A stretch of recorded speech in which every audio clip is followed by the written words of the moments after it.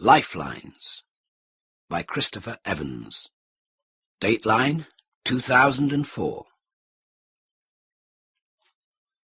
Die! A voice hailed him from across the road. Die Prosser! It was one of his drinking friends. He hurried on up the hill without answering, huddling into his overcoat against the fog and the night. By the time he reached the mountain top, he was panting, his breaths like smoke. The cemetery gates were locked, but there was a gap in the railings further along. He clambered through. Mountain grass squelched under his feet as he took a short cut across the ranks of graves. He thought of cheap horror films, of monsters and ghouls, but the ghosts which had drawn him here haunted only his memories. Though he had not visited the grave since the burial, 13 years before, he knew his way by heart. He knelt in front of the polished, iron-grey headstone. It looked as unblemished as when it had been cut to his mother's specifications. The two identical names, and every detail of the inscriptions still clear. A lie and a betrayal, enshrined in stone. Tears brimmed in his eyes, tears of despair and rage. He was 47, but he felt twice that age. His life finally closed. 1966. On the day of his grandfather's funeral, it rained heavily. Perched on the dresser, David watched from the bedroom window as the coffin was loaded into the hearse and the cars drove away into the October murk. His grandfather had died suddenly the previous week. One night his heart had simply stopped, and David's mother found him stiff and cold beneath the bedclothes in the downstairs room where he slept. It hadn't occurred to David that he was ill, and the boy immediately thought of his own father and felt a sense of betrayal. A Llandudno man named Pugh. His father had come south to work in the Merthyr Vale colliery. In 1957, 6 months after he had married into the Prosser family, David had been born. A year after that, his father had left home and had not returned. According to his mother, he had gone to Australia to earn his fortune. But one day a school friend had taunted him that his father had walked out after a drunken argument, and David instinctively knew that the boy was telling the truth. Now, with his grandfather's passing, he felt betrayed all over again. The funeral procession disappeared down the road. David pressed a cheek to the misted glass. The three of them had been happy together in the house. His grandfather was a retired collier who often took him for slow, breathless walks along the valley with its brooding shale tips. Afterwards he would produce the set of dominoes which he kept in a tobacco tin, so old that its paint was worn away to the bright metal below. He called David Delwyn, or Delboy, and would tickle him mercilessly when he was in a light-hearted mood, until both of them were left gasping. For several days after his death, the front room was off-limits, and he was not allowed to go to school. Then a host of relatives descended on the house, aunts and uncles from Vochriw and Rhymney and Bargoed and Cardiff. The men wore shiny suits and shiny hair. The women, their Sunday-best outfits and shiny handbags. The minister arrived and patted him on the head. David knew that his grandfather had never liked the minister, or had anything to do with the chapel.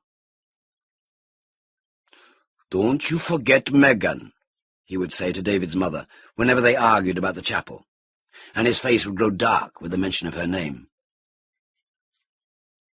David knew no one called Megan. As he wandered around the living room, he felt lost. All the adults seemed secretive, talking quietly amongst themselves as if to exclude him. There were wreaths and bunches of flowers everywhere, their scents mingling with the women's powder and the men's brill-cream. At that moment, he felt himself beginning to understand what his grandfather's death really meant.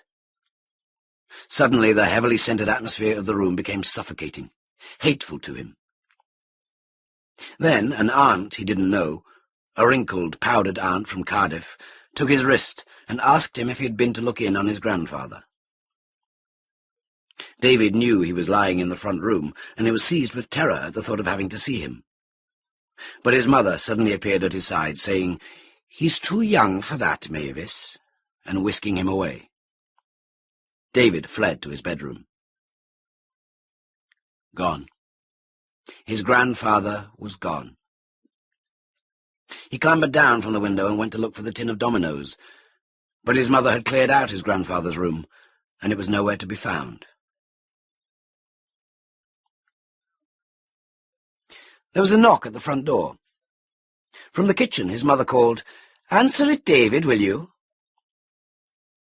He went down the narrow hallway, hoping it would be one of his friends asking him out to play. But when he opened the door, he found a stranger standing there. He was a fair-headed man with a thin beard and wire-framed glasses. His hands were thrust into the pockets of a blue anorak. "Hello," he said, smiling at David. "What's your name?" He had a funny accent. David announced his name, peering past him at the two-tone green car which was parked at the curb.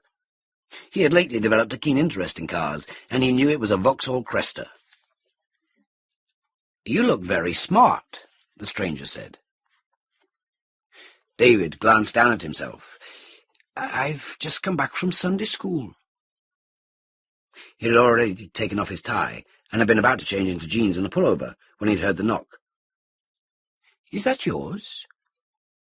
The man glanced at the car and then said, "It's on hire." He was still smiling, and he seemed to be looking at David in a way that no other adult had ever done before. "Who is it?" came his mother's voice, and she appeared from the kitchen, wiping her floured hands in her pinafore. "Mrs. Pugh," the man said. "That's right. My name is Matthew. I'm Megan's son." The name immediately captured David's attention, and he studied the stranger with a new interest, eager for any hint of novelty. The week which had passed since the funeral had been the loneliest and most boring of his life. He missed his grandfather most on coming home from school each evening to an empty house. His mother worked as a cleaner in a hotel until 6. It rained and rained every day, and the television was on all the time in the evenings, though the sound would be turned down when neighbours called to give their condolences. David hated the silences and the sour faces all around him.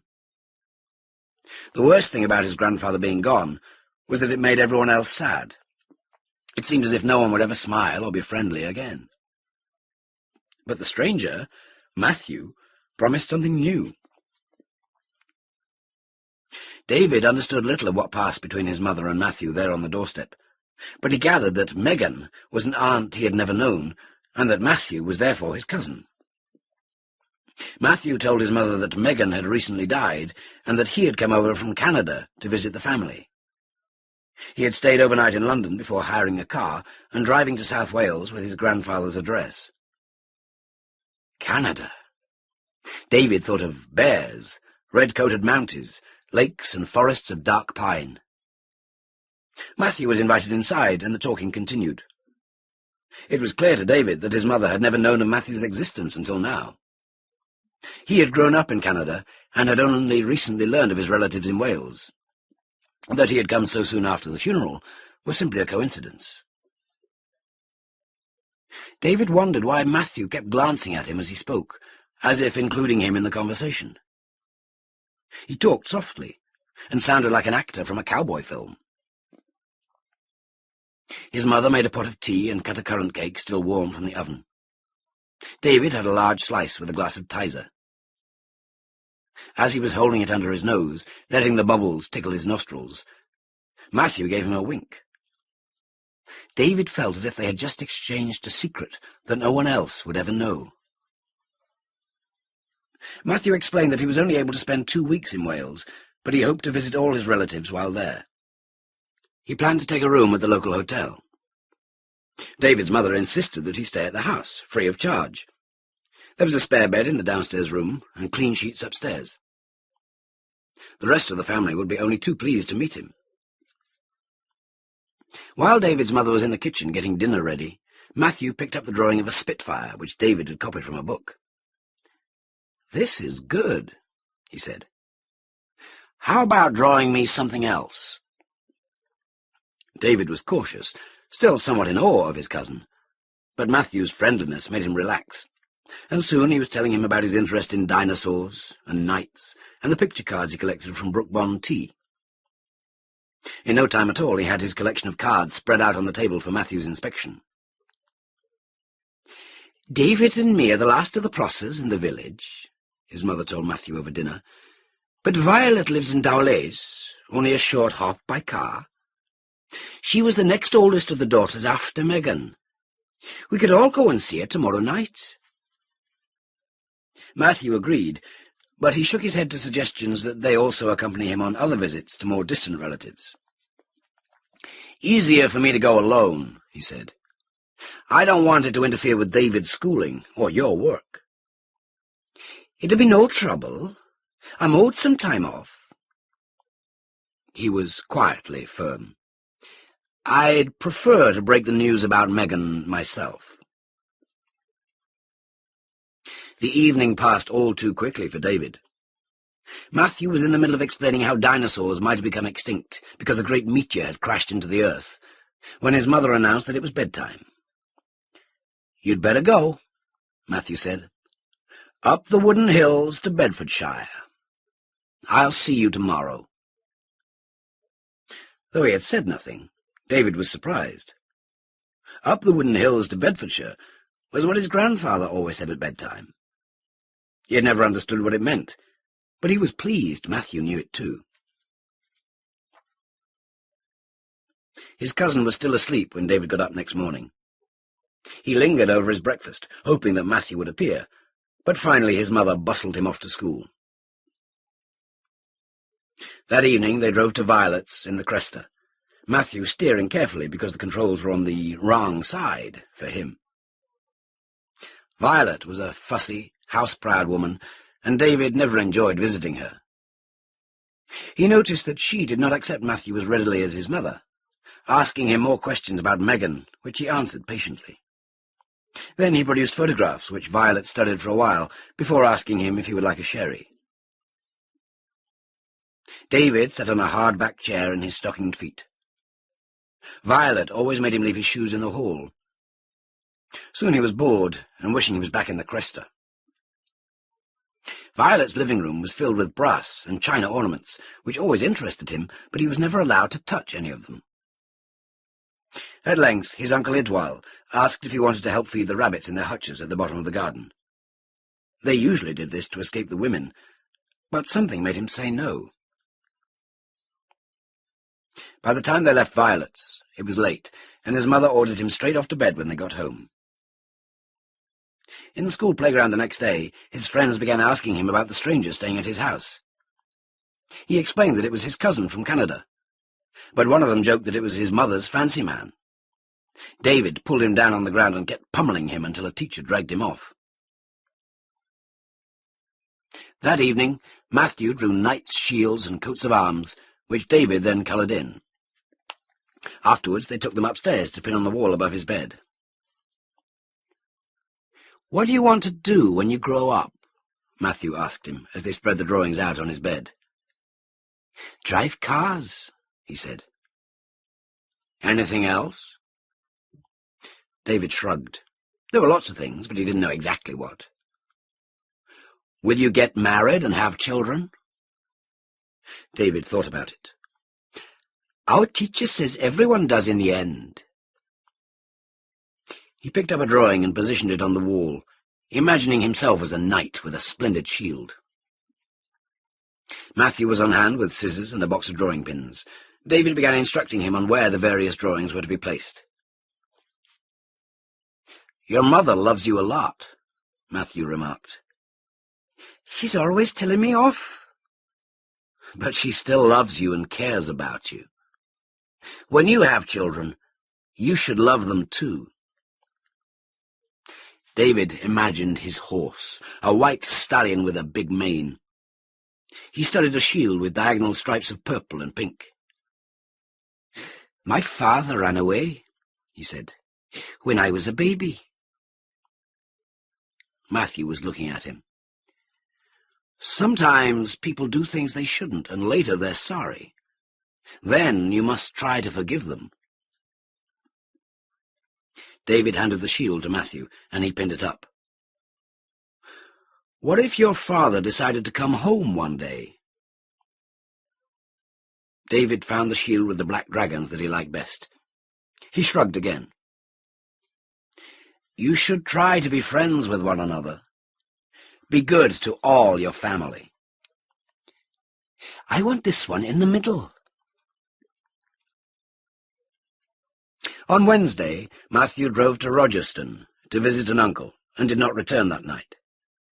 But when David arrived home from school the following evening, he found that Matthew had bought him a large circular jigsaw, which was divided into 6 segments, showing the plants and animals of different continents. His mother loved jigsaws, and the 3 of them sat around the dining table until it was finished. David went to bed obediently that night. Tomorrow was half-term, and school would be finishing early, leaving him with all the time he wanted to spend with Matthew. It was still dark when he woke. Someone was shaking him. Matthew.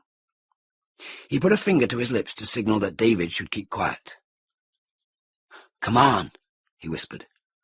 "We're going for a ride." David immediately dressed.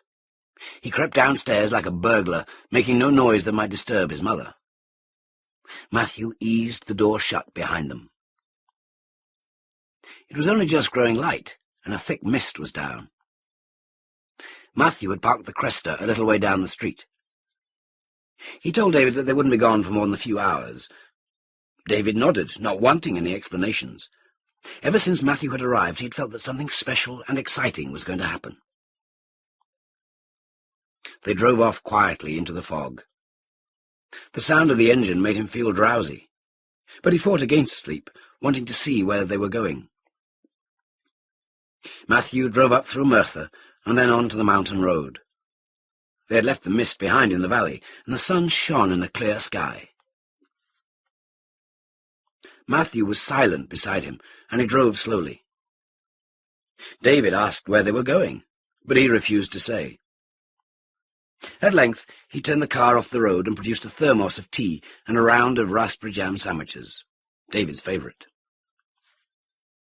While David was tucking in, Matthew said, "When you grow up, try to be a good father. Look after your children and treat them kindly." David licked jam from his fingers. Though he enjoyed his cousin's company, he didn't like his habit of talking about growing up and having children and looking after them. "You won't forget, will you?" "What?" "To be a good father to your children." "No.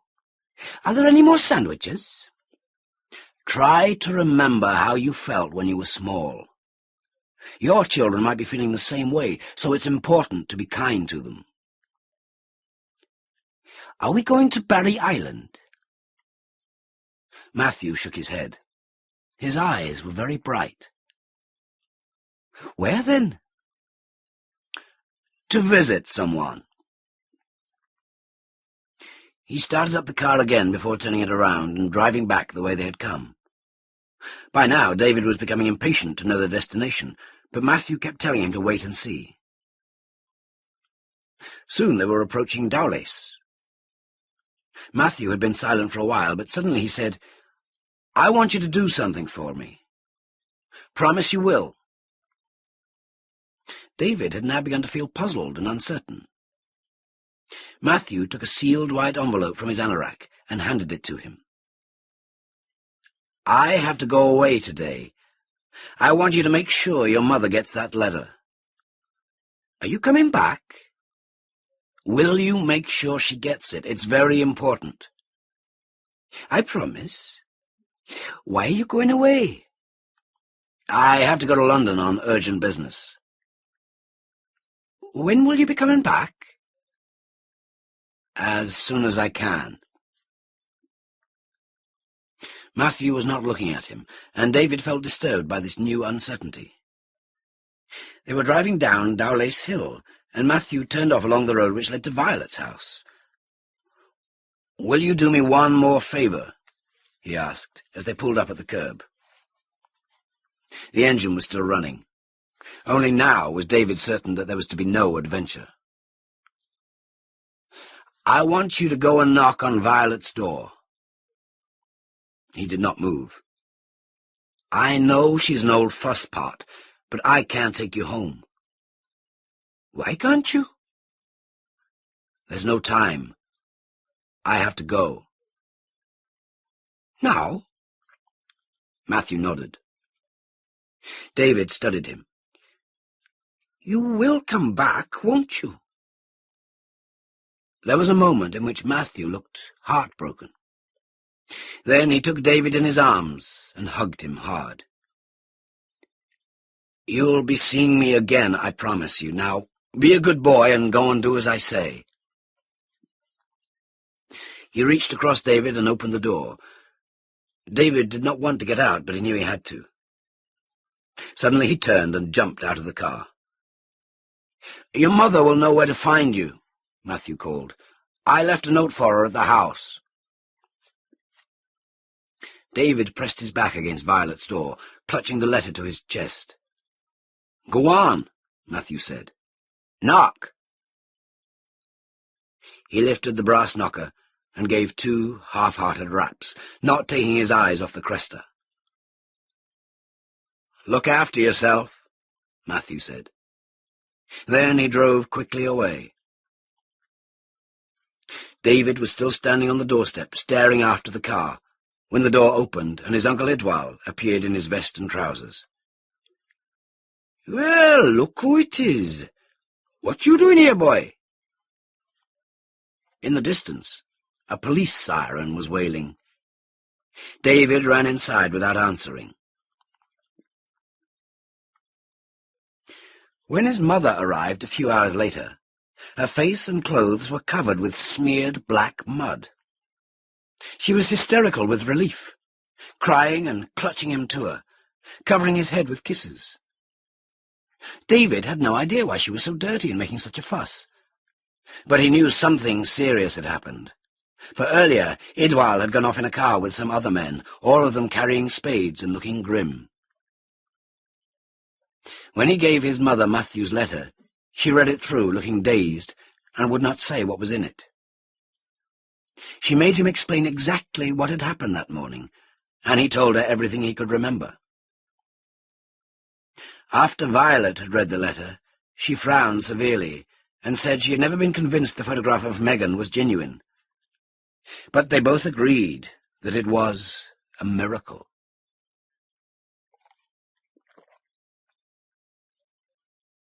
"1967. He was sitting on the bed, reading a comic about the Legion of Superheroes, when his mother came into the room. "We've got a new house," she announced straight away. "We're going to Tredegar." David looked up, wondering where Tredegar was. It had to be better than staying at Violet's house, where he'd spent week after week of sheer misery. He slept in the spare bedroom with his mother, but by day she and Violet were always crying. He knew all about the disaster now, how the tip had poured down on the school. Most of his friends were dead, and he wasn't allowed to go back to their house, even though the tip had missed it. "Why can't we go home?" he pleaded. "We just can't, that's why. We'll have a new house in Tredegar soon, a council house with hot water and a bathroom and 3 bedrooms and a big garden. No more boiling water on the fire for the old tin bath." "Is Tredegar near London?" After a moment she said, "It's nearer than Merthyr. You'll like it there." "When's Matthew coming back?" "David, I've told you time and time again, we don't know where he's gone or if he will come back." Unexpectedly she smiled. But there's someone else here to see you. A man came into the room. He was short and stocky, with brown eyes and curly black hair. He swept David up into his arms and told him not to worry. He was back to look after him, and he wouldn't be going away again. He'd been working in Liverpool, but had come south as soon as he'd heard about the disaster. He'd got a new job now in the steelworks at Ebble Vale, and they were going to be a proper family again. David stared at his bushy black eyebrows and the black hair in his nostrils. He froze, hating his tobacco smell, his false smile and his strange accent. "Say hello to your father, then," said his mother.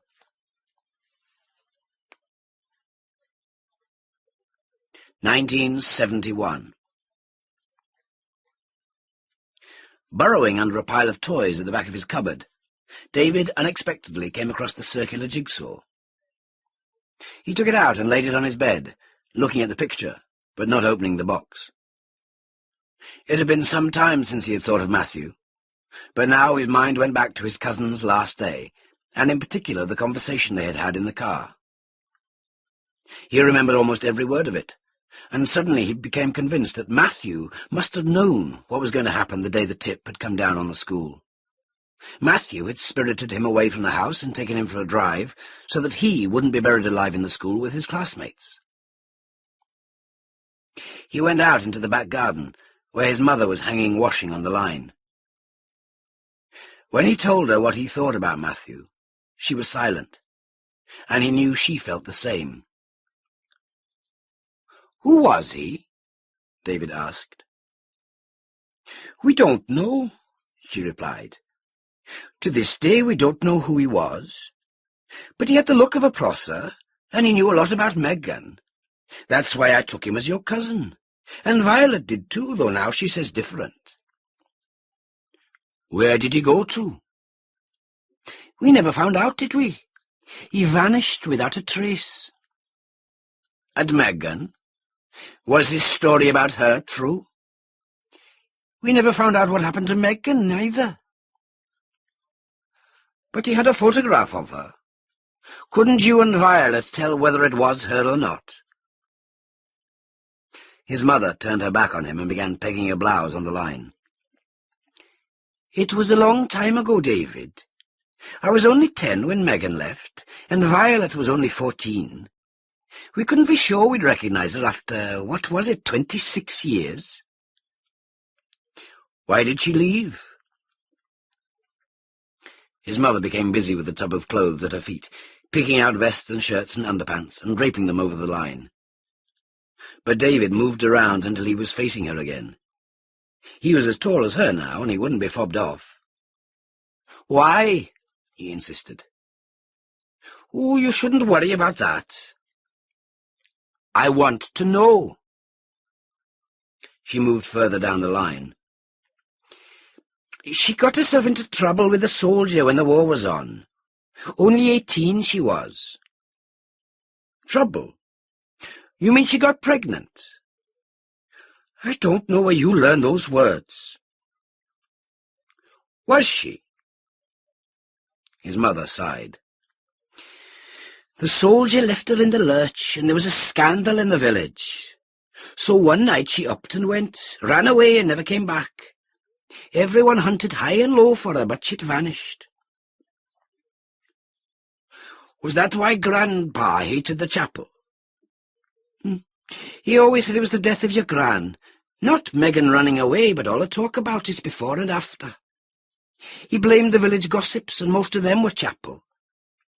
He used to say the stink of their sanctimoniousness was enough to wilt wildflowers." "What did Matthew tell you about Megan?" "He said she'd emigrated to Canada after he was born to her. He told her she'd raised him in Montreal and that he never knew about his family in Wales until she was on her deathbed. Then she'd made him promise to come over and see us. From what he said, I took it she'd died almost to the day of your grandfather. It was as if Matthew had been sent in his place, and to this day I'd swear he was a prosser from somewhere."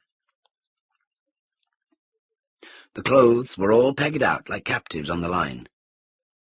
David followed his mother back into the house. "He left a note on the kitchen table," she told him, "on the morning of the disaster, telling me he'd taken you for a spin in the car and was dropping you off at Violet's. Have you still got it?" She shook her head. "It was lost, but I kept the letter he gave you." She went to a sideboard drawer and removed it from a bundle of letters, postcards, and old photographs tied together with a green woolen thread. The envelope was yellowed with age. David withdrew the single white sheet inside it. The handwriting was neat and clear. "Dear Mrs. Pugh, I owe it to you to admit that I lied about being Megan's son. I'm not, and I've never known her, but I assure you that I came to you in good faith. It was necessary to persuade you to take me into your home, and also necessary to take David away from you for a few hours. I know you'll be glad I did. I'm tempted to explain everything, but there are good reasons why I can't. Please don't waste time looking for me or trying to find out who I am. When the time is ripe, I will return.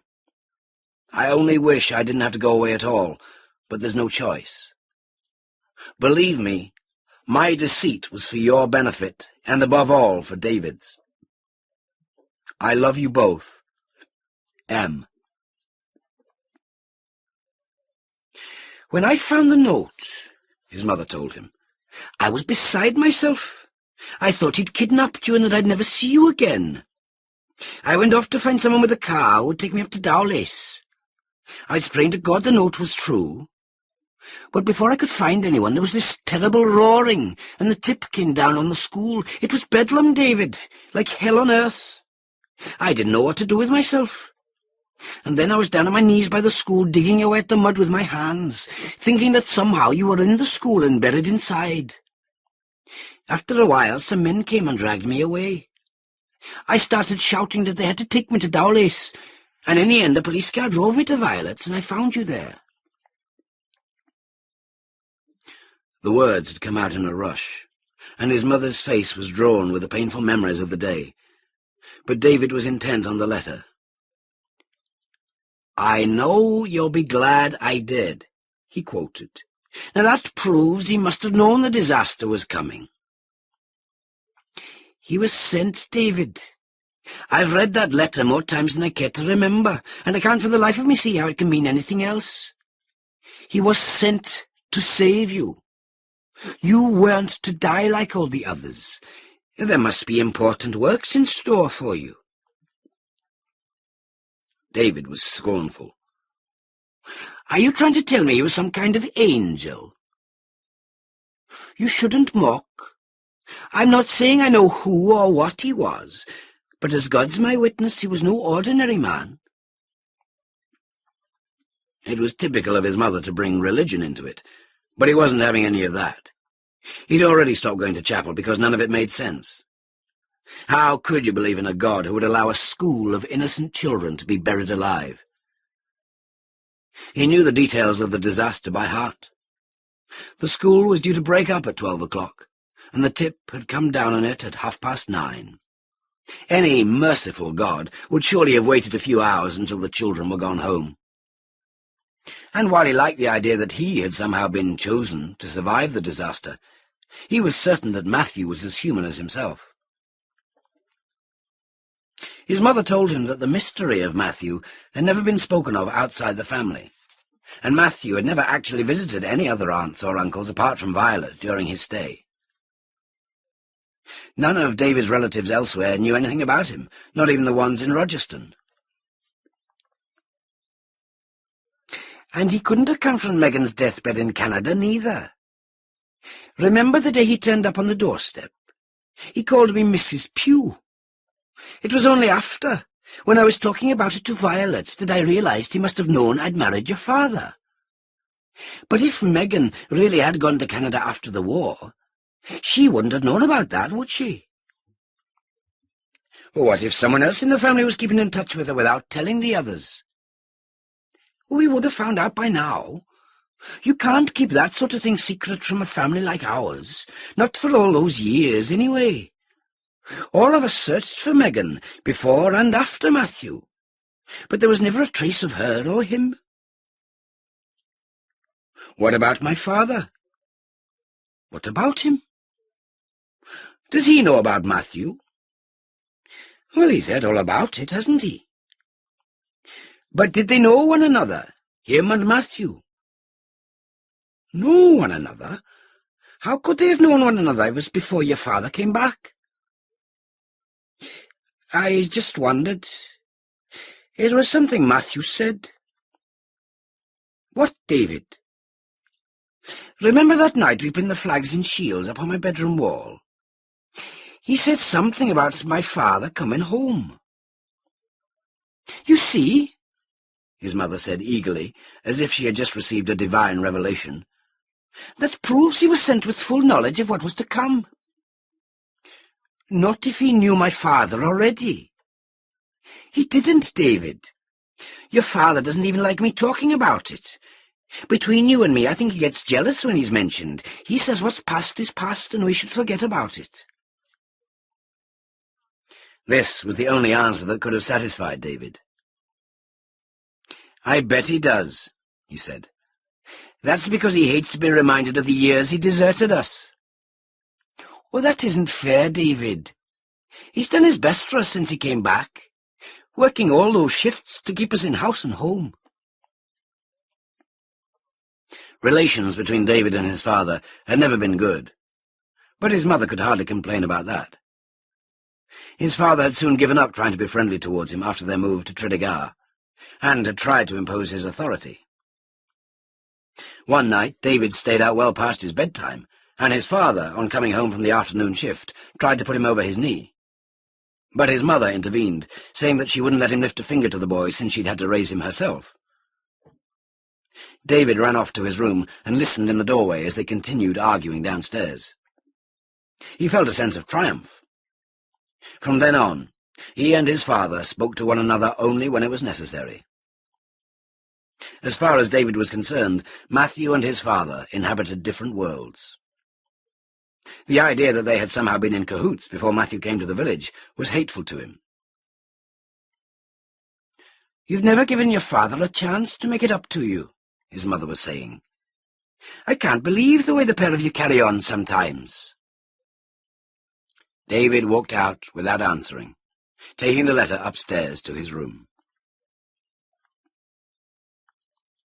1977. His mother pecked him on the cheek.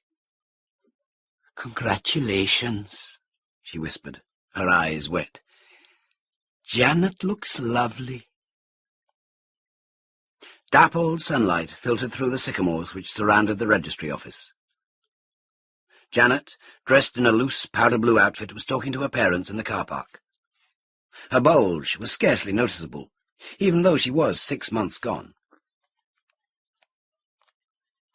"I've never been to a registry office wedding before," his mother observed. "And only the 5 of us. You know we didn't want any fuss." "Your father would have liked to come, given the chance. I always thought you'd have a chapel wedding." David said nothing. The photographer snapped them, then moved off to stalk Janet and her parents. "When you moving into the house?" his mother asked. "After we come back from Tenerife." "I'd have thought you could have got a good mortgage, what with Janet's father being a bank manager." "There's nothing wrong with the council house. You live in one yourself, don't you? I'm not going to be beholden to him." "Kevin Gore lies the other end of town, right up on that hill." "Well, you're lucky we're not moving to Ebbw Vale. If Janet had had her way, we'd be living right on top of her parents." "Is she going back to work after the baby's born?" "No." "It wouldn't be good for you, working in the same place and being married at the same time." "Ma'am," he said firmly, "I don't need you to tell me what to do. I'm old enough to make my own decisions now. I won't have interference from anybody." We all know that, David. She sounded huffy. He knew she'd never completely forgiven him for leaving school after getting 5 O-levels. David had gone to work in the council's housing department, and a year later had moved into a bedsitter above a shop in Castle Street, much to his mother's mortification. But she'd soon come round, visiting each week with food parcels of tea, butter, biscuits, cakes and tinned meats. He'd met Janet after he'd transferred to the Civic Centre in Ebbw Vale. "I worry about you," his mother said. "It's only natural." She lowered her voice. "Are you sure you didn't get married just because of the baby?" He sighed deeply. She wouldn't let go. "We've been going out for over a year, ma'am. The baby just made it inevitable." "Do you love her, David?" Sometimes he wanted to gag her. "What kind of stupid question is that?" His mother gazed across the forecourt at Janet. "She's a pretty girl, and nice with it. She'll look after me, and you won't have to buy extra for me anymore, will you?" Janet began motioning to him, and he saw that the car was waiting. "Before you go," his mother said, "one more thing." "What?" "In the ceremony, the man called you David Prosser." "That's right." "But you're a Pugh by your father." "Not anymore. I changed my name by deed poll last year."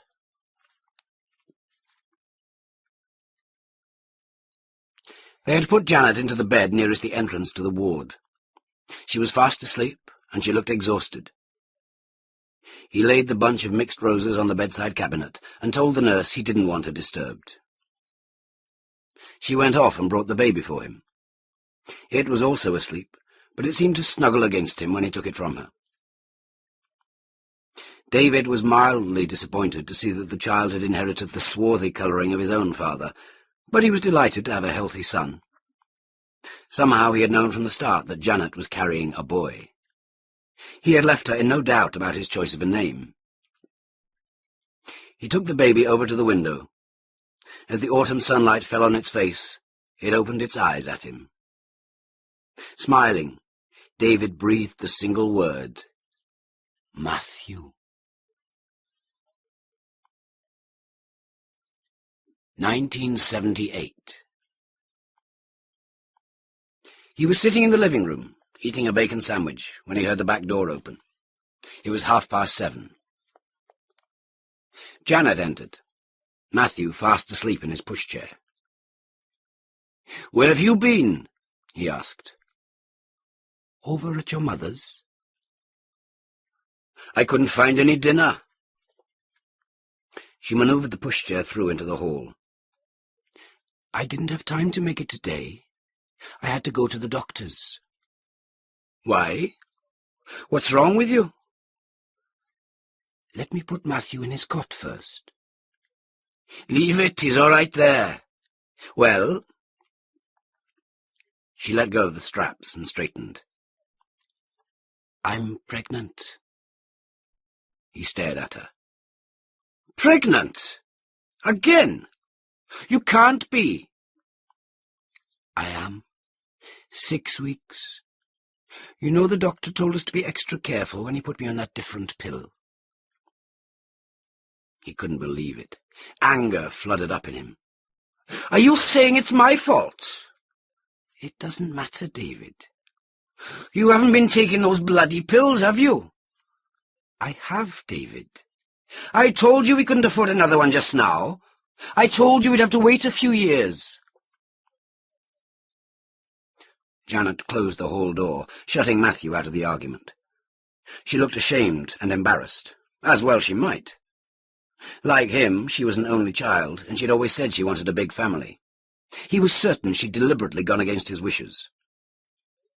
"You'll have to have it seen to," he said. "What do you mean, seen to?" "You know what I mean. Got rid of." She looked appalled. "No, David, no. I don't believe in that." She hurried past him into the kitchen. He waited in the living room, forcing himself to be silent, knowing that it always unnerved her. He could not quite explain his anger even to himself. "Your mother's pleased," Janet said through the door. "So you've told her about it, have you? I might have known. As thick as thieves you two are getting." Now he had a real excuse for his rage. "Well, this is my house, and I say what goes on inside it." He saw her heave a packet of frozen fish out of the fridge, her eyes bright with tears. "I'm not getting rid of it. I don't care what you say." "And then you can bloody well look after it yourself," he yelled. From the hallway came the sound of Matthew crying. 1979. Tugging hard on Matthew's resisting arm, David bundled him into the hospital out of the driving rain.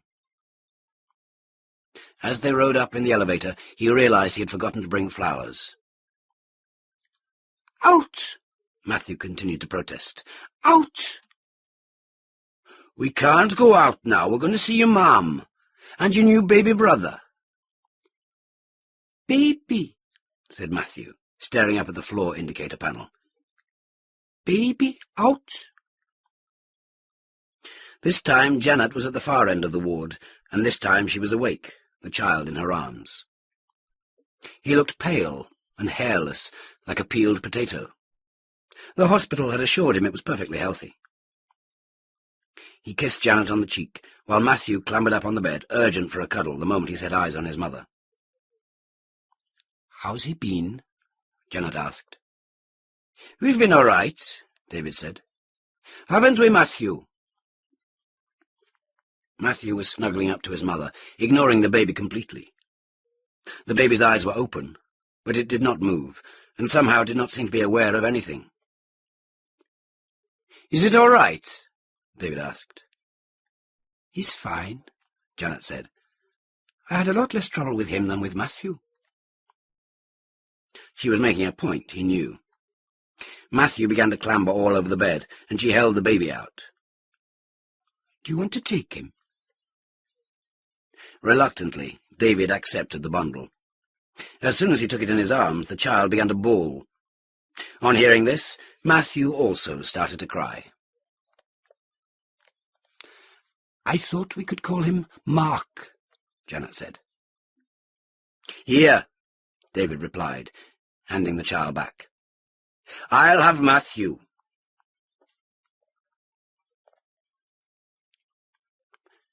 "1986. The back door was open, so David led the boys straight inside. His father was sitting in front of the fire, his toeless foot bandaged and resting on a puff, which David remembered from his grandfather's house. "Well," his father said, grinning at the sight of them, "this is a surprise." Matthew immediately went across and made a fuss of him, while Mark sat down on the sofa with one of his comics. David had not seen his father in several years, though both boys visited him regularly with Janet. "I came to see how you were getting on," David said. The words came reluctantly. Only a relentless nagging from both Janet and his mother had persuaded him to visit his father while he was convalescing, and he had chosen a Sunday morning when both women were in chapel. His father had had the accident over 3 months ago, a jackhammer falling on his foot. The foot had become infected, and eventually his toes had had to be amputated. "I'm coping all right," his father said, bouncing Matthew on his lap. "It could have been worse." "I hear they've pensioned you off." "I got a good redundancy and disability pension, so I'm not grumbling. There's no future in the works anyway.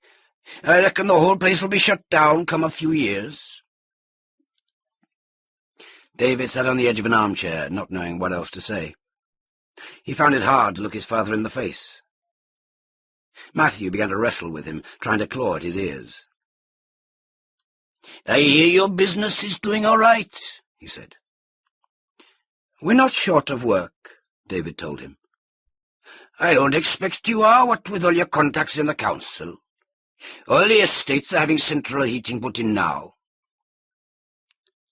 "I don't do council houses, just private contracts. Double glazing as well." David had started his own business 3 years previously, and last summer the family had moved into a new house opposite the Ghyll estate. He had got it for a fraction of the market price. His father finally subdued Matthew. "So," he said to the two boys, "what have you been up to since I saw you last?" "Dad's been learning Matthew to ride a bike," Mark said instantly.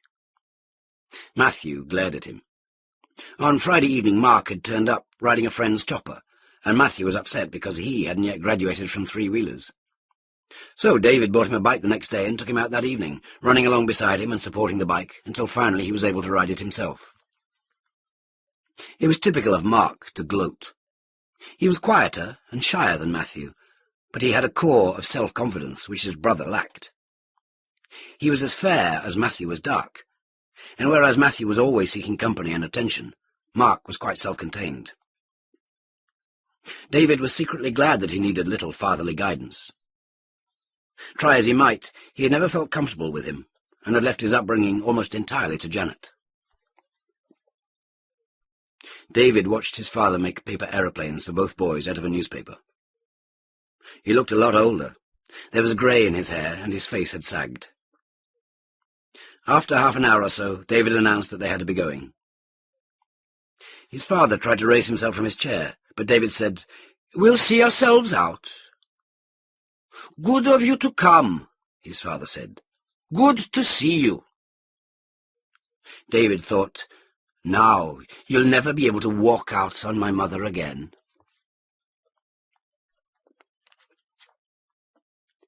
1990. "I'm bloody ashamed of you," David told Matthew. "That's what I am." They had just driven home from the juvenile court. Matthew had been put on probation for a year. "It wasn't my fault," he insisted. "I didn't know they were going to break into the school. They just told me to sit on the wall and shout if anyone came." "And for what? A handful of pencils and a few exercise books. Where's the sense in that?" They were standing in the living room, Janet and Mark watching. "And you don't want to look smug," David said to Mark. "If you'd been there, you'd have been in on it as well. It's made me wonder what sort of children I'm raising." Matthew began to sidle towards the door. David grabbed him. "Last year you were nearly expelled from school after setting fire to that desk, and now this.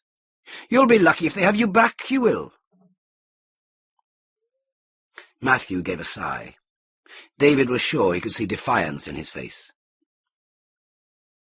"You know I named you after the Matthew who saved my life, don't you?" "So you're always saying." "What?" "Nothing." "Then why don't you try to be a bit more like him? You're stupid, you are, getting mixed up with that bunch. What do you think the other Matthew would say if he was here now, eh?" Unexpectedly, the boy shrugged himself free from David's grip. "Matthew, Matthew, Matthew," he said. "I'm sick of bloody hearing about him." David slapped him hard across the face. The boy recoiled, as shocked as he was hurt. Never before had David hit him. "Don't you dare use that language with me, my boy." Matthew turned and fled up the stairs to his bedroom. 1991. David was sitting in an armchair on the back garden lawn, his belly full with Sunday dinner. Steam rose from the drain below the kitchen window. Janet was washing up. The two boys had gone up the mountain with their football, and all was quiet. Lately, David had begun to think about his son's futures. Matthew obviously wasn't interested in schooling, and would probably leave at 17. Since the school break-in, he'd been much better behaved, and David had decided that he would find a place for him in the business, starting from the bottom. It would be good for him to learn a proper trade under proper supervision. Mark, by contrast, was more bookish, and David doubted that he would ever be interested in working with his hands. It was a still, cloudless afternoon. David closed his eyes, for once at peace with himself. Summer days like these were rare in the valleys. He drifted in and out of sleep. Presently, he heard the front gate swing open, and Mark burst into the garden. He was breathless and red-faced. "The pond!" he shouted frantically. "Matthew's in the pond!" David leapt to his feet. He grabbed the boy and made him explain as clearly as possible what had happened. Matthew had gone into the pond on the mountain-top and had got into trouble. A man had dived into the water to try to help him, but both of them had gone under. David had the presence of mind to tell Janet to phone the police before he raced up the hillside with Mark in pursuit. He knew the pond well. It had long been derelict, a dump for everything from used tyres to old washing machines. He had warned both boys to steer clear of it. When he reached the pond, there was nothing to be seen. Its surface was as flat as a sheet of dark glass, and everything was motionless. There was not a sound, save for his panting breaths. It seemed impossible that anything could be wrong, and when Mark caught up with him, he rounded on the boy and began demanding to know what had really happened. Tears streamed down Mark's face. He jabbed a finger at the water and shouted, "He's in there! He's in there! They both went under!" Not a ripple disturbed the pond's surface. Then David saw the boy's red football, which drifted among reeds at the far end of the pond. Dimly, he was aware of Mark sobbing, "Help them, Dad! Help them!" But he could do nothing, could not even move. In the distance, a skylark was trilling. Everything around him suddenly seemed bright and sharp, and the blue expanse of the sky enveloped everything. It was as if a great bell jar had been placed over him, crabbing him like an experimental animal. Beside him, Mark continued sobbing, pleading with him to do something, help them, help them. But he was numb, paralyzed. It was late evening before the pond was finally dragged. When his son's body came up, covered in muck and slime, David identified it with a nod and turned away as it was loaded into the ambulance. He wanted to vomit, to spew his whole body on the ground, but he felt only a profound resignation, like a martyr who has finally achieved his martyrdom. Janet, Mark, and his mother stood close by, furiously consoling one another, and even his father, who rarely left the house since his accident, had braved the day to witness the tragedy. He made a move towards David, but David turned away. He could not go near any of them. He stood alone, waiting until the second body was brought out. There were circles of white around his closed eyes, where the now vanished glasses had kept the mud at bay. They gave the illusion of a prodigious stare. 25 years had passed since David had last seen him, but the lines of age had been erased by death, and his face was immediately recognizable. David started thinking, "I'm haunted by death." But there seemed to be no grief in him. What he felt most was a desolating sense of betrayal. This was the promised return for which he had waited so long. A body, dredged from the pond like an abandoned car. It was a travesty of all his hopes.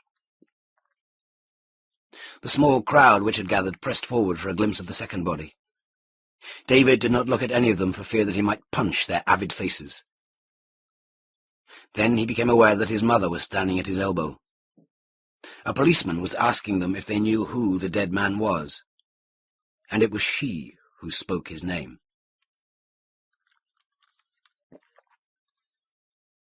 They left the coroner's and walked towards the car, Janet huddling Mark to her, while David's mother helped her hobbling husband along.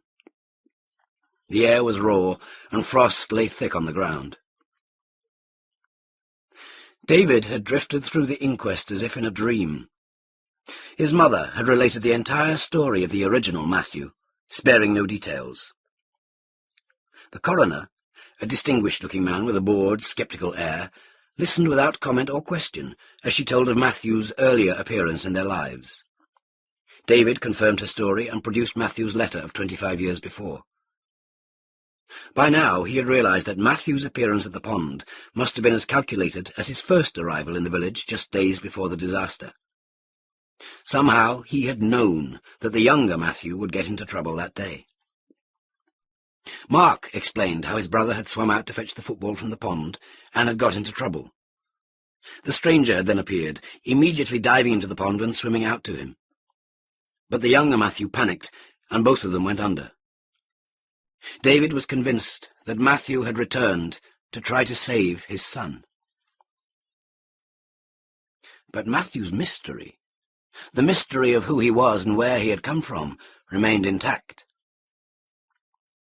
After listening to all the evidence and questioning several of the family, the coroner agreed that the circumstances surrounding the deaths did appear unusual.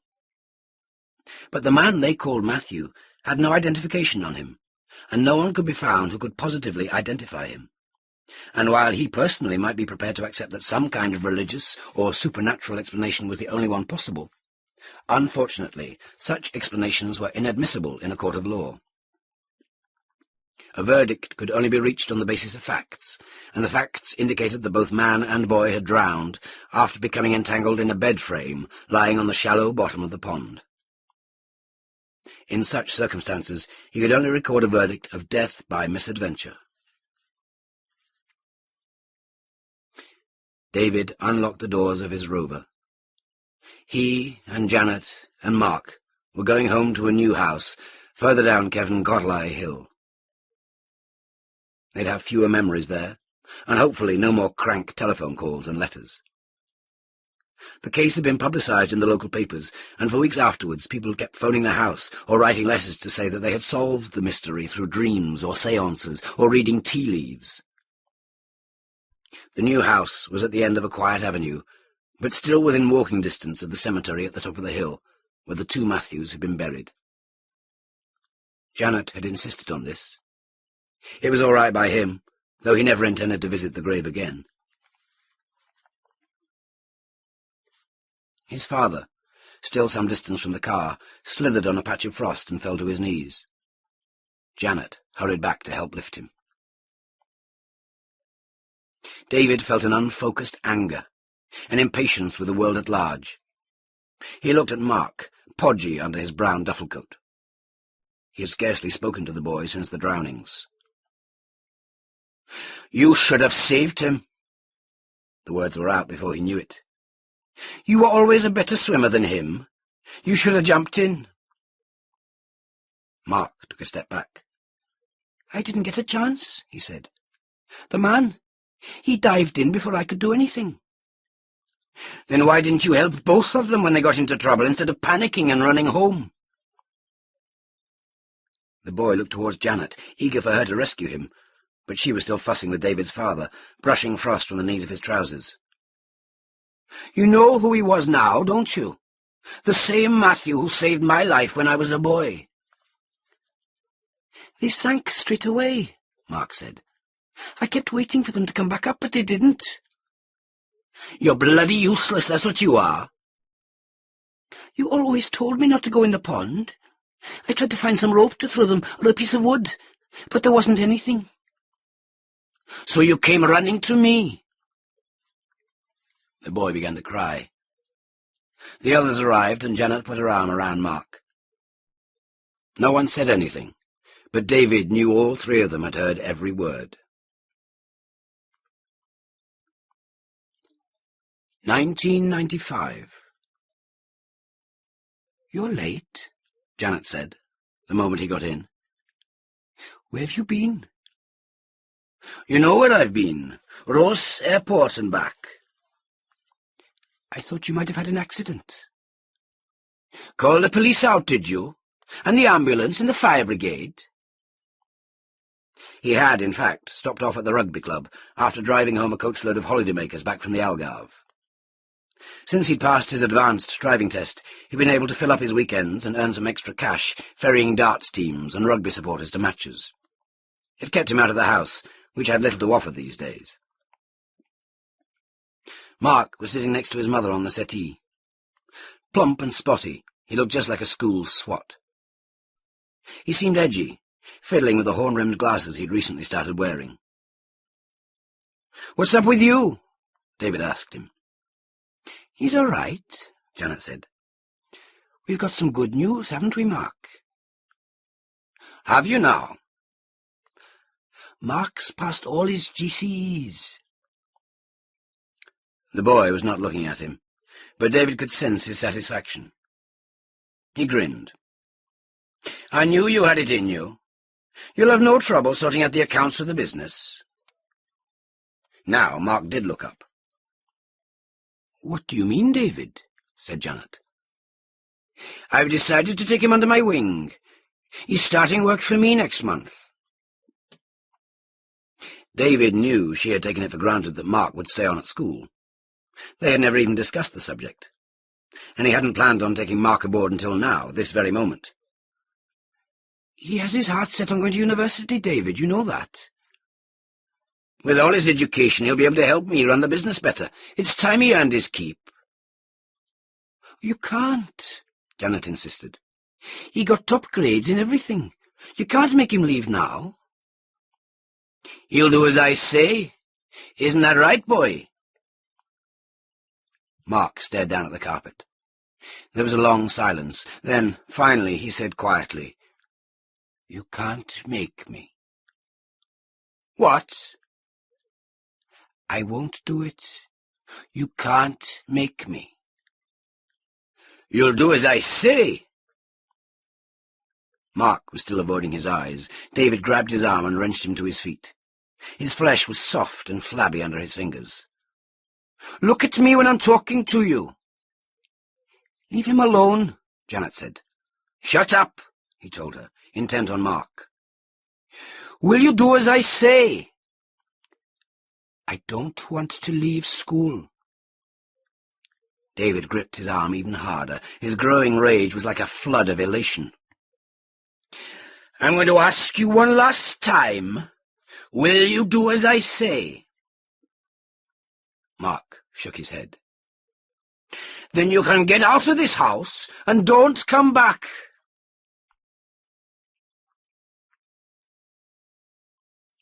"1997. Janet put a plate of shepherd's pie down in front of him.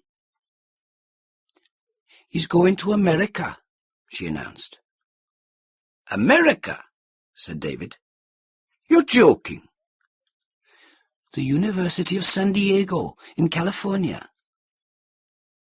"I thought he was after Oxford or Cambridge."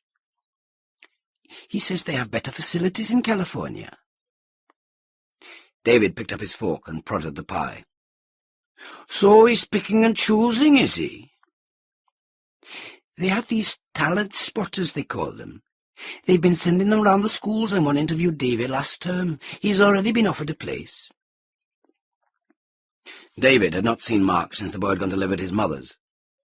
He had not seen his mother either, since she had come to the house and tried to shame him into taking Mark back. He had sent her packing and told her never to set foot inside the door again. And that was that. Janet visited them regularly, often staying overnight.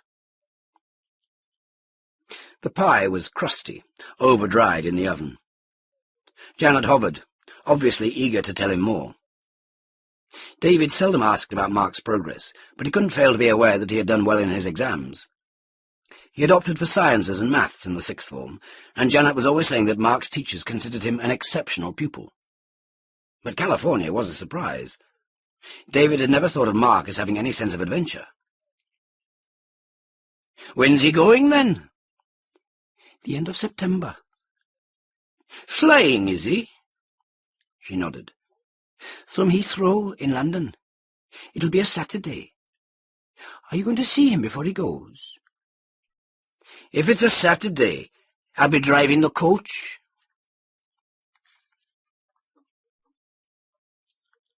2001.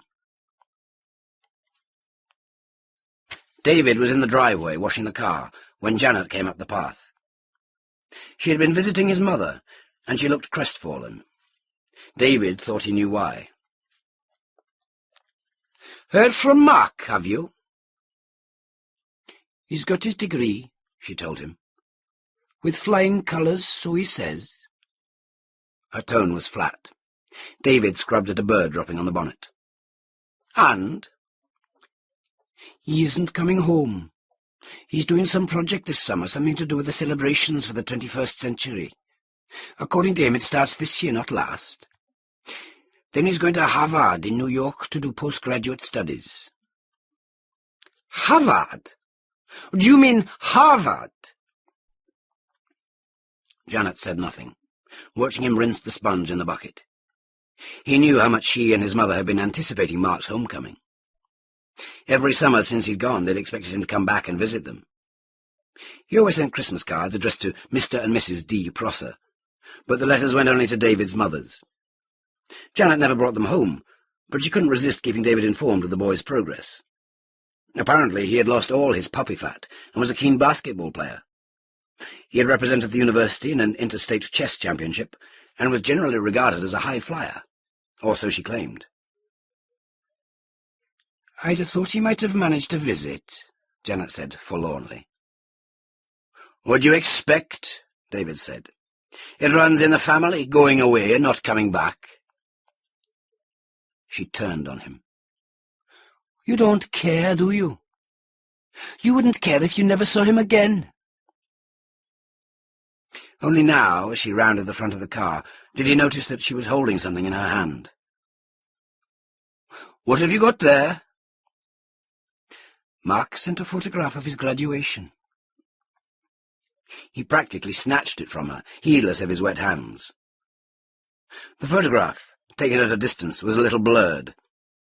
It showed a slim young man with severely cropped hair and a glassy-eyed look which David guessed was due to contact lenses. "I thought I'd frame it and put it on the mantelpiece," Janet said. He thrust it back at her. "You'll put it somewhere where I don't have to look at it." 2002. This time the letter came direct to the house. David watched Janet's face in the living room mirror as she read it through. "He says he was sorry to hear about your mother," she announced, "and sorry he couldn't make it to the funeral." "Where's he now?" "My letter was delayed in the post," he says, "and didn't reach him until after your mother had already been buried. He was very upset." "I bet he was." It had been a shock to David, too, and although he'd said nothing to Janet, he felt deeply bereaved. His mother had died suddenly of a cerebral hemorrhage, collapsing while out shopping. She had been buried next to the two Matthews in the cemetery at the top of the hill. David had been unable to bring himself to attend the funeral, but he regretted the distance which had grown between them in her final years. They had never made up their quarrel. She was the only surviving link with a past which had once promised so much. He had always imagined that his father would die first, and somehow this was another betrayal. The one consolation was that the old man had cleared out and moved back to North Wales to live out his days with a bachelor brother in Rhyl. "He's hoping he'll be able to come home either next summer or the one after," Janet said. "I'll believe it when I see it." "God in heaven," she said violently, "don't you ever give up."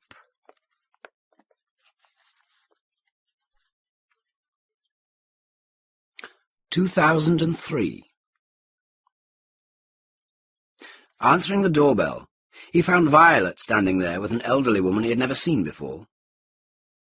He led them into the living room, where Janet was frantically plumping cushions. Violet, now in her 70s, looked diminished by age, but she was as alert and active as ever. David had not seen her in years, and the visit was unexpected.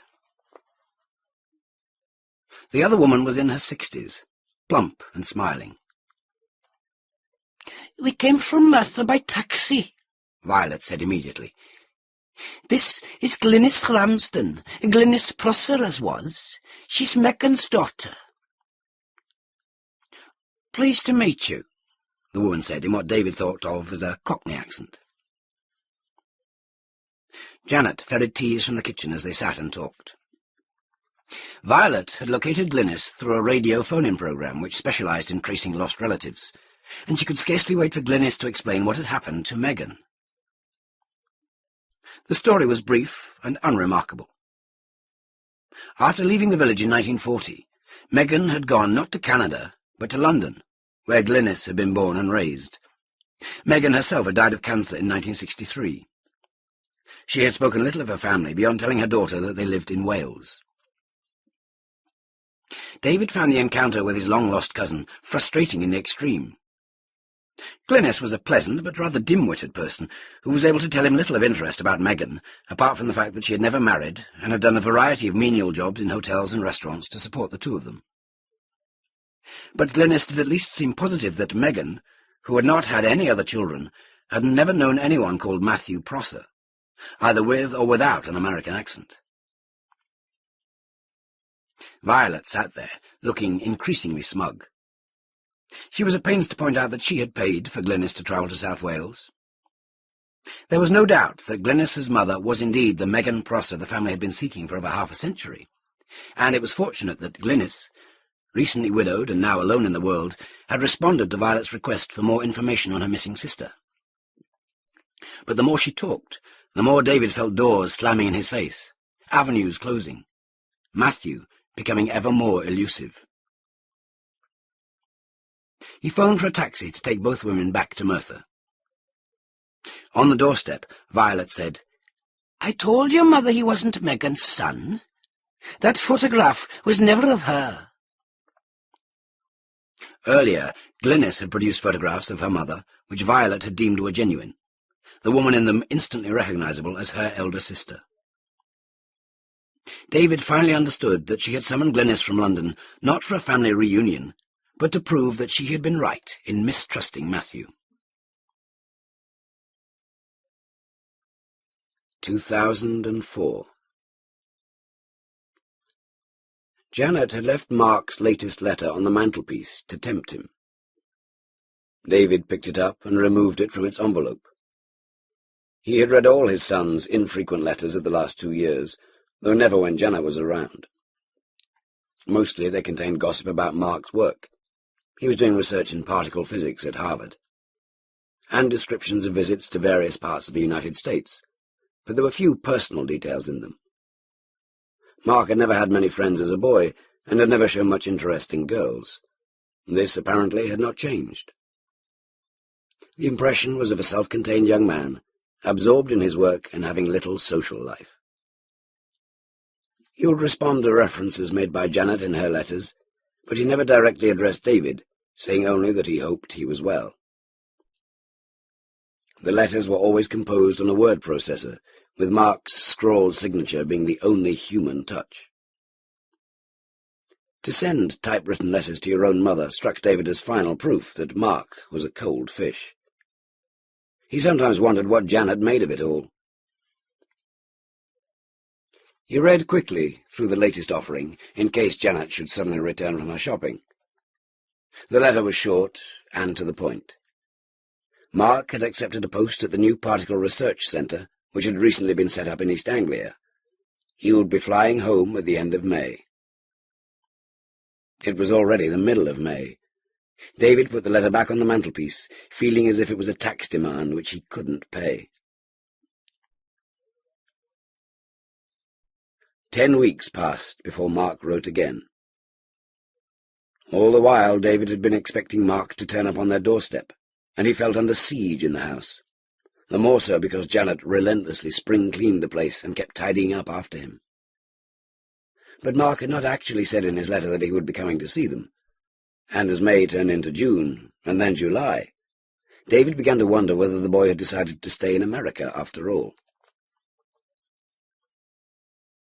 The new letter was postmarked Dunwich, Suffolk. Mark began by saying he had been so busy with the move and setting himself up in his new surroundings that he hadn't had time to write until now. There followed the usual paragraphs of detail about his new workplace, how the village had once been a thriving medieval port, until coastal erosion had reduced it to a handful of cottages, now being revitalized as a scientific community. The centre was brand new, with all the latest equipment, and they were doing some fascinating research, though he wasn't allowed to say what it was. Then, in the final paragraph, he announced that he would be arriving in Tredegar that coming Friday. Janet immediately threw herself into another flurry of activity, washing blankets and sheets and pillowcases, and stacking the freezer with home-baked chocolate sponges, Welsh cakes and sausage rolls. David even made a gesture to the occasion by repainting the front door and cancelling his coach driving commitments for that weekend. On Friday morning, he woke early and went straight to work. At 12:30, he told his secretary that he was going out and would be back on Monday morning. Then he got into his car and drove down the valley, not stopping until he reached Newport. He booked himself into a hotel and spent the evening in the bar, drinking gin and brandy until he was too drunk to stay awake. The next morning he woke feeling wretched, but a few more drinks sent him drifting blurrily through the afternoon, talking to businessmen, and finally attracting the interest of a woman in her 20s who told him she was a model. He bought her Camparis all evening, but eventually she fell into conversation with a younger man and left with him soon afterwards. The following day, he sat at the window of his room like a criminal in hiding, watching the world go by and thinking of Mark. He felt trapped in the hotel and wanted to smash his head through the window and break free, but he knew the prison was of his own making. Since going to America, Mark had become a remote figure in his life, and he had no appetite for a reunion with the son he now regarded as a complete stranger. To sit in the same room, at the same table, with both of them pretending that they were pleased to see one another after years of estrangement. He couldn't be such a hypocrite. That evening he started drinking again, drinking himself down into a sleep that would bring Monday morning and some kind of release. He drove back to Tredegar early the next morning and went straight to work, shutting himself in his office and taking no phone calls. His secretary, recognizing his foul mood, allowed no one to disturb him. Even so, she listed his calls, and he was surprised to find at the end of the day that Janet had not rung. Resisting the temptation to stop off at the rugby club, he went directly home. Janet was in the kitchen, standing at the cooker. "Well," he said. "Did he turn up, then?" She stirred a saucepan of stew, saying nothing. He went into the living room and slumped on the settee, picking up the Western Mail. 10 minutes later, Janet put a cup of tea down on the coffee table beside him. "He asked after you," she said in a tired voice. "He was very upset you weren't here." David stared resolutely at the newspaper, absorbing nothing. Janet stood there, waiting for him to say something. "Has he gone back, then?" "He stayed till 9 on Sunday. He kept hoping you'd come." "You've got nothing to say to one another." "He's your boy." "He stopped being my boy when he left this house." She was holding a tea towel, curling its ends around both hands as if she meant to strangle him. "He's got an American accent." "I don't want to hear it." She retreated into the kitchen. Half an hour later, his dinner was set down on the table.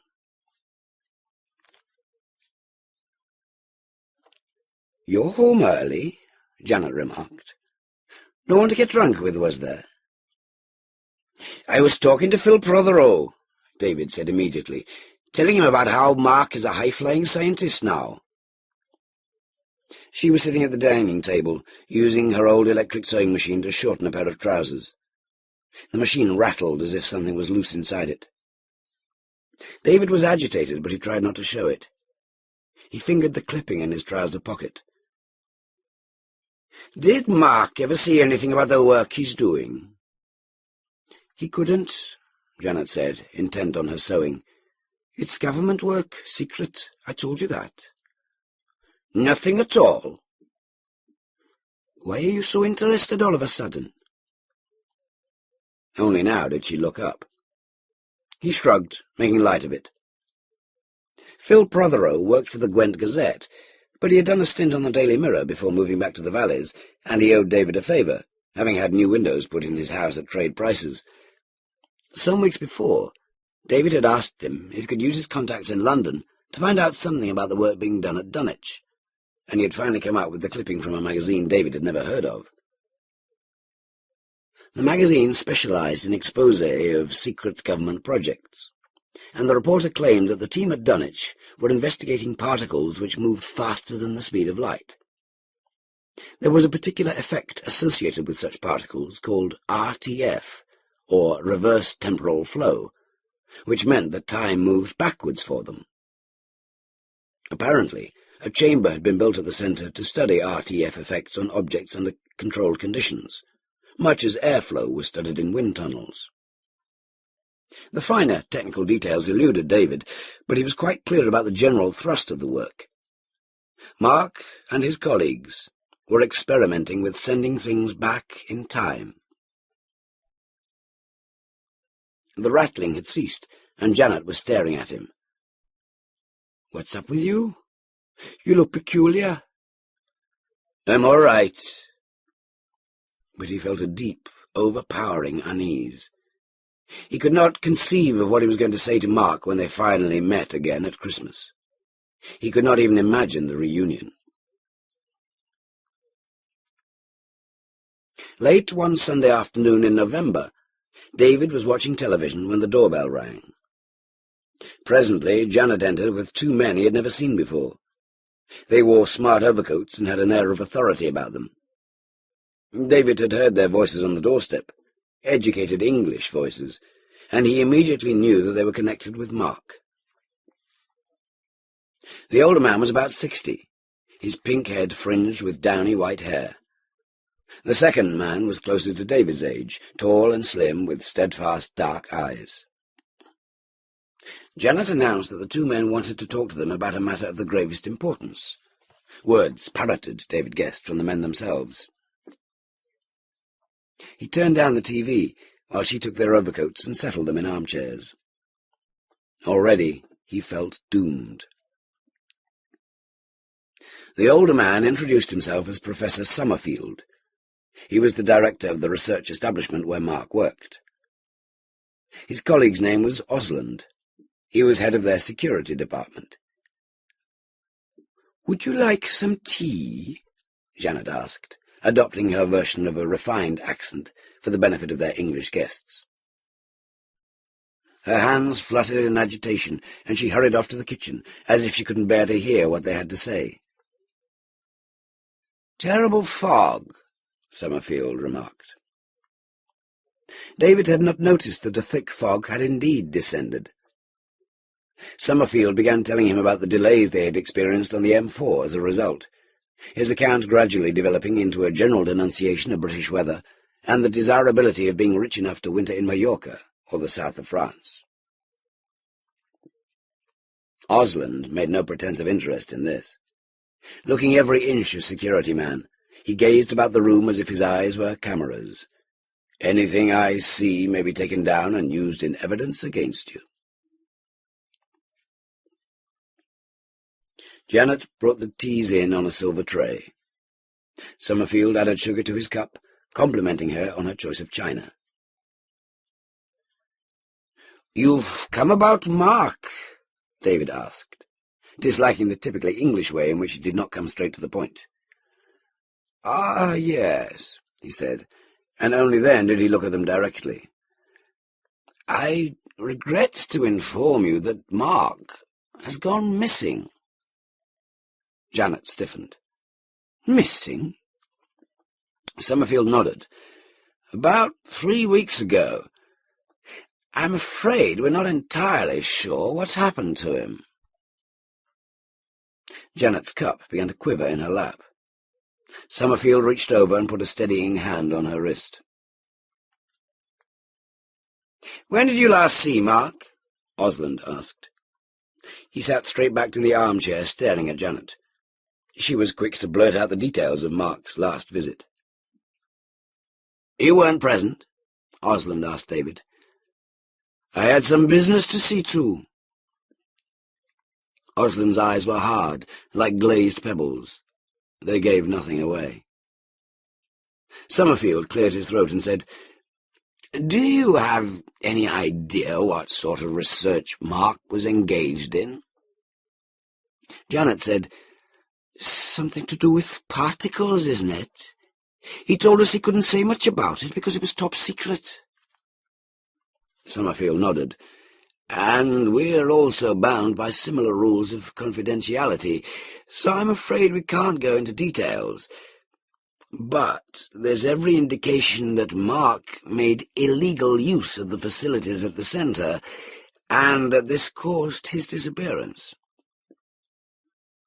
Janet looked horror-stricken. "Is he dead?" "No, not dead, not exactly. But I'm afraid you're unlikely to see him again." "What's happened to him?" Summerfield's mouth opened and closed. He looked at Osland. "We can't discuss the work Mark was doing," Osland said.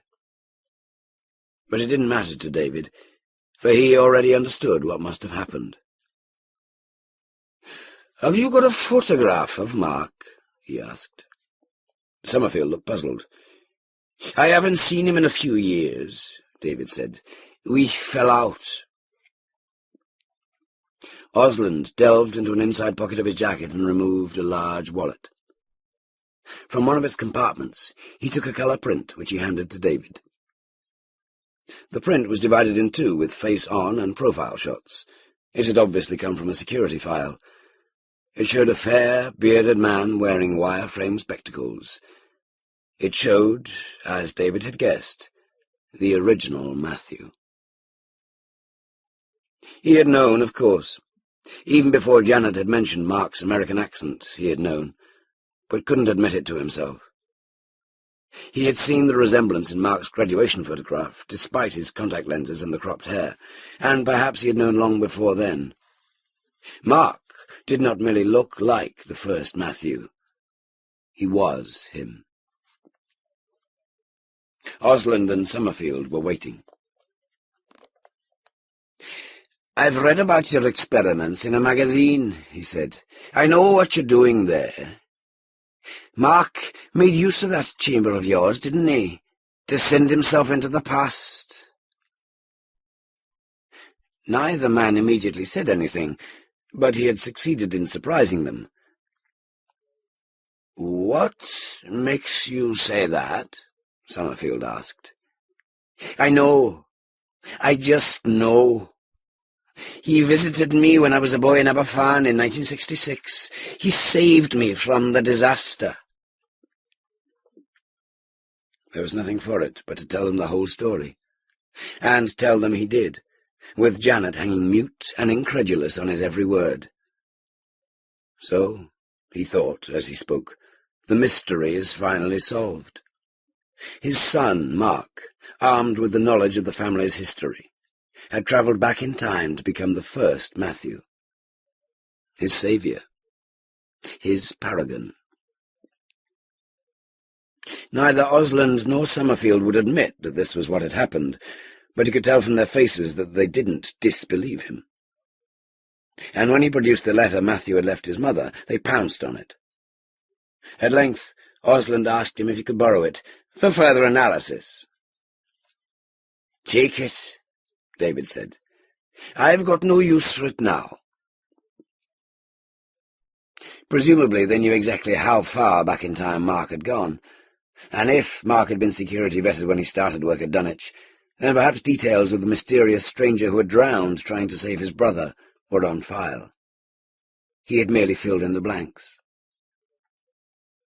It still surprised him how easily he had been able to piece together everything in his mind. But then Matthew had obsessed him almost all his life.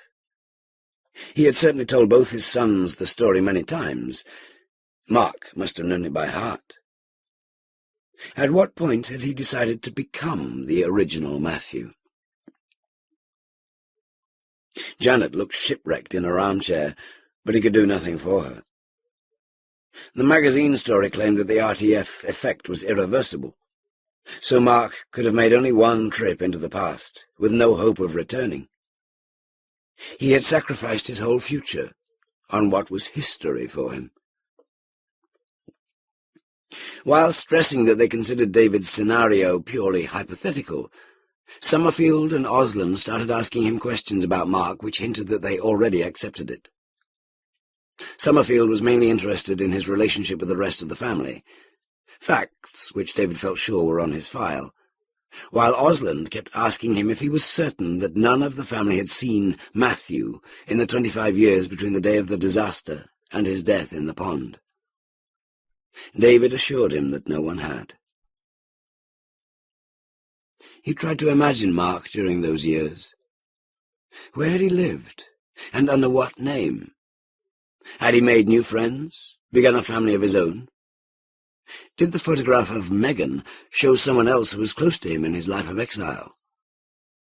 This was a small part of the puzzle to which they would probably never find an answer. Somehow, though, it was easier to imagine Mark living alone, an outsider. An outsider who knew the very day he would go to the pond and die with his 14-year-old brother. They would both drown, while his younger self watched from the shore, unaware that he was witnessing his own death. It was all very complicated and paradoxical, but at the same time perfectly clear in David's mind. If only his mother was still alive, he could tell her that Matthew was no angel, but his own estranged son. Having got what they had come for, Osland and Summerfield made to depart. David fetched their overcoats while Summerfield murmured apologies and condolences to Janet. She did not respond. It was dark and still foggy outside. Both men drew scarves around their necks while David stood in the doorway. "Naturally," Summerfield said, "we'll keep you informed of any progression in the investigation of Mark's disappearance. There might be a perfectly ordinary explanation for it." "No, it's what happened, and you'll never tell me any different." "Yes, well, I would advise you not to set your hopes too high." "We must also insist," said Osland, "that you tell no one of our visit or this conversation. Your son was engaged in maximum security work, and there could be grave repercussions if the news of his disappearance were made public." "Get out of my house," David said to him. "I never want to see your face again." Osland went off down the path, but Summerfield lingered, smiling awkwardly. "He was a fine scientist, you know. Quite a remarkable young man. I'm terribly sorry." David closed the door in his face. In the living room, Janet still sat motionless, while the television flickered silently in the corner. "You know why he went back, don't you?" she said without looking up. "Because he wanted to save you. He wanted to do something for you, be a hero in your eyes." "Just shut up, will you?" "All he talked about when he was here was you. He wanted to know how you were, and he kept saying you might get back in time to see him, even when we both knew you wouldn't." "I said shut up!" "He could never bear it that you didn't love him." "Love?" She was crying now. "You don't know the meaning of the word." "Can't you see? That's why he called himself Matthew. He knew Matthew had always been your hero, and that's why he went back." "He went back because he had to. Someone had to be Matthew." "No. He went back because it was the only thing he could do for you. That's why he sacrificed his whole future, his whole life, for you, David, to try to prove he was worthy of you. He even waited all those years to try to save Matthew from drowning. He must have known he was going to drown too, but still he tried. Can't you see? Can't you see what you meant to him? For once in your life, can't you forgive someone? Your own son who gave up his life for you. He had never seen Janet so aroused and angry, and despite her pleading tone, there was something in her eyes which looked like hatred. He bit back what he wanted to say and left the room, grabbing his overcoat from the hall and going out through the front door. A drizzle had precipitated out of the fog, and the fake marble surface of the stone was slick with moisture. The inscriptions were in black letters. In loving memory of Matthew Prosser, 1977 to 1991. The Lord gave and hath taken away. And also his namesake, Matthew Prosser, 1940 to 1991. Lord, let us now thy servant depart in peace. Behind the stone was his mother's grave, with the simple inscription, Rest in peace. A bunch of long wilted flowers lay sodden in the pot, a token of neglect rather than remembrance. The wet grass had soaked through the knees of his trousers. David rose and walked away towards the gap in the railings. Forgive Mark? He wanted to scream at the injustice of it all. Oh, yes, it would be easy enough to see Mark as a martyr. He couldn't deny he owed his life to him, but that was fated from the start. Anyone could be a hero if he knew exactly what was going to happen in advance. But what normal man would wait 25 years to try to save a brother from drowning, while at the same time knowing both of them would die? Mark had never even liked Matthew. He'd always been jealous of him. If he had really wanted to save his brother, Mark could have stopped him going to the pond in the first place. He thought of the two of them flailing about in the water. The young Mark claimed that his brother had panicked, dragging them both under. But he had a different image of what must have happened. The fog had begun to lift, and the drizzle was heavier now, misting his eyes.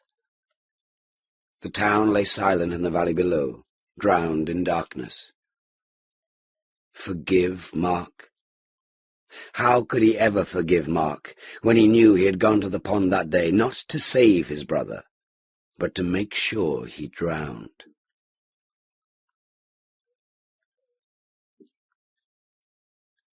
The author, Christopher Evans, was born in South Wales in 1951 and educated at the universities of Cardiff and Swansea. He has a BSc in chemistry and a postgraduate certificate in education. Since 1975, he has lived in London, and he became a freelance writer in 1979 after working in local government and the pharmaceuticals industry. Following the publication of his first novel, Capella's Golden Eyes, in 1980, he was awarded an Arts Council grant for literature. He has written two other novels, The Insider and In Limbo, as well as stories, reviews, articles, and pseudonymous media novelizations. He is the co-editor with Robert Holdstock of Other Edens, an annual series of original SF and fantasy anthologies. His most recent publication is the guidebook Writing Science Fiction. A new novel, provisionally entitled Chimeras, is nearing completion.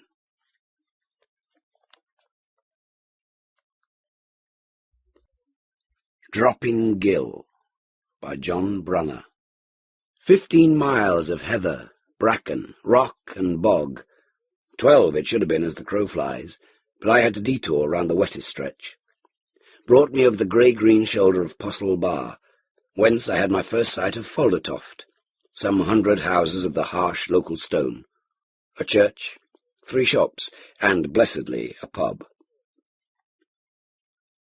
I had planned to carry on to Wakeworth, another 4 miles, but a storm that had been threatening since noon chose that moment to break and changed my mind.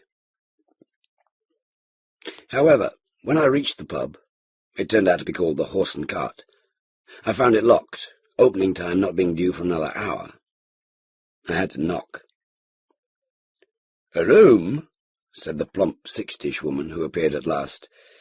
"Well, we don't usually, except in high summer, but here, you best come in the dry. I wouldn't turn you away, not in this weather. Sally!" Sally proved to be a sullen teenager in jeans who condescended to show me to my lodging, cramped but clean, and listlessly promised to make the bed and bring a towel. I dumped my pack in a corner, hung up my anorak, changed my fell boots for sandals — that was a relief — and left her to get on with it. Downstairs, the only public room appeared to be the bar, long and narrow like the house itself, with a fireplace in the middle of the back wall. So I sat down in a wheel-back armchair and listened to the beating rain, glad I'd found shelter in the nick of time. From one of the private rooms drifted the sound of radio or television, but I couldn't make out what the programme was. The landlady bustled in shortly with an armful of logs, and in a moment had them ablaze. Rising, dusting our hands together, she invited me to draw my chair nearer the fire, and then suggested, "Would you like a drink?" "I thought you weren't open," I countered in surprise. "Ah, but now you're a resident, and that's legal, isn't it?" "In that case," I said gratefully, "I'd like a whiskey mac." I'd just realised how the wind on Postle Bar had chilled me to the bone. "To warm you inside like the fire outside." "Yes, exactly. Make it a double." Having brought the drink, she showed no inclination to depart. Thinking she wanted to know whether it was mixed to my taste, I assured her it was, and she took that as an invitation to start chatting. "You're not from round here, are you, sir?" "No, I'm from London, but I come to Yorkshire fairly often. I was evacuated here during the war. Not exactly here, but over Scourby way, and took a liking to the area. I suppose I must have walked almost every track in the country by now, though this is my first time over Postle Bar." "Funny." She scrutinised me intently. "You don't look old enough to have been evacuated." She didn't intend it as a compliment. Yorkshire people tend to be direct. I said with a shrug, "Well, I was only a little boy." "Do you get a lot of walkers like me around here?" Shaking her head, she sat down on a chair the other side of the fireplace. "No, hardly any. Foldertoft is in a kind of no man's land, really. Matter of fact, when I were a girl, we didn't have any visitors at all." "You're local, then?" "Born 3 miles from where we're sitting up at Wallside Farm. Never met anyone from outside the riding till I was 12. That was an evacuee like you, and he came from London too. Cuthbert, they called him. Cuthbert Swan." I started and almost spilled my drink, or as much as was left of it. "Good Lord! He was a cousin of mine." An expression crossed her face that I could not define. Perhaps one might say it mingled shock with wariness and suspicion. After a moment she said, "Was? He disappeared. Several years ago, not far from here. They never found a trace of him. That day there was fog on the moors, so presumably he lost his way and tumbled in a pothole." "Dreadful," she said with no discernible sincerity. "I am sorry." The whiskey mac, which I had now finished, had loosened my tongue with remarkable speed. I said, "I wasn't." She stared a question at me. "I wasn't sorry," I emphasised. I couldn't stand the little blighter. Sorry to be so blunt, but he was a sarcastic know-all, always putting other people down. I hadn't seen him in years, and I'd never known him well. His father was my mother's brother, and she and he didn't get on, so in the end Cuthbert and I had a row, a real shouting match. I told him I was coming up this way. Come to think of it, that was my first proper walking tour, and he said some awful things about Yorkshire folk, and in the end well, I hit him to shut him up. I never saw him again. Rising, she took my glass and refilled it. Watching her press it to the whisky optic, then measure out the ginger wine, I wondered whether I'd been too open. After all, what landlady would be pleased to learn she'd let a room to someone given, on his own admission, to violence? I waited a little nervously for her return. But as she sat down again, she said musingly, "He never changed, did he?" "How do you mean?" "That's just the way he were as a kid. Like you said, a sarcastic know-all, and conceited with it. And he never changed." "You mean you met him in later life?" "Oh, yes. He came back now and then. Not what you call regular, but 5 or 6 times. "That's incredible," I exclaimed. Hearing him talk, you'd have thought he hated Yorkshire so much after his time as an evacuee that he never wanted to set foot here again. When they said he disappeared in this area, I could scarcely believe it. "He never told you about his visits?" "Never. As I said, we weren't exactly close." "Well, I don't suppose he'd have wanted to make a fuss about the reason he kept coming back. Oh, how I hated it every time he walked through yon door with some fancy bit of gadgetry, saying, 'Rosie!' That's my name, Rosie Thwaite as was. Mrs. Gosling as I became when I married Tom, rest his soul. 'Rosie, you bitch, I'm going to prove it this time. I'm going to have the last laugh.'" The storm had darkened the windows, but by the light of the fire I could read as much bitterness in her face as I read in her voice. Tensing, leaning forward with my elbows on the arms of the chair, and my glass clutched tightly in both hands, I said, "What did bring him here?" There was a pause. Eventually she made a long arm and switched on a wall-mounted lamp that scarcely broached the gloom.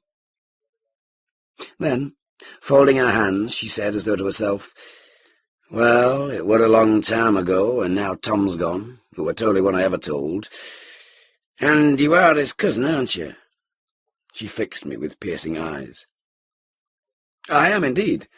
My name isn't Swan, it's Harris. Roger Harris. But as I said, his father was my mother's brother, and Swan was her maiden name."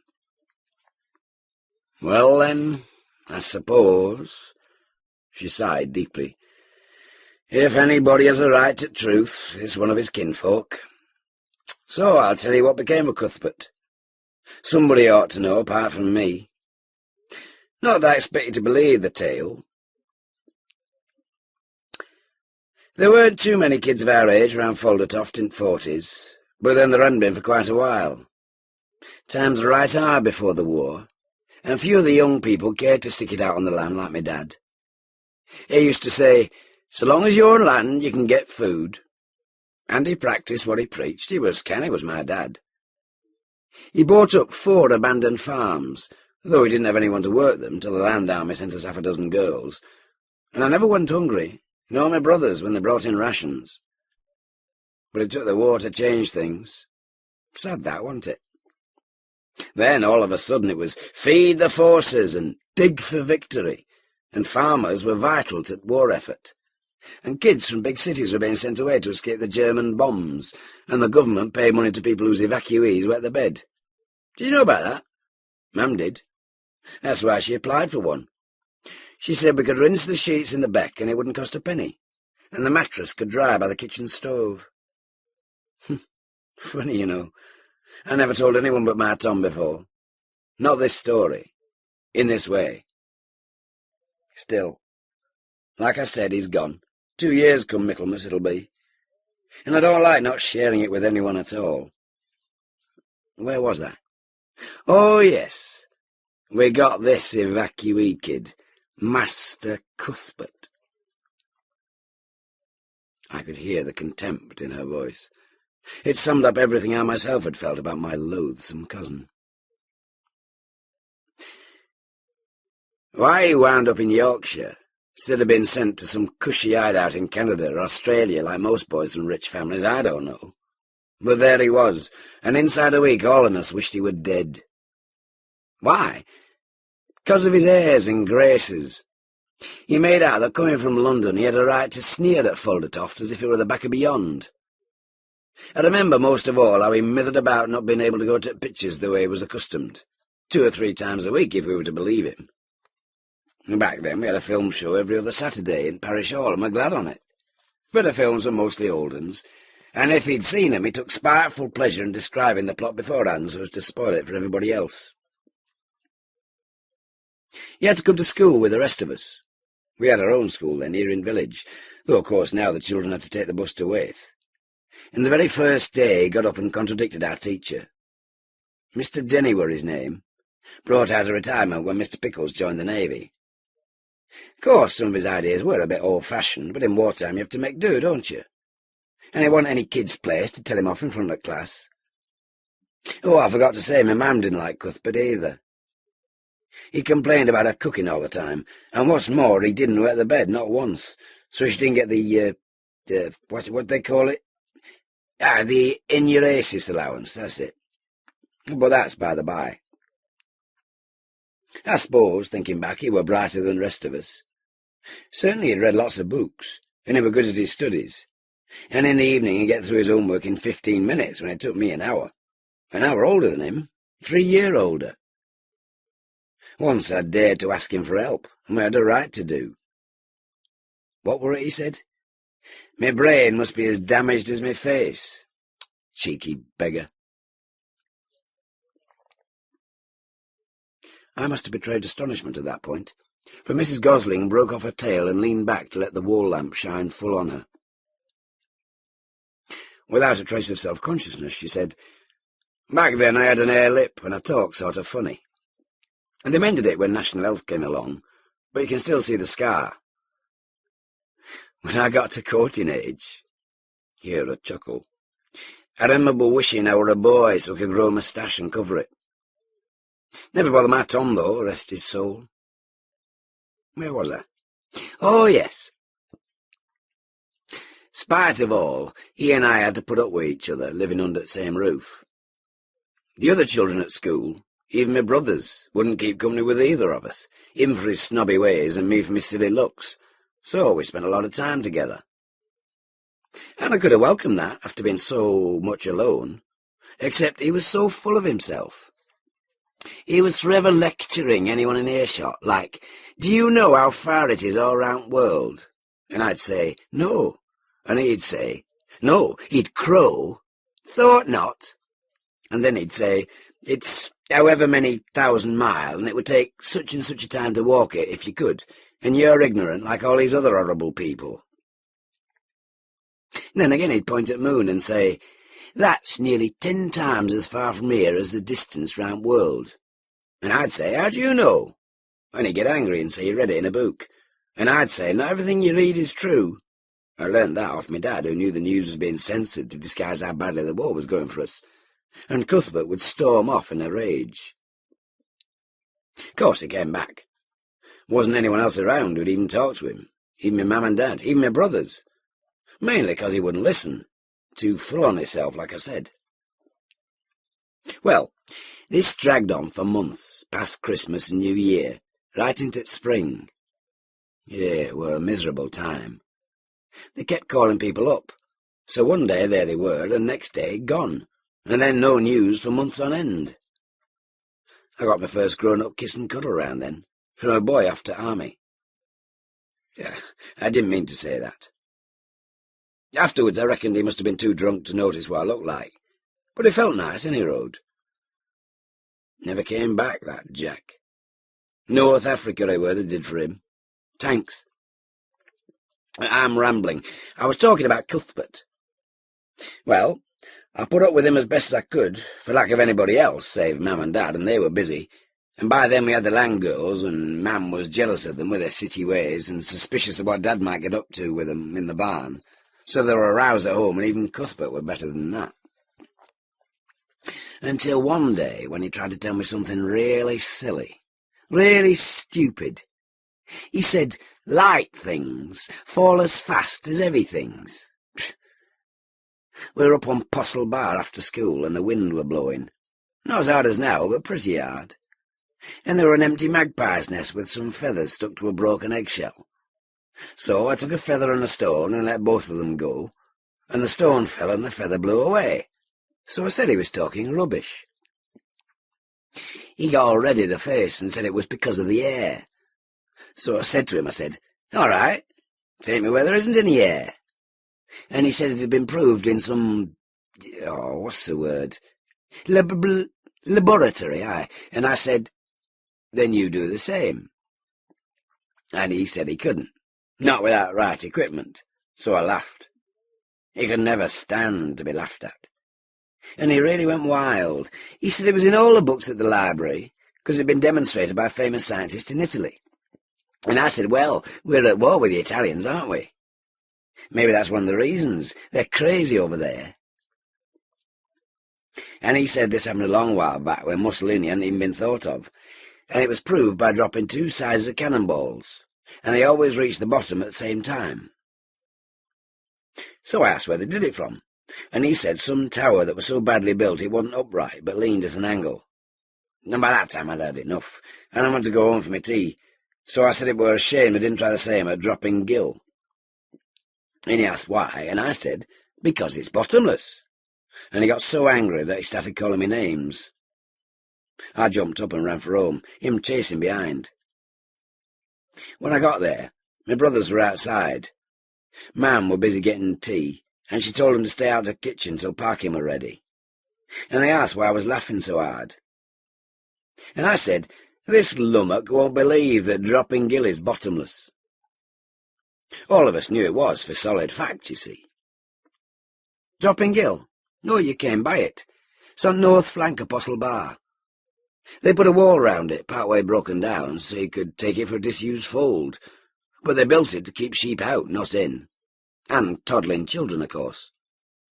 Since we were old enough to talk, we'd all been warned to stay away. Once I asked Parson about its name, and he said it doesn't mean what it sounds like. He said it started out as Dry Pen Ghyll, because the stream that wore it through rock were diverted by a landslide, and now it runs down the west of the bar. Just as well happen. Any road, my brothers looked at me as if we'd never met before. Could be they'd heard about me being kissed by Jack. I never dared to ask, but I always wondered. And Barry, who was the older on 'em, said, "So, Cuthbert is that thick? Well, there's a while before tea. Let's show the stupid—" I better not repeat exactly what he said. Anyway, he's dead. Bomber crew over Germany. Later on, Joe got his in submarines. Still, it was all a long time ago. It took us only a few minutes to reach the spot and scramble over a wall. Knowing better than to walk close to the hole, we laid down on our stomachs and wriggled the last couple of yards. Cuthbert didn't want to. It were undignified.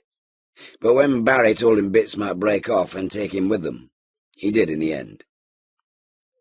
With our heads over the edge, we peered down. "It's certainly deep," Cuthbert said at last, "but so are lots of other potholes, aren't they?" "So how would you measure it?" Joe asked. "Well, drop a stone down middle and count seconds till you hear it hit the bottom." "Go on, then," Barry said. I don't think I mentioned, but Cuthbert had a wristwatch with a seconds hand. That were rare for a youngster in those days, and he was terribly proud of it. Well, he'd been challenged, and he couldn't back down. So he found a stone and lobbed it into the middle of the hole and started counting. The rest of us stayed quiet as mice, so he couldn't say he'd missed hearing the stone hit because of us. When a full minute had gone by, and there was still dead silence, Mam shouted to come in for his tea, so we ran back. Cuthbert followed very slowly, looking grim. Later that evening, when I finished my homework and gone back to the kitchen to listen to the wireless a while before bed, I expected to find Cuthbert there. He wasn't. Mam was puzzled too and went to see if he were all right. She came down and told us he were busy with something in his room. Sums, she said. Well, I never knew him that bothered with sums before. Of course, later we figured it out. He was trying to work out how deep the hole must be if a stone took more than a minute to reach the bottom. Tom did show me once how to calculate it, but I've forgotten what he said the answer was. Didn't matter, of course. After that, Cuthbert stopped being such a know-all. He spent more and more time wandering off by himself. I didn't mind. Suddenly I were getting on better with my brothers, and seemingly Mam's mind had been set at rest about land girls, so life was a lot easier. And down south the bombing let up, and one day the next summer Cuthbert went back home. He made no secret that he'd rather be in London, bombs and all, than among idiots who believed in impossible things like a bottomless pit. We all laughed behind his back, never expecting to see him again. Of course, Joe and Barry never had the chance. Mum and I did, though, after war. He were waiting to be called up for the army, national service, and we got this letter asking if he could come and stay a day or two before he was due to report at Catterick. I wasn't overjoyed. No more were Mam. But after so many years, I remember saying, well, maybe he's changed like the rest of us. And at first we thought he had. Certainly he was more polite. But then, when he got the chance to talk to me alone, I found out what his reason was for coming. He got hold of some new kind of very thin, very light cord. Nylon, I suppose. So light you could carry a mile of it on a reel. His father owned a chemical works or something, I believe, and he proposed to let it down dropping Ghyll. On the end of the line he'd fixed some kind of gadget that would make a howling noise when it touched bottom. He showed me all this with pride, and he said, I only wish your stuck-up brothers could be here. Both dead by then, like I told you. I'd never liked him. That was when I started to loathe him. I don't think he expected me to say yes when he asked if I wanted to watch him carry out his experiment. But I did, and I sat on the wall and waited. And waited. Of course, he let all the line out, and the howling gadget didn't make a peep.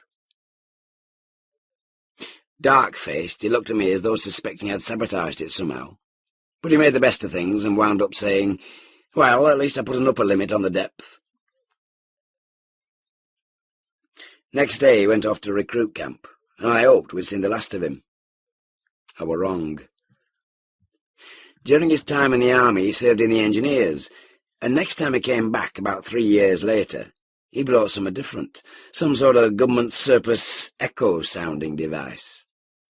The same as before, he invited me to witness his proof that dropping Ghyll did have a bottom. I were engaged to Tom by then. They'd mended my lip the year before, so it weren't quite right for me to go off alone with a man. But we'd known each other since we were kids, so... And things turned out the same way. No signal from the echo sounder. This time we got right mad with it, claiming the bloody thing must have got broken on the way, pardon my French, although when he tried it on everything else in the area, like stone walls, it worked fine. Once again I hoped that would be the end of it. Time passed. Dad died and Mam didn't long outlast him, so the farm passed to me, and I decided to sell it so Tom and I could take this pub. He'd always fancied the licensed trade, and though I wasn't too keen, I didn't feel I could stand the loneliness of a farmhouse stuck out there on the hillside. Besides, we wanted a family, and children need other kids to play with. I didn't want mine to be ignored the way I was by my brothers. I've been here ever since. And a handful of years later, up turns Mr. Cuthbert Swan again, this time with, what was it? So heavy he took most of a day setting it up. He always came by himself. I don't suppose it was because he didn't know anyone he could have asked to help. I think more likely it was because he was afraid they'd laugh when he explained the reason for his visits. This time he'd managed to get his hands on surplus radar gear. He brought in a jeep complete with his own generator. I were expecting him, of course. He'd written to the farm as usual, and Mr. Wardle, the postmaster, knew I wasn't there and redirected the letter. I wanted to run and hide, but you can't just shut the only pub for miles.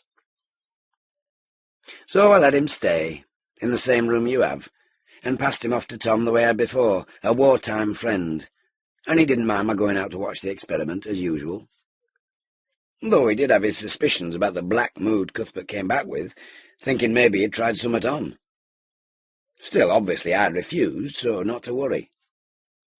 Any road, the radar didn't find bottom either. Once again I hoped he'd give up, and as the years slid by I more or less forgot about him. We had kids to raise by then. Twin girls first, later on a boy, and the war was far in the past. But he came again, and again, each time with some new sort of measuring device. One were like a tiny helicopter that was supposed to fly down the exact middle of the hole, keeping its distance automatically from the sides. He was especially proud of that. Said he'd designed and built it himself. Well, by then he had a job with an aircraft company. When that one didn't work any better than t'others, he had to invent brand new excuses. This time, he said, the hole couldn't be straight.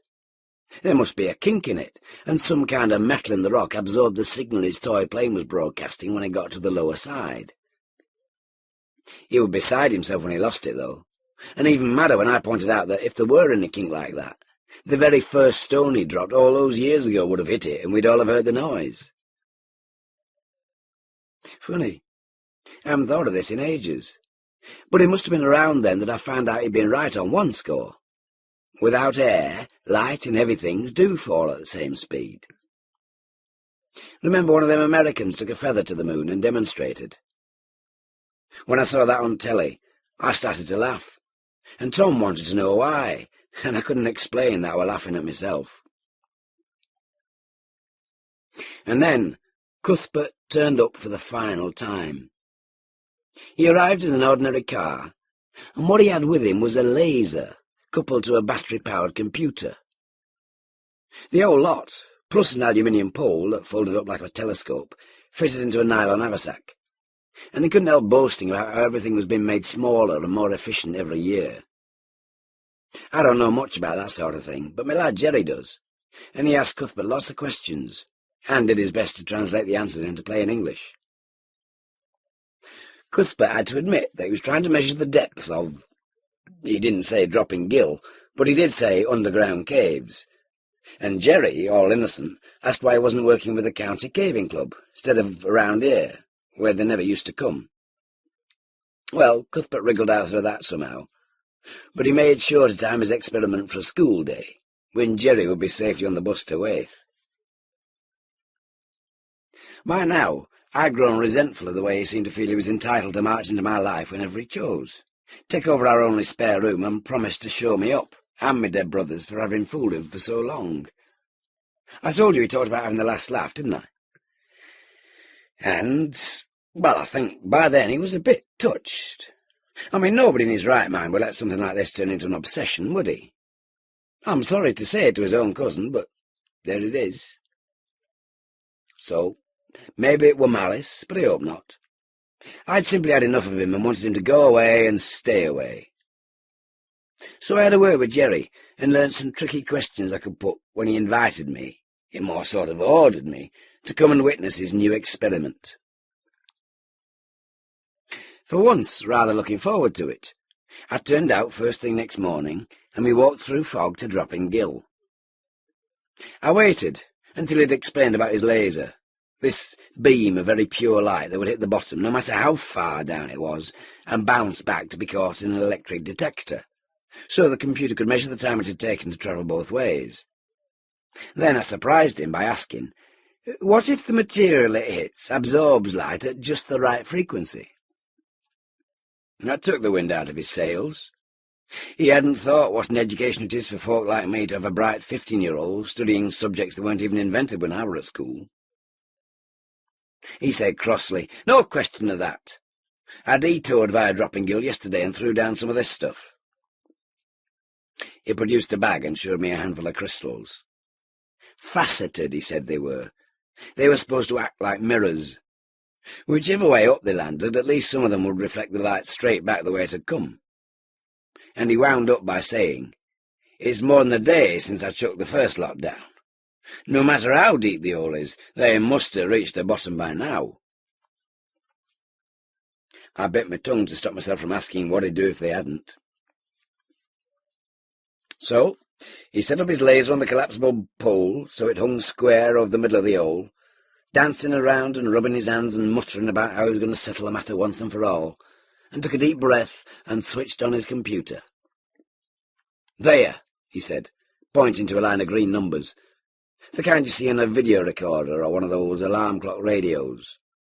"That's the computer's measurement of the distance to what's reflecting the laser beam." That were as far as he got, because he suddenly realised what I'd already noticed. The numbers weren't staying the same. They were getting bigger, and bigger, and bigger. He started to whimper. He said, "They can't still be falling. They can't. Not after more than 24 hours. Oh, the damn thing must have gone wrong like all t'others." Then he rounded on me.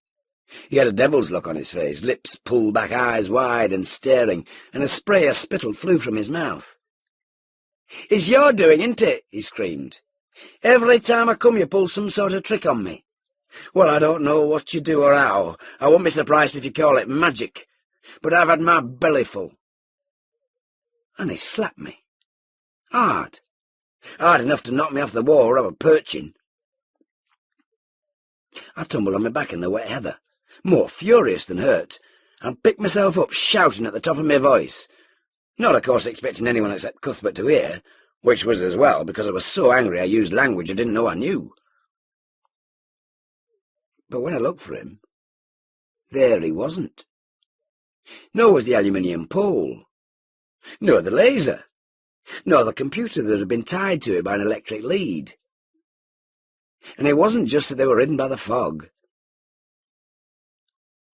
I stopped shouting. I felt very cold. Eventually I climbed back over the wall, finding it harder than when I were a youngster, and just as we used to in the old days, I dropped on my stomach and crawled the last few yards to the edge of the hole. Far below, faint and getting fainter, I heard Cuthbert screaming. Now and then there were a bang as one of the machines he'd dragged down with him crashed against the wall. It were a long time before I were able to go home. By then the fog was so dense I almost missed my way. Me. Naturally, Tom was horrified at the state I was in, and, well, in the end they had to explain. I'd just about finished when it came opening time, and I had to pretend to the customers that everything was fine.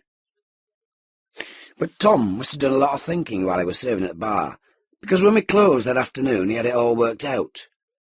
He said we shouldn't worry about anything till nightfall. Then we'd have to let slip a few hints during the evening about our lodger that were overdue. Then, after we called time at 10:30, we'd ring up P.C. Russell and tell him we were worried, and leave it to him to decide whether to call out a search team. Weren't many folk in here that night, as I recall. Fog grew thicker and thicker. Next afternoon, throwing to chickens to sandwiches I hadn't sold at dinner time, I thought about sending some after Cuthbert. But I didn't. Like he said, light and heavy things fall at the same speed, except where there's air, when light things do fall slower. Either way, they'd never have caught up, would they? I suppose he's starved. Well, maybe not. Once, looking right over at the edge of Dropping Ghyll with an electric torch, I noticed mushrooms growing on wall. He could have picked some of those. And there's always water oozing from the rock. Still, if he didn't, he must be awful bored by now.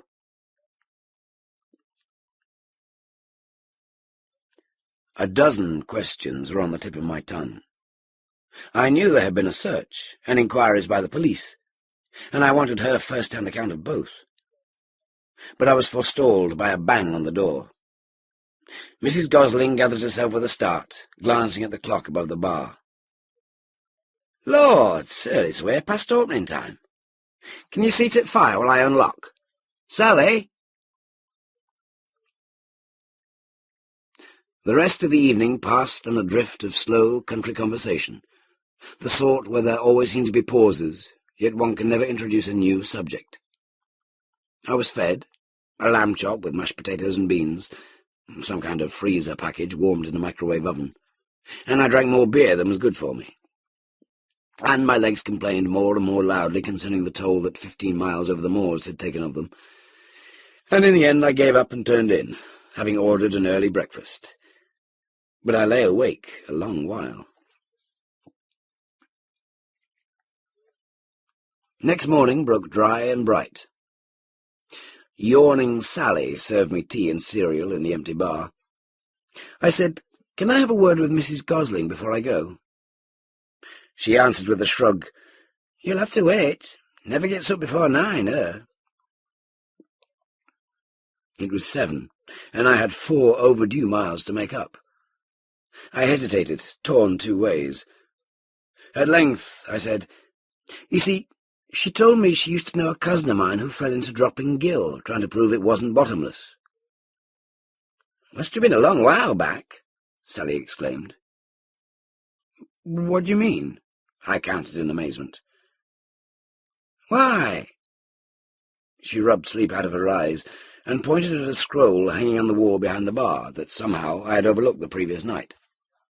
I rose and inspected it.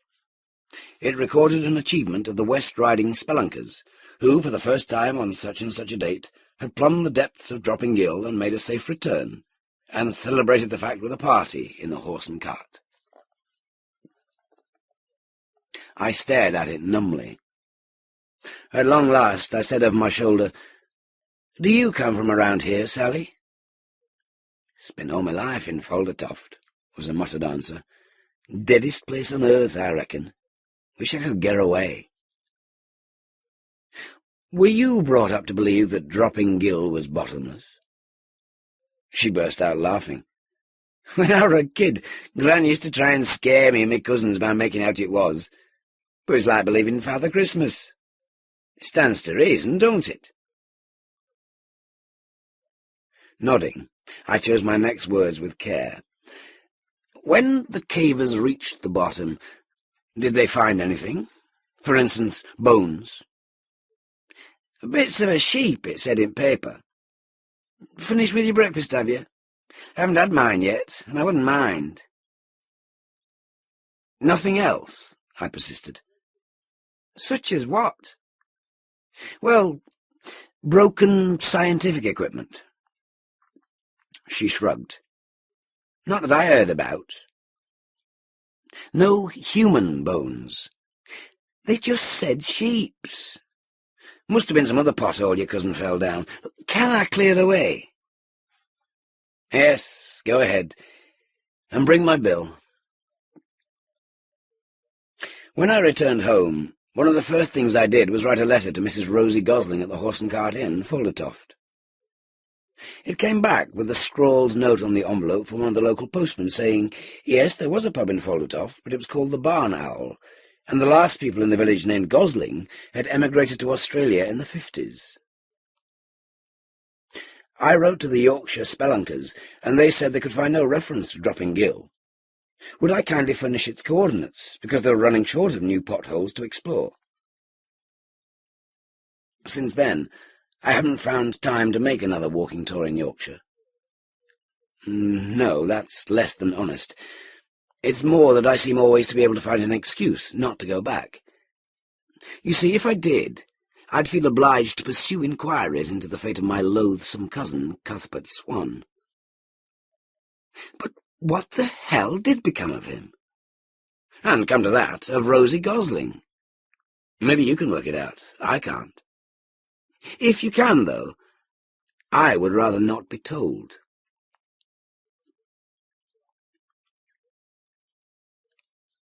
John Brunner, the author, born in 1934, decided he wanted to be a writer when he was 9 years old. At 17, he sold his first book, a pseudonymous SF novel. The majority of his 80-plus books have been SF, though some have been crime, fantasy, historical, general fiction, and poetry. His most celebrated novel is Stand on Zanzibar, published in 1968, which won the Hugo Award and BSFA Award. He has received numerous other awards in France, Italy, and Spain.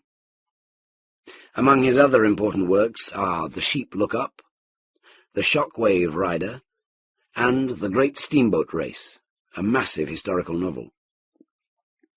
He has had many short stories published in magazines and anthologies.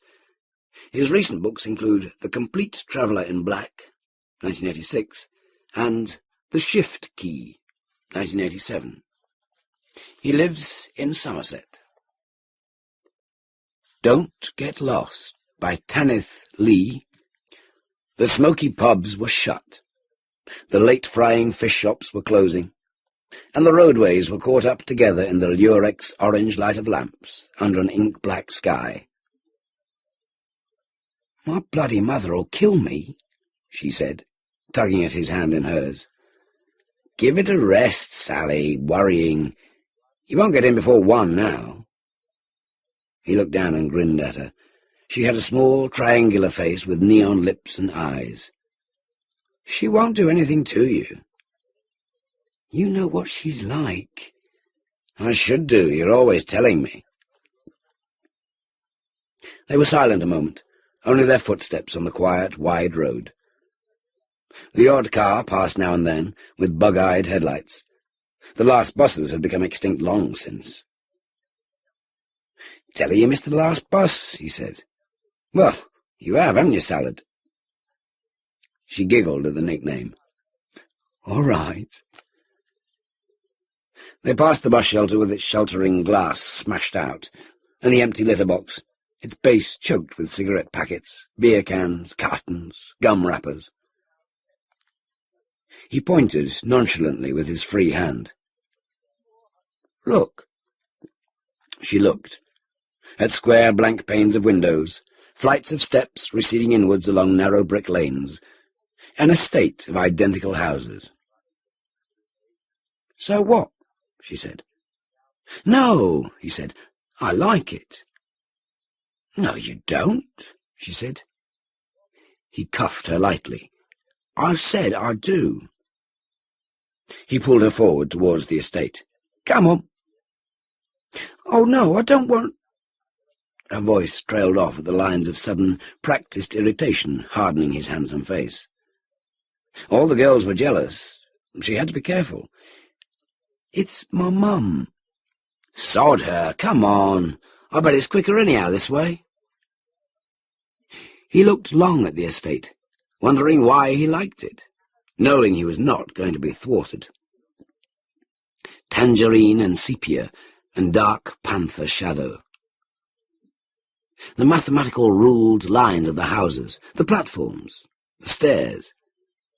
It was a place to play and fight in, to possess in darkness, its open, closed spaces made to be curdled by sudden noise. He swung her hand as they went up the first pale steps. She only muttered, "My mother'll give me 2 black eyes." "Look like a panda then, won't you?" They were at the top of the steps.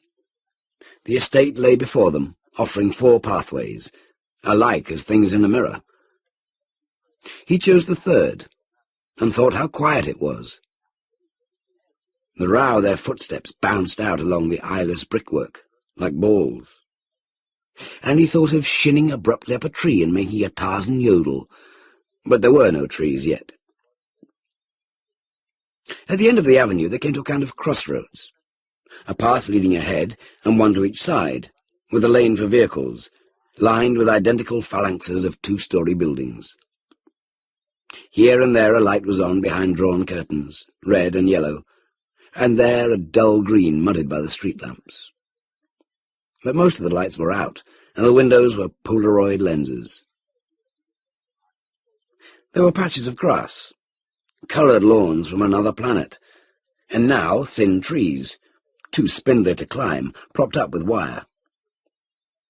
From street to street the lamps stood in sentinel ranks, like frozen Lucasade on a stick. They went down the middle path. "I don't like it," she said suddenly, pressing against him. "You can't hear anything, and it's cold." It was ritual that she should speak, and that he should ignore her. She looked up at an unlit window where the curtain fluttered, tiger-striped. The frosty wind riffled along the sill. There's a funny smell, too. She shrugged. I can't smell anything. They came to the end of the avenue and found another, like the rest, and went on. There was another crossroads now, and to the left, a long street with steps at the end going down. At the curb, a large van was parked, lettering streaked along the side. They turned in beside it and walked towards the steps. "This'll come out in Blackhurst Lane," he told her. She shook her head. "Do you know the way?" "I watched them building this place," he said, "when I had that job. I used to cut through here." He had not watched the estate being built, could not remember it at all, but lying was easy, habitual, more interesting than sticking to stupid facts. And she was getting on his nerves, cringing up against him like a wet cat. They went down the steps. At the bottom was a little pointless paved space, and then steps going up again. They went up, and under deep shadow cast off by the houses. They were under the bridge of a top story, where windows were set, ajar, with tremulously fluttering net and rayon. More steps to climb. They came up into a brilliant amber square, with a circle of grass in the middle where a twisted full-grown tree stretched towards the umber sky. He marched towards the tree, his slim, agile body already bracing itself. But when he touched the bark, the tree had a resistant feel, too smooth, oddly lacking footholds. He glanced around. Everything shimmered in its orange cellophane. Everything was silent. He sucked in his breath and gave out a sudden raucous call. The girl squeaked, but nothing else responded. Like the tree, the night seemed to have no proper places of purchase. The noise, after all, slid off it and fell flat. "There's a way out," he authoritatively announced. "Down there, looks like it." He pointed again. She looked, still obedient, and saw low railings, an open metal gate, and beyond, houses leading away. "See?" he said. "There's the back of the God Box at the top of Blackhurst Lane." Her face relaxed. She could see the church. It was true and real, near enough to touch if she ran for a minute or so. "Let's hurry," she said. He laughed and caught back a hand, and they ran, disturbing the silence inadequately. Out of the square, away from the smooth tree, down a road with a lane for vehicles, and a van parked at the curb, through the gateway, and came to a kind of crossroads, with a path stretching in front, and a couple of paths stretching away on each side. "Down here," he said. "Got to be." They slowed to a quick walk, and going to the left, deserted the pavement, and mounted some steps. And here was the twin road on a higher level, and the church in Blackhurst Lane seemed to have vanished. Fuck. Troubled, he looked back over his shoulder, saw only blank faces of houses, and below, the tree in the square. She clutched his arm. "Watch it, Salad, I'm trying to think." "We passed that window a minute ago. The same one with those stripy curtains." "I didn't see it." "But we did." "When?" he asked angrily. "Just after we came in. It's the same stupid curtains." He said, "Maybe we've gone in a circle." He did not believe this. "Let's go back into the street," she whispered. "Please." He looked down at her. "Okay." They walked up to the path. A red lighted window passed them, laying a ghost of blood on the path. They reached the path's end, swung to the right. Ahead he saw the double crossroads leading on. It was indeed the way they had come in. There, on the right now, was the long street with the van parked in it, and the yellow and green windows. He remembered those. "Nearly made it," he said. He squeezed her hand almost viciously, but she did not react. They passed the second crossroads. A brisk walk, and they would be out. They walked briskly. Another crossroads. Her hand in his clenched. "They weren't free when we came in." "There must have been." Christ, working herself into a state over nothing. They passed through a mellow darkness between the backs of two houses, and then the amber light returned, and they were in a square with a circle of grass at the centre, and a great black tree thrusting up at the sky. He jumped. For a moment he felt his heart stop. It was the same square they had passed a couple of minutes back. Or was it? That tree wasn't somehow quite the same. And anyhow, there weren't any steps here, and the other square had steps, didn't it? He heard her then, through a strange pumping noise inside his brain that was his heart. She had started to cry, this silly bitch. She was trying to hold it back, true, because of what it would do to her waterproof that wasn't eye makeup. But the tears were running over like trickles of jasper. "Shut up!" he shouted at her. "What's the matter with you? We took a wrong turn." She averted herself from him and fished for Kleenex in her pockets. He felt sorry he had shouted at her now. She looked implacably fragile, trying not to shake, shaking. Crappy estate, making him look a bloody irk. Making him start imagining things, too, because now he was beginning to smell that smell she'd mentioned, not unfamiliar, not logical, like a butcher's on a hot day. "All right," he said. "We'll be strategic. Do you like my big word? We didn't come in this way." The memory of curtains nagged at him, red and yellow and green. "Or perhaps we did, and then we fouled it up on the last bit. Let's go back to where that van was parked." Slowly they turned around and started to go back, and he felt her hang there off his hand, her shoes dragging. At the third crossroad they turned in, and there was the van at the curb. But all along the length of the street, the window lights were out. He felt a bit nightmarish then, as if there was something in here with them that was shifting the estate about, picking up pieces of it as they got to them and putting them somewhere else. But that was crazy. All that had happened was the good TV-watching homebodies in their semis had finished the final late film and switched their lights off. Make the Horlicks, put out the cat. Funny that, in a way. He had seen no cats at all here. They went past the van, down the pavement, and crossed to the left of the corner. "More bollocking steps," he said cheerfully. They went down to the dark shadow lying under the bridge of a top story. He halted. They were coming to that square again. But it should be behind them. He looked back. The blacked-out street was there.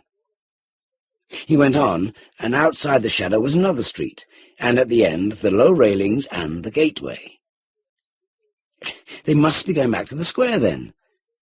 If they went through the gate, they would be able to see the church in Blackhurst Lane and get their bearings.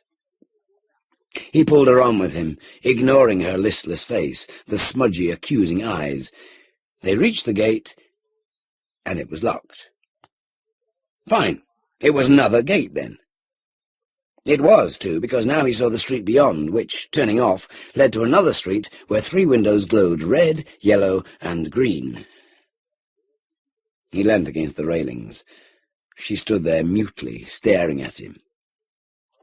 "This is hopeless," he said. "Look, try to remember the names of these streets as we go through." "There aren't any." He stared at her now. "There must be." "There aren't, I tell you. I've been noticing that all the time. There aren't any street names anywhere." He did not believe her. He started down the road to look. Then he swung abruptly and came back.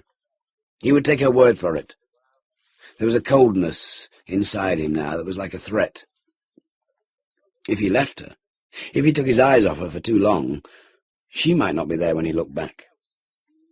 And there was that smell, too, that was churning his insides up. She was still there by the gate, gazing away at the rows of houses, the Belisha-coloured lamps and sightless, dumb sky. His voice was low, but constructive. "Now what we're going to do, eh, Salad?" She glanced at him vaguely. "Knock on a door. Wake someone up. Ask them how to get out." He was startled when she shot round. "No, don't!" she cried in a choked scream.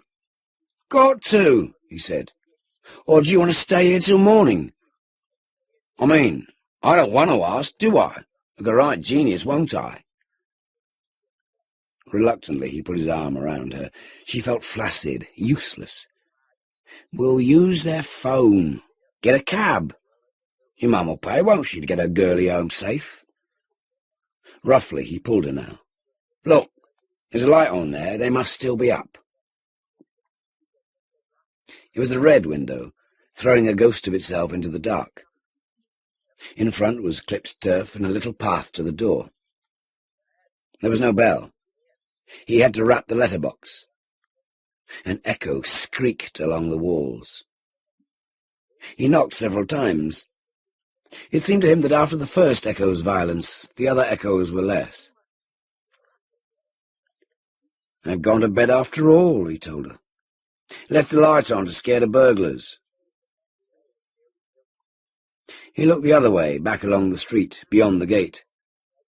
The 3 windows still burned in that other street, but not quite as he had thought. What he had taken for green was brown. It was these street lights. So he wasn't as crazy as he thought. He wasn't the street with the van at all, but a new street they hadn't been through yet. Something else, though. He hadn't wanted to think of it, perhaps. Those vans. All the same. And no cars. No, he was sure, no cars at all. But the vans had come in to deliver something, and then... what? Forgotten how to leave? He stopped dead on the pavement, and when he looked at her, he saw she had thought some time ago of what he was thinking now. But he was a fool to think it. It was like being a kid, waiting for the dark thing to materialize at the end of the bed and slowly move up the blanket till you could see its eyes an inch from your own. He tried to laugh. It came out in a kind of quacking noise. "Listen," he whispered. "Stay here." She stood silently, watching him as though she didn't care. She had never looked at him like that. He walked back to the house with the red window, and he picked the lock. It did not take very long. This was one of his skills at least, with this old sort of lock. When the door opened, he felt a momentary pride, but then the pride melted. He stepped into a narrow hall. It was empty. No carpet, no furnishing, nothing. But the awful smell was everywhere. It rushed towards him like a welcome in hell. He felt his lungs would burst, but he went on. He opened a door on the right and was on the threshold of that cosy red room. It did have red curtains, and a central bulb unshaded, burning bright. On the floor, which looked like a sort of concrete, were the scraps of a meal. A strange meal prepared by people who had no proper food with them, had not expected to rely on what they had. He scuffed the chocolate wrapper, the broken peppermint. No, they hadn't left the light on to scare the burglars. The light was an invitation. He pictured them, whoever they were, strolling home, maybe breaking in as he had, finding... There was nothing to find. And then not able to find the exit. Is this what you did if you were trapped? Just crawl away? There should be signs of the last fling, the death-defying orgy like an old film on TV, the day the Earth exploded, the day the Earth caught fire. Everybody screwing with everybody and shrieking and carving things up. Then the smell forced itself on him again. He went out of the room and started to go up the stairs. As he pushed his feet upwards, he saw cobwebs drifting in an angle of the ceiling, and this was what made him recall a spider's web. The spider span and then sat back where you couldn't see. Sooner or later, a fly would come along, and the web would lure the fly, and the fly would run right into it. The fly would fight to get out once it realized its big mistake. It would twist and turn and go back over the ground to see if there was something it had missed. But the more it struggled, the more tangled up it got. And in the end it just hung there in a neat package, looking at all the other flies trapped the same. And then the spider came out. At the top of the stairs he stopped.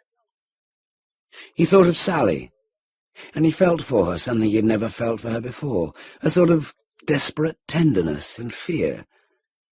And in boiling panic he wanted to rush out and pull her inside, block up the windows and the doors. But he knew it wouldn't be any use. The house, too, was part of the web. And maybe it was too late for Sally anyway. So, with the perverseness of human nature, and the icy sweat swimming down his body in huge waves, he thrust open the bedroom door and looked in.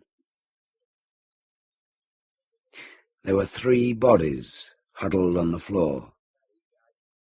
They were decomposing, and might well have died from starvation, except that something had bitten off their heads.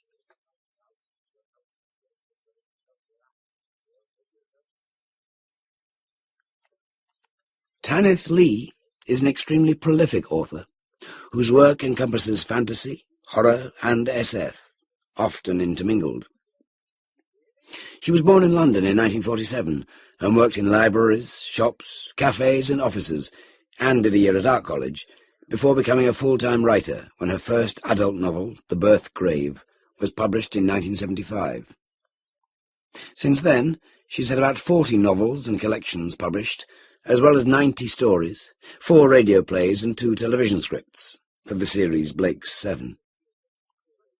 She has won the August Derleth Award for her fantasy novel Death's Master, and 2 World Fantasy Awards for her stories Elle est trois, la mort, and The Gorgon.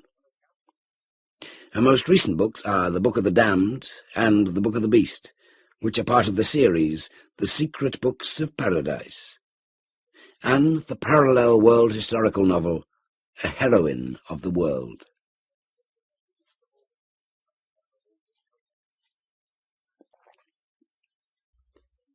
Archway, Nicholas Royle.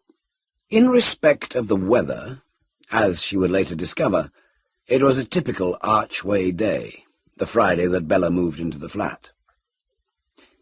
How terribly British of her to talk about the weather, Bella's sister wrote in reply to the letter Bella had sent a few days after moving in. Not at all like her, wrote Jan. What did she know, thought Bella.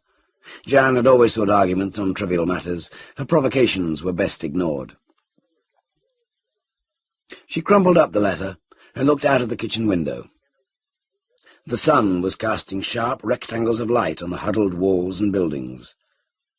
Large black-grey clouds moved in from the southwest like airships to obscure the light.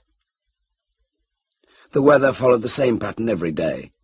Bright intervals followed by the intrusion of these heavy grey clouds, which were soon blown over by the ever-persistent wind. Bella had become something of a weather watcher, it was true, but not because she responded to the Britishness of the occupation. Rather, it served as a distraction.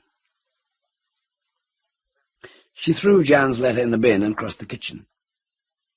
Her finger alighting on the percolator switch, she froze. There was that noise again. She'd heard it a few times that week, and had been able neither to locate it, nor with any certainty identify it. Sometimes it was like an asthmatic's wheezing, sometimes an old man's derisive laugh. Asthmatics and old men there may well have been in the upper and lower flats and on either side, but the noise sounded as though it came from within her walls. Just an acoustic trick, she assured herself, the source of which would no doubt one day soon come to light. "There you are, then. You can have a day to think about it if you want," the landlord had said after giving his lightning tour of the flat. "But the sooner you decide, the better. I don't know if you know what the present housing situation is like, but—" "I know exactly what it's like," she interrupted him. "I've been looking for over a month, and some of the places I've seen, well, I wouldn't live in them if you paid me." "Oh, there's plenty would. Can't turn your nose up these days. Anyway, that's another matter. This is a good flat, and I'll have no trouble finding someone for it. So, when can you tell me?" Bella thought quickly. It was the first flat she'd seen which satisfied all her requirements. Self-contained, own front door, bath fitted, telephone already in, adequately furnished, 10 minutes from the tube, rent just within her means, provided she got the housing benefit. "I'll take it," she said, surprised at how easy it was, not believing the search was over. "Right. You can move in on Friday, a month's rent in advance, month deposit. When can you let me have a reference?" "Pardon?" "A reference. From your employer." "Oh, by the end of this week, I should imagine." She should be able to get it by then. In fact, the matter of a reference had slipped her mind, but it was, of course, essential. She remembered the miles of cards in newsagents' windows which repeatedly stressed, "No DHSS," and "Professional people only." Bella straightened the framed photograph which had drawn her attention. Now at the white wall she fingered the crack. It was nothing to worry about, the landlord had said in his booming voice, but she found she was able to slide her finger into the gap.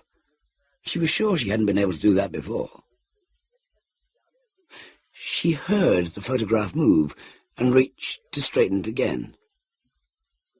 The crack widened a fraction, and a solid lump of darkness fell into the room. Bella stooped to pick it up, but it dissolved in her hand like it was nothing. Suddenly the light in the room dimmed as black light dribbled from the crack. The crack gaped, and a great absence of light seemed to pour into the room, thick and viscous like tar, yet neither liquid nor solid. It laughed at her. Bella rose from contemplation of her breakfast, depressed after a bad night, and straightened the photograph on the wall. As she touched the frame, she felt a tug of familiarity. She didn't remember anything else until some time later, when she was on her way out of the door, and she heard somebody laugh where nobody could have been. Lunch was busier than usual at the restaurant. Again, she felt glad she was not a waitress, rushing around with never enough time to do all that was demanded. Bella was happier sitting at the cash desk, steadily working through hundreds of pounds and as many indecipherable bills. Not that she was content, however. The cash system at the restaurant she'd worked at before coming here had been much more straightforward, and her work as a result had been more efficient. But that restaurant had closed for refurbishment work only a couple of weeks ago, its employees effusively thanked and put out on the street. So she'd asked around and found a job here. The wages were better, which was good, now that she had the flat to pay for. As for the reference, she was sitting on it. The manageress had typed up a short note, which was now in the back pocket of Bella's jeans. The telephone rang shrilly. It was for Marilyn. Bella called her, although she wasn't supposed to pass calls on to the staff. Not a word of thanks. But that was nothing new. These waitresses were not really disposed to friendliness. Bella regretted having not swapped numbers with the friends she'd made in the old place. When Bella climbed out of the underground at Archway, the sky was almost completely blacked out by thick cloud, like a domed lid propped from the earth in the east by high-rise blocks silhouetted against brilliant white. As she stood at the exit, the rain began to fall, heaving heavy drops onto the litter-strewn pavement. "It's always the way, isn't it?" she said to a middle-aged woman who slipped away, bowing her head to protect the cigarette which clung mollusk-like to her bottom lip. A tramp moved slowly through the flow of people towards the station entrance. Seeing Bella standing there, he held out a hopeful hand. She turned away and walked home through the rain and dirty streets. A crowd of boys collected at the end of Fairbridge Road. They wore training shoes, jeans slashed a little way up the side seams at the ankle, paisley shirts whose tails hung out, gold chains and expensive haircuts. The rain had stopped. The clouds fled eastwards, as if scared of the light which once more seeped into the streets. Bella counted 16 boarded-up houses on Fairbridge Road. She began to wonder at the landlord's audacity in describing this area of Upper Holloway as desirable. Her resolution not forgotten, Bella searched the flat for a possible source of the noise which had frightened her. She was examining the bedroom door hinges when the laughter rang out clearly from the bathroom. She ran through immediately and pulled the blind up onto its runner. The ventilator groaned as it turned in the breeze. It slowed to a wheezing trickle, then laughed as a squall sent it spinning. She leaned over the toilet to pull the cord to shut it up. Below, a face turned from Bella's direction, and a figure slipped across the waste-ground into the shadow of a wall. "Nosy creep," muttered Bella, as she let the blind unroll back into place. It was just an ordinary salt cellar. Metal top, glass body, almost full, a few grains of salt clinging to the downward slope of the silver top. But Bella could not tear her eyes from it. It was safe, reassuring, unambiguous. She had been moving an easy-chair from the living room to the bedroom, and had dragged it across the bamboo curtain. The noise it produced, like a rattling of bones, had scared her, set her nerves on edge, even though she knew it was harmless. That being the first ambiguous sound, each new sound was exaggerated and misinterpreted. She'd positioned the chair in her bedroom, and straightening up had given a little cry, but the face looking in at her had been her own. She'd pulled the curtains across and had sat down in the chair to try and relax. But the immersion heater had sighed like an old man. She'd stood up to straighten the photograph on the wall. Hadn't she done that before? She'd asked herself. So she had come to the kitchen, sat down at the table, and focused on the salt cellar. At the edge of her field of vision hung the black oblong of the uncurtained kitchen window. Orange fog loomed outside, pressing at the glass, trying to force her way in. The conversations of her neighbours, muffled through the thin walls, became sinister. A radio played in the flat above, but seemed to come from within her own rooms. What could she do to remain calm? She would call someone. Who could she call? There wasn't anybody. She'd lost touch. Her sister. She'd call Jan. As she touched the receiver, the telephone rang. Bella jumped back and hit her head against the wall. This was ridiculous. She was being terrorized by nothing in her own home. She collected her wits together and picked up the receiver.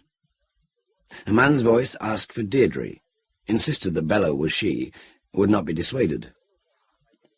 Bella hung up. She would have to get the number changed. She no longer wished to use the telephone. Jan would only say she was being hysterical. She retreated to the bedroom, away from the billowing fog wiping itself over the kitchen window, and, to distract herself, opened a book.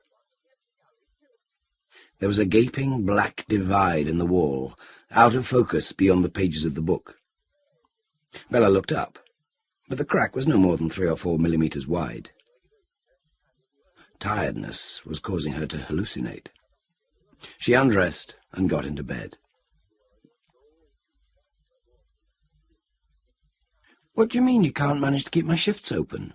she asked of the manageress. Cheryl said, "Your figures aren't balancing, Bella." "But that's not my fault. It's the antiquated till and that stupid system.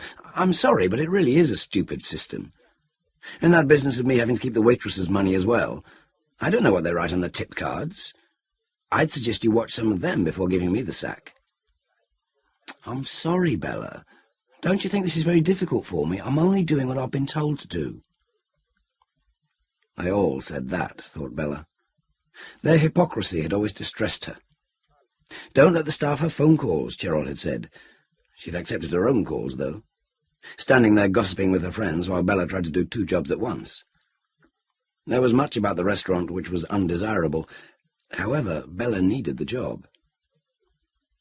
"I need the job," she told Cheryl.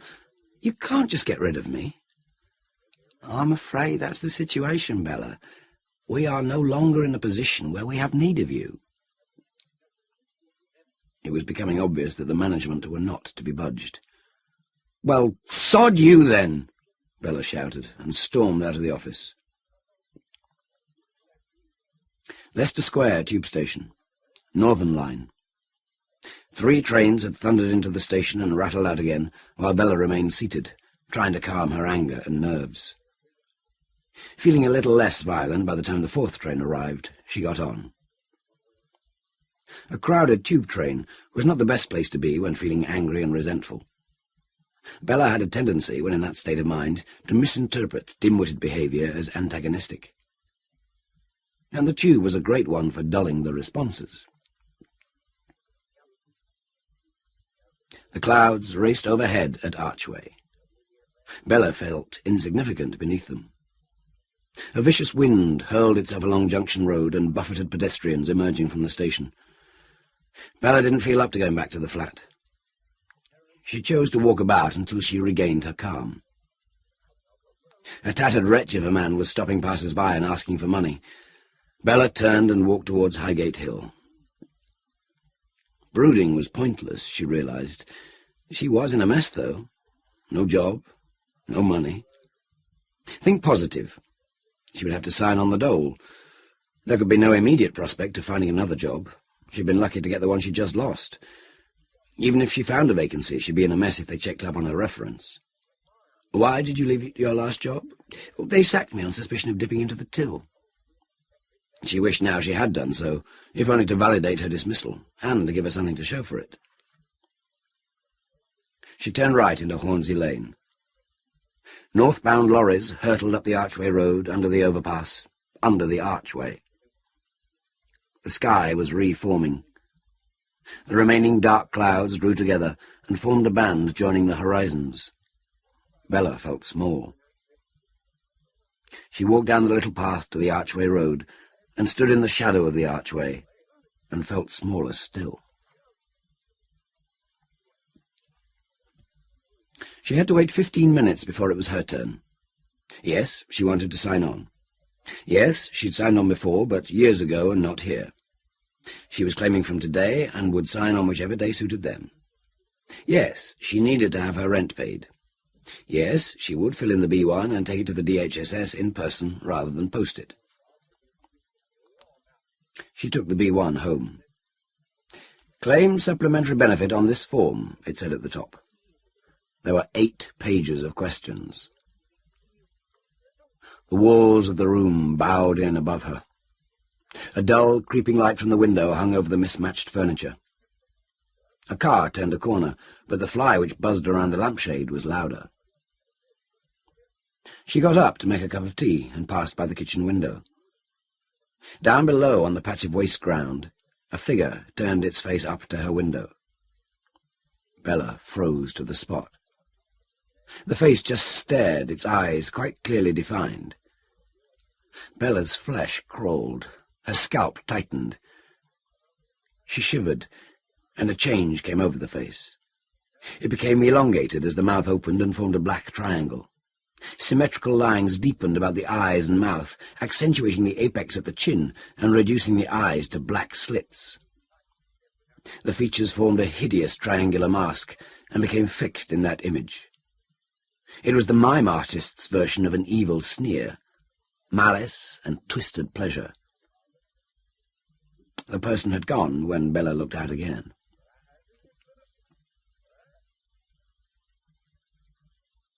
The B1 presented its problems. "Why did you leave this job?" The walls around her began to press, the air to thicken. "What is the name and address of your landlord, landlady, or council?" Bella's temples ached. The light had deteriorated. "Is your home very difficult to heat because of things like damp, or very large rooms?" Another early firework exploded outside. "Are you, or any of the people you are claiming for, pregnant? Who is pregnant?" A fly buzzed over the butter dish. "Who is blind? Who needs to have extra washing done? Please tell us why. If you wash at home, how many loads of washing do you do each week? How much do you think this costs you each week for washing powder, hot water, and electricity? Do you, or any of the people you are claiming for, have any other illness or disability which you would like us to know about? Who is ill or disabled? What is the illness or disability? Remember that if you deliberately give false information, you may be prosecuted."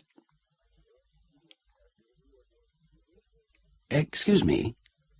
It was Bella speaking. "I've got a question about the B1 form you gave me yesterday. It asks for the landlord's name and address. Does this mean you'll be writing to him to check the rent paid and so on?" "I don't know," said the girl, her hand straying to a pile of cards. "It's not us who pays you." "Well, who pays me?" "DHSS."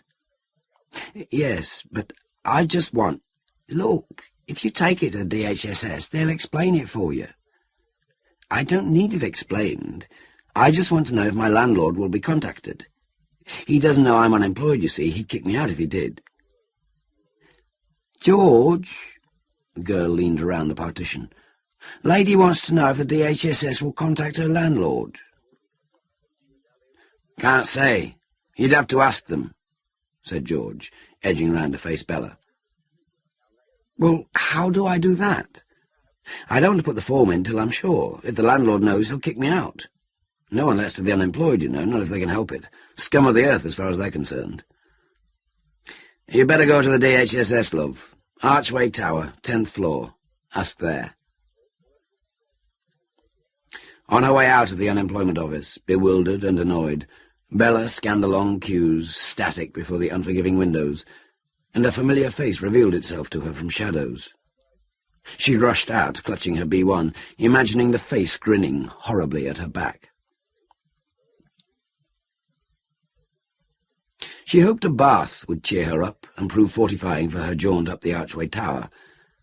There was nothing, or very little, to equal the pleasure of total immersion in hot, foamy water, and somehow the prospect seemed extra attractive in the middle of the day. The steam condensed on the windows, so that she didn't have to drop the blind and resort to artificial light. She began to ease her body gradually into the water, but experience had taught her to opt instead for immediate, total submersion. It was always a shock, but you soon got used to it.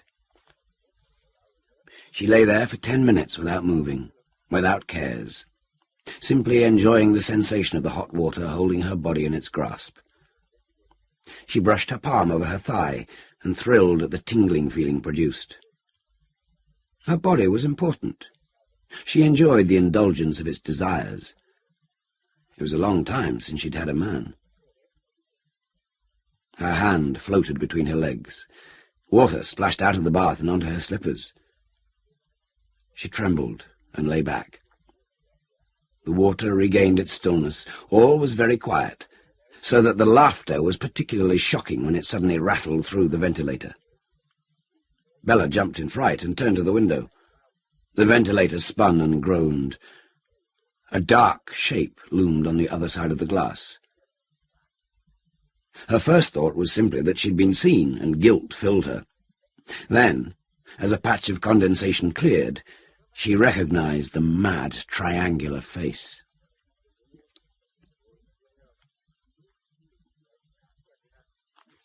Bella took the lift to the 10th floor and made her way to inquiries.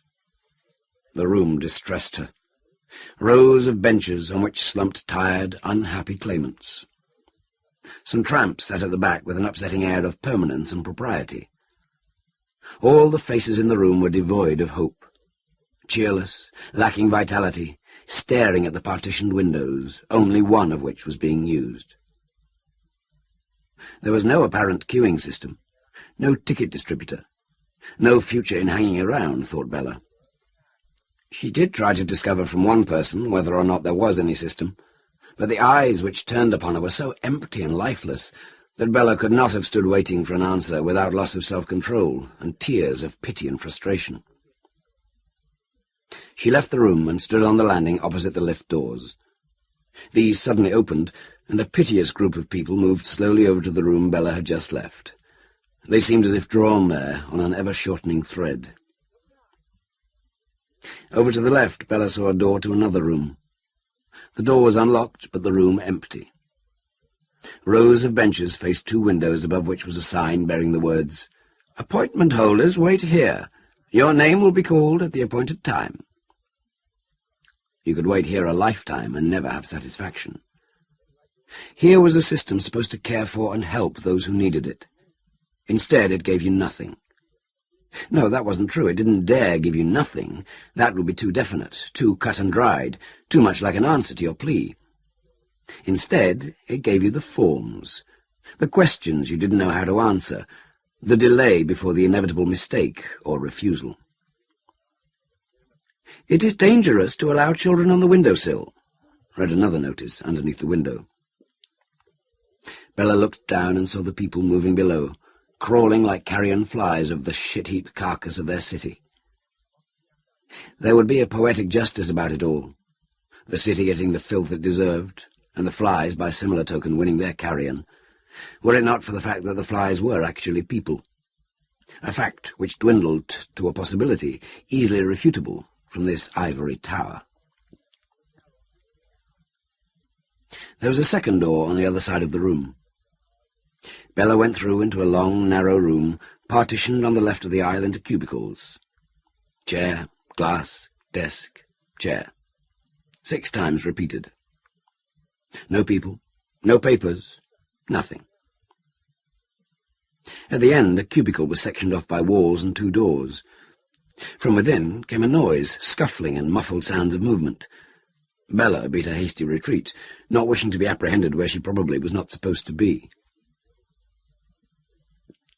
Back on the landing, Bella waited for the lift to come.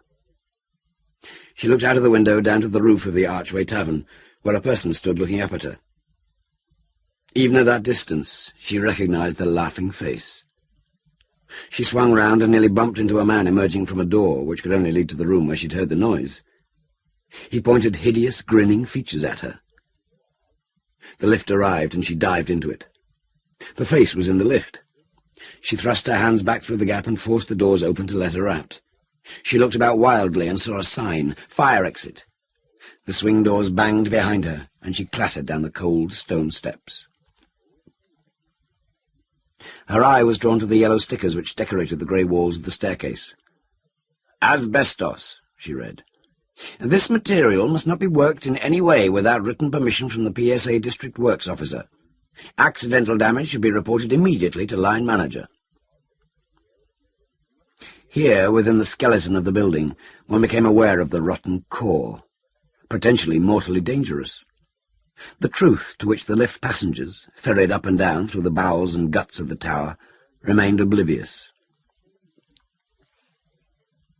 Bella came out into Junction Road and was accosted by a red-faced derelict who asked her for 20 pence. She stepped aside, he would only drink it, and left him to the charity of wealthier pedestrians. Twice she walked back past the church, her mind all indecision, before actually going in for the Friday evening service. Her parents had brought her up to believe. She hadn't set foot inside a church, however, for as long as she could remember. The faces around her were solemn, the service also. She'd come for solace, there was little enough to be found elsewhere, and ended up condemning her naivety in thinking that the old lie, if believed in, might help when other sources couldn't. When she came out of the church, the sharp-pointed face on the other side of the road laughed at her before retreating into the shadows of a dark alleyway. She was made to feel humiliated for trespassing where she didn't belong, like a wounded soldier seeking help in the enemy camp. Guilt followed close upon this shame, and she was unable to shake it off, even when home with the doors locked and blinds down. Solitary in her prison, she felt threatened from without. Lonely, yet not alone.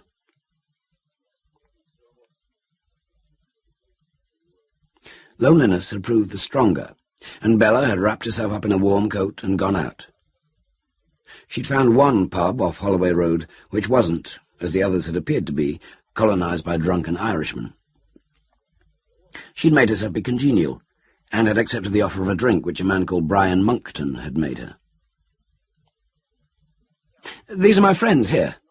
Colleagues, really," said Monckton. "We're journalists." "Right," said Bella. "I've never met any journalists before, I don't think." "Well, I hope you like us. We're going to a party soon, not far from here. You can come too if you like." "Thanks. I think I will." "What do you do, then? Sorry, what's your name again?" "Bella."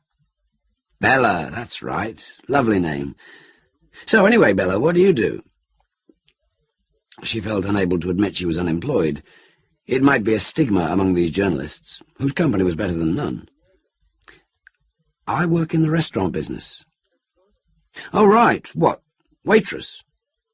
"Yes. Well, no, cashier. Nearly the same thing, but a bit different."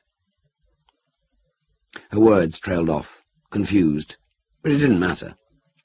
Monckton didn't appear to be paying much attention to what she was saying. He was looking where her T-shirt hinted at the divide between her breasts. Didn't men realise, she wondered, that women know exactly where their eyes are looking? Maybe they did, and they thought women liked it. Could they really be that stupid?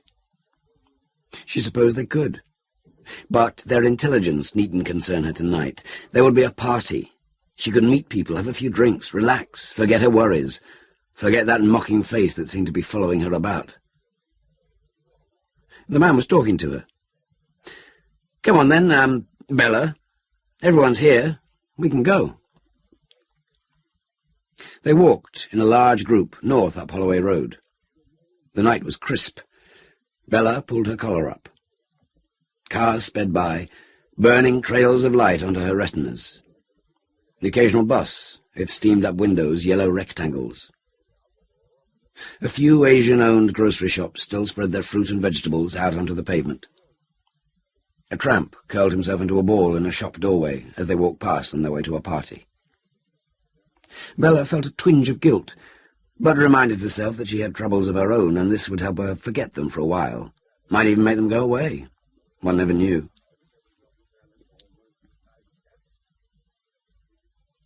A man with long hair in a ponytail, who had introduced himself as Terry, passed a rolled and lighted cigarette to Bella. She took it between thumb and index finger, and inhaled deeply. Too deeply, it seemed, for she shuddered a little as she held the smoke in her lungs. Her head swam as she exhaled. Terry was talking to her about his new play, about schematic problems he was having with Act 3, but she wasn't a very attentive listener.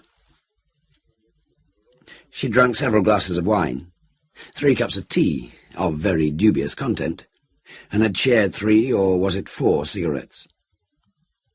Anyway, Terry didn't seem to be aware of her inattentiveness. He watched his fingernails as he spoke. He didn't seem to hear when she excused herself to go to the toilet. She looked back from the doorway and saw that he retained the same position, and his lips appeared still to be moving. She giggled and left the room. The hall was even more congested than the room she just left. She managed to pick her way through people sitting on the floor and reached the stairs. The toilet was on the first floor, and amazingly there was no queue. She locked the door, pushed her jeans and briefs down, and took a seat. It was good to go, a relief. She wondered if Terry was still talking to his nails. She might not have seen it if it hadn't moved. In the corner to her right, almost hidden by curtains, a disfigured triangular face caught the light with a slight movement. Bella screamed and leapt to her feet, tugging at her jeans. The creature was laughing at her back, she knew, as she yanked the door open and fled downstairs over the heads in the hall and out the front door. She didn't have a coat, but wouldn't go back in. She'd come and retrieve it another time. Digging her hands deep in the pockets of her jeans, she trudged homewards. She didn't have far to walk, but the cold bit through her thin sweater, making her shiver. The party had been a mistake. She remembered the derelict they'd strode past on Holloway Road, and flushed with guilt. As she turned a corner, she caught a glimpse of someone behind her on the other side of the road. The pursuer drew level on the opposite pavement and kept pace with her. She glanced across, and her heart leapt onto her tongue. The grinning head bobbed on a black-clad body, scarcely visible in the dark, which pranced with a lunatic's gaiety. The face turned to her, glowing under the orange lamps, but glowing yellow, and not just the face, the whole head. Sobriety had returned thanks to the cold, so what caused the apparition of this grinning, dancing demon? There must have been something in that tea. Those had looked like very big tea leaves, if leaves at all, at the bottom of her cup. She was hallucinating. That's why the dancing head glowed yellow under the orange lights which killed colour. It wasn't the source of its own light, but the product of whatever drugs Bella had consciously or unconsciously consumed. Still the head kept pace with her, teetering above its stork-like body, despite the advance of her rationale. If she turned a corner, it turned also, but kept the same distance between them. Thoughts fluttered around her skull. Was the thing being cautious in not approaching? Was it content to laugh from a safe distance? Deciding to risk it, Bella dived into a narrow passageway which she had used in daylight as a shortcut. She denied herself the luxury of looking back, and so didn't perceive that she was being pursued until she heard footsteps approaching at speed. They didn't stop at a respectful distance behind her. A hand clamped down on her shoulder, and she wheeled around. "Oh, God!" It was Monckton from the pub. "What you playing at? You terrified me." "Sorry," said the newcomer, breathing alcohol through the mist into her face. "I didn't think." "Well, then I'm hardly in a state to be thinking. You left so suddenly." "Good party. Why'd you leave?" I had a headache. Needed some air," Bella said, looking over Monckton's shoulder, but seeing nothing in the orange mist. "Right. Well, you going home, then? Got far to go? Can't let you go on your own." Monckton was eager, and Bella would be glad of company, in the general sense, if not the particular. The threat she felt from the face seemed to have grown since its disappearance and replacement by Monckton. "Thanks," she said. "It's not far." One thing had led to another. Bella's gratitude to Monckton for walking her home, not fully expressed, for she couldn't tell him about the face, and Monckton's assumption that Bella would be grateful to him for looking after her.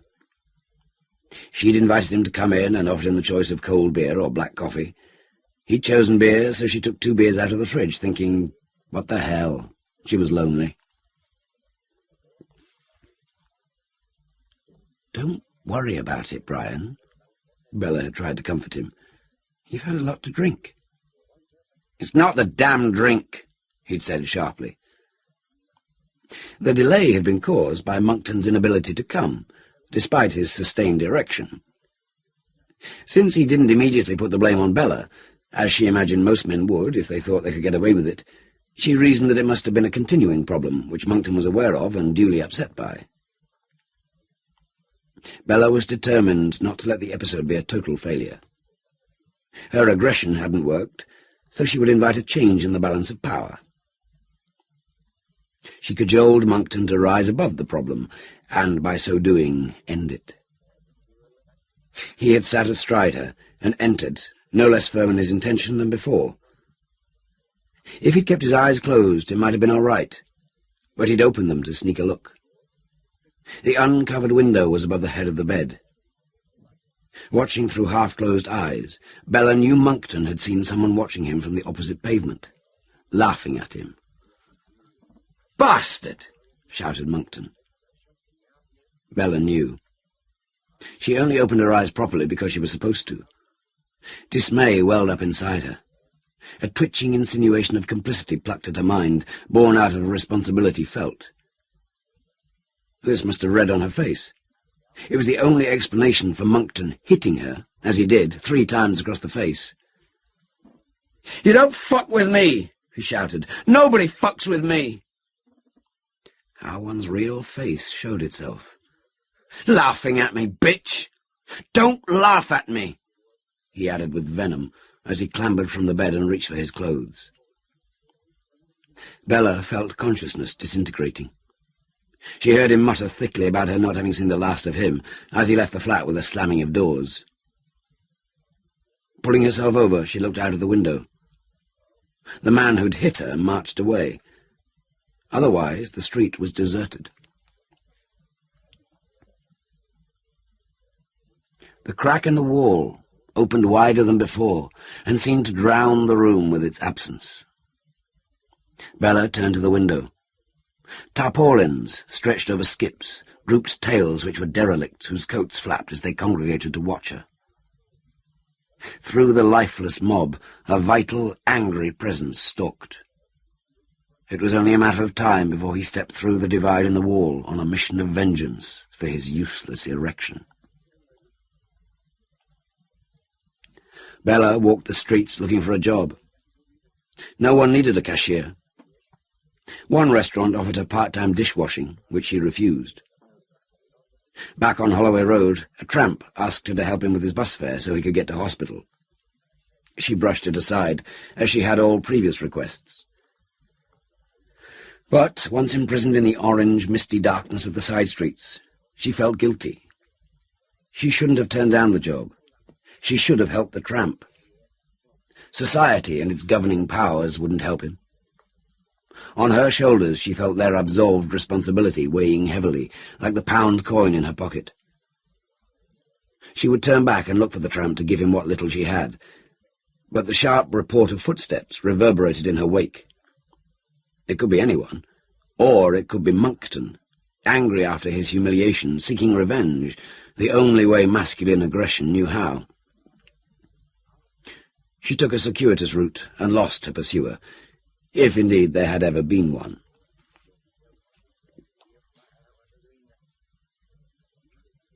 Bella no longer trusted the veneer of reality which had once sufficed to seduce her into belief, acceptance, submission. Within a week, she saw its corners turning up, patches worn thin, like an old photograph on a book cover. She went back to the Archway tower. The streets were crawling with derelicts. They were multiplying. The world was spinning its last. "What about the other people around me?" she questioned. "Is it ending for them as well?" She pushed past a tramp choosing his dinner from a dustbin and stepped onto the platform of a bus. She sat upstairs and watched the pavement creak by. A one-legged tramp hauled himself through the crowds on crutches. The bus stood for an age at traffic lights. The tower loomed ahead, poking its head into the slate roof of clouds. Bella got off and walked. Footsteps resounded at her back. She stopped and turned, and an anonymous swarm of people surged past her. She turned back again and watched the ground as she walked. Into her field of vision came a man beneath whose army greatcoat only one foot showed, and that didn't touch the ground. Now it did. Now it didn't. His crutches echoed like nails in shoes. Abruptly, he swung round on his metal sticks and extended a begging hand in Bella's direction. But she felt threatened and couldn't even bring herself to look at him. All she saw as she skirted his crutches and left him hanging there, with the tattered military ribbons on his greatcoat. She stood outside the tower and gazed up at its vastness. The B1 was in her pocket, but any meaning it may have once had no longer existed. The door swung open easily beneath her hand. She scorned the hypocrisy of the lifts and found the staircase. Footsteps followed her up the stairs, stopping when she did. They were her own. She needn't fear footsteps in any case. Only herself, her own worst enemy. Out of breath at the 9th floor, she rested her forehead against the whitewashed, plastered wall. Her own footsteps still reverberated around the corners. Beneath her hand in the wall, she felt a crack which opened at her touch. Black spilled onto the white, and the footsteps grew louder. "Accidental damage should be reported immediately to line manager." The crack gaped ever wider. Bella fled upstairs and banged through the swing doors on the 10th floor. A door across the landing stood open. She ran to it and into a familiar room. Empty of people, filled with benches, vacant counter windows, and one solitary chair. "Report to receptionist 10 minutes after your appointment time if your name has not been called." The door on the other side of the room opened, and into the room came a man wearing a sober suit and a grinning triangular mask for a face. Bella groped for the chair and propelled it at the window. The area of impact splintered, and she climbed onto the window ledge, kicking at the glass. "It is dangerous to allow children on the windowsill."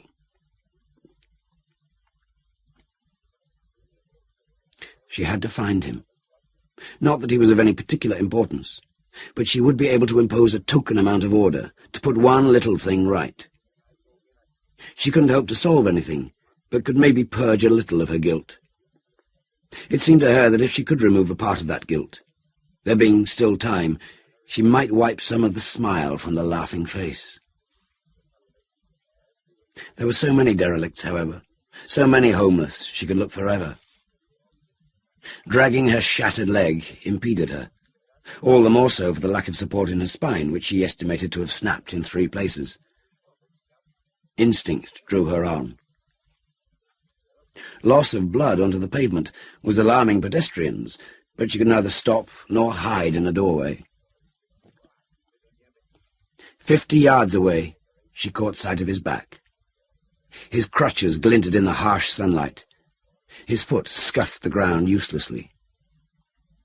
She dug into her pocket for coins, but her hand sank into a raw gash. She knew as she tore her hand free of the muscle that it was too little, too late. The tramp turned round and raised a crutch in defence. She knew what face she would see if she looked, even though it didn't belong there. So she wouldn't validate its existence by looking. She wouldn't give it the pleasure.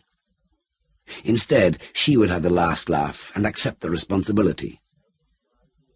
She tore at her own eyes with her nails, and blood ran into the hollows of her cheeks, accentuating the geometry described by the 2 bloody sockets in relation to the smashed, hanging jaw.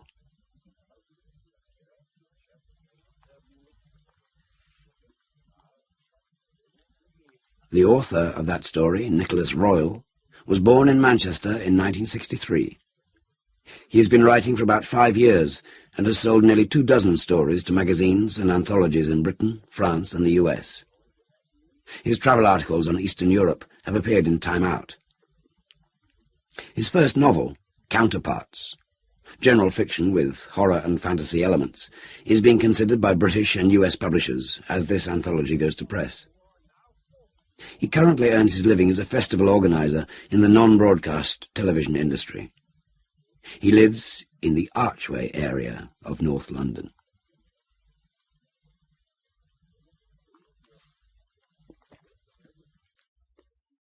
Being an Angel by Ramsey Campbell. The first time Fowler heard it, he was 16 years old, and changing in so many ways he might have thought it was another of them. That morning, after scrutinizing his face in the mirror for eruptions to nip and dab, he cut himself shaving and had to paper his chin until he was afraid that his mother would start thumping the door and demanding to know what he was up to. But when he took his scrappy face downstairs, she only repeated, Happy birthday. You're going to do well. She had been reassuring him like that for weeks. English literature, she said, as if that were a present, which in a sense it was. He'd already unwrapped a volume of Dickens to add to the uniformed rank on his shelf. You just remember all I've taught you. His father looked out from scraping carbon off his toast, pushing his lips forward so that his black moustache appeared poised to vanish into the twin burrows of his nose. You might want to keep in mind the questions his teacher said they might set. His teacher's got as little idea as you have, she said, and even more contemptuously. If we ever want to learn about totting up figures, we'll tell you. Fowler would have liked to say that he appreciated the help his father had given him with mathematics, except that he'd been told not to let his mother know. He ate as much of his toast and almost raw fried egg as he could gather up. His father growled encouragement before his mother straightened Fowler's tie, picked paper off his face, wrapped her pudgy freckled arms around him and pressed her cheek against his.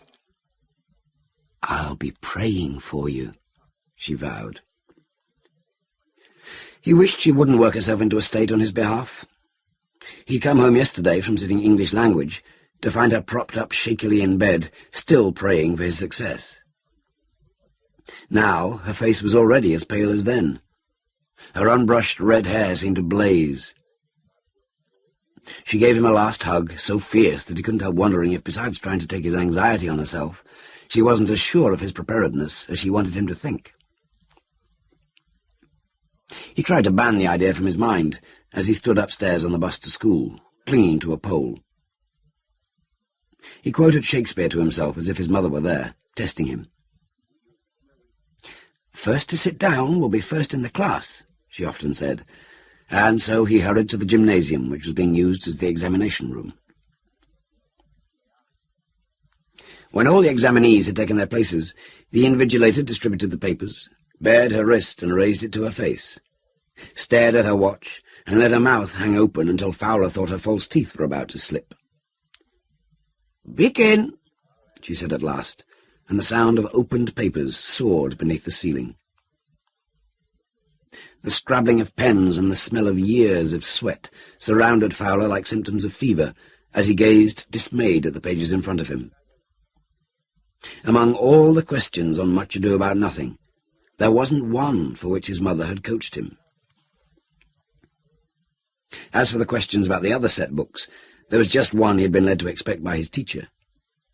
He ought to tackle that at once, to give himself more time to struggle with the others, but the sight of so many unforeseen questions was paralyzing his thoughts. He had been staring glumly for minutes, and was close to fleeing into the open summer air, when he heard a low voice near him. He wouldn't look. Glancing at your neighbours was the way to get disqualified.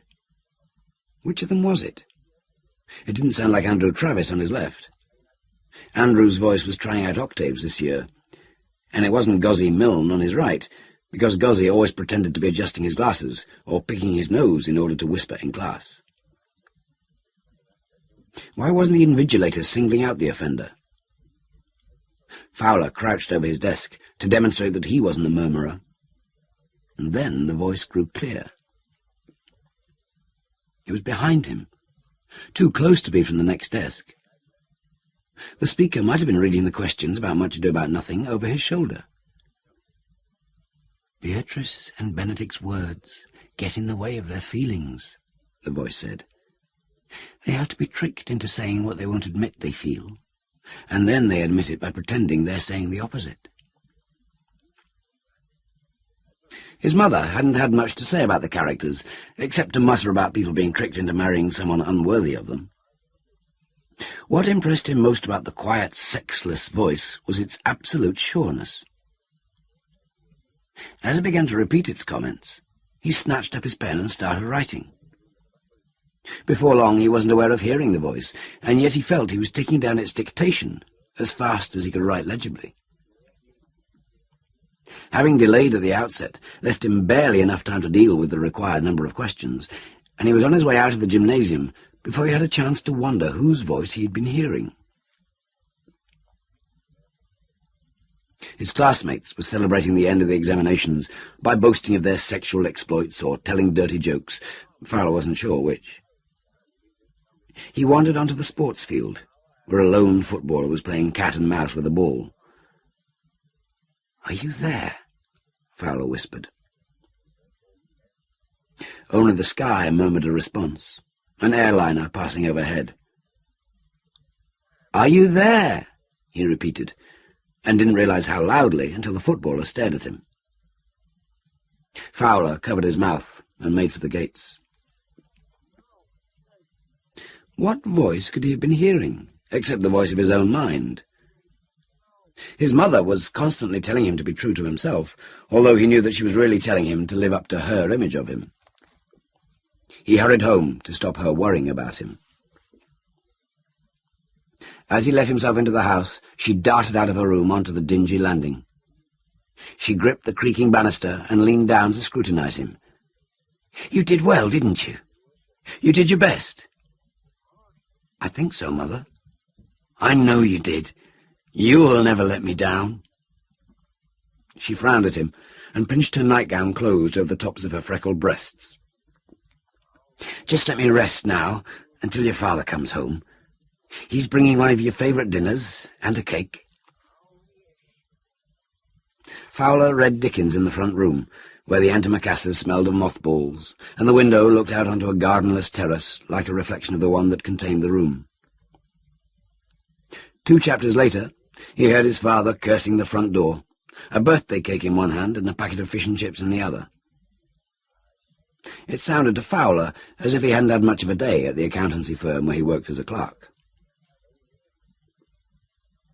Later, once they'd moved the chairs into the corner of the front room so as to unfold the dining table, Fowler's father shared a bottle of beer with him.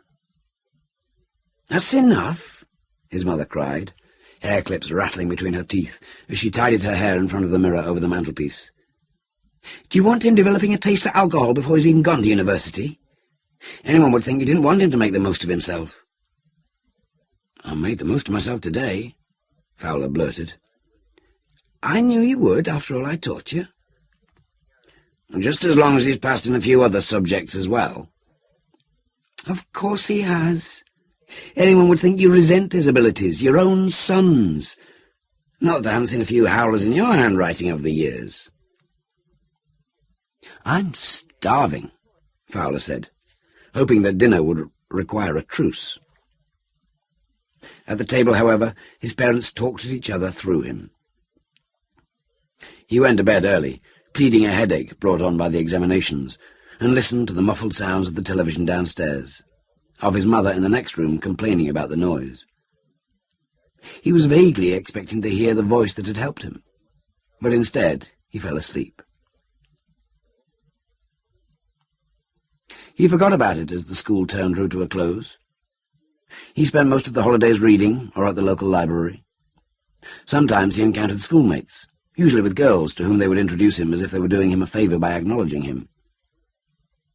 Once a group of schoolmates followed him, scoffing because he was reading a book as he walked.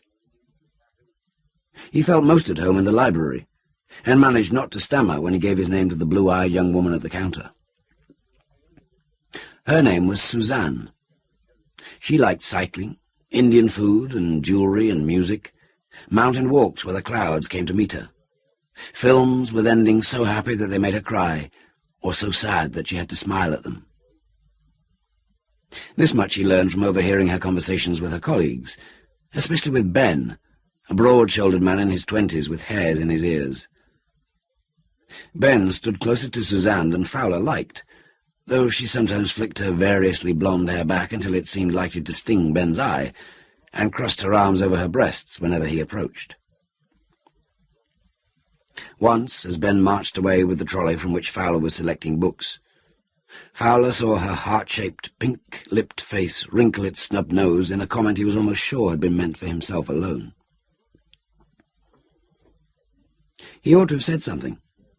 Each time he went to the library, he tried, hanging back in the queue to ensure that she would deal with him, and each time he felt more helpless, his failures to speak blocking his mouth. Every time he gave his name, it sounded like an admission of defeat. No wonder, he thought, that his schoolmates used to call Fowler Noll sleeps with a doll after him.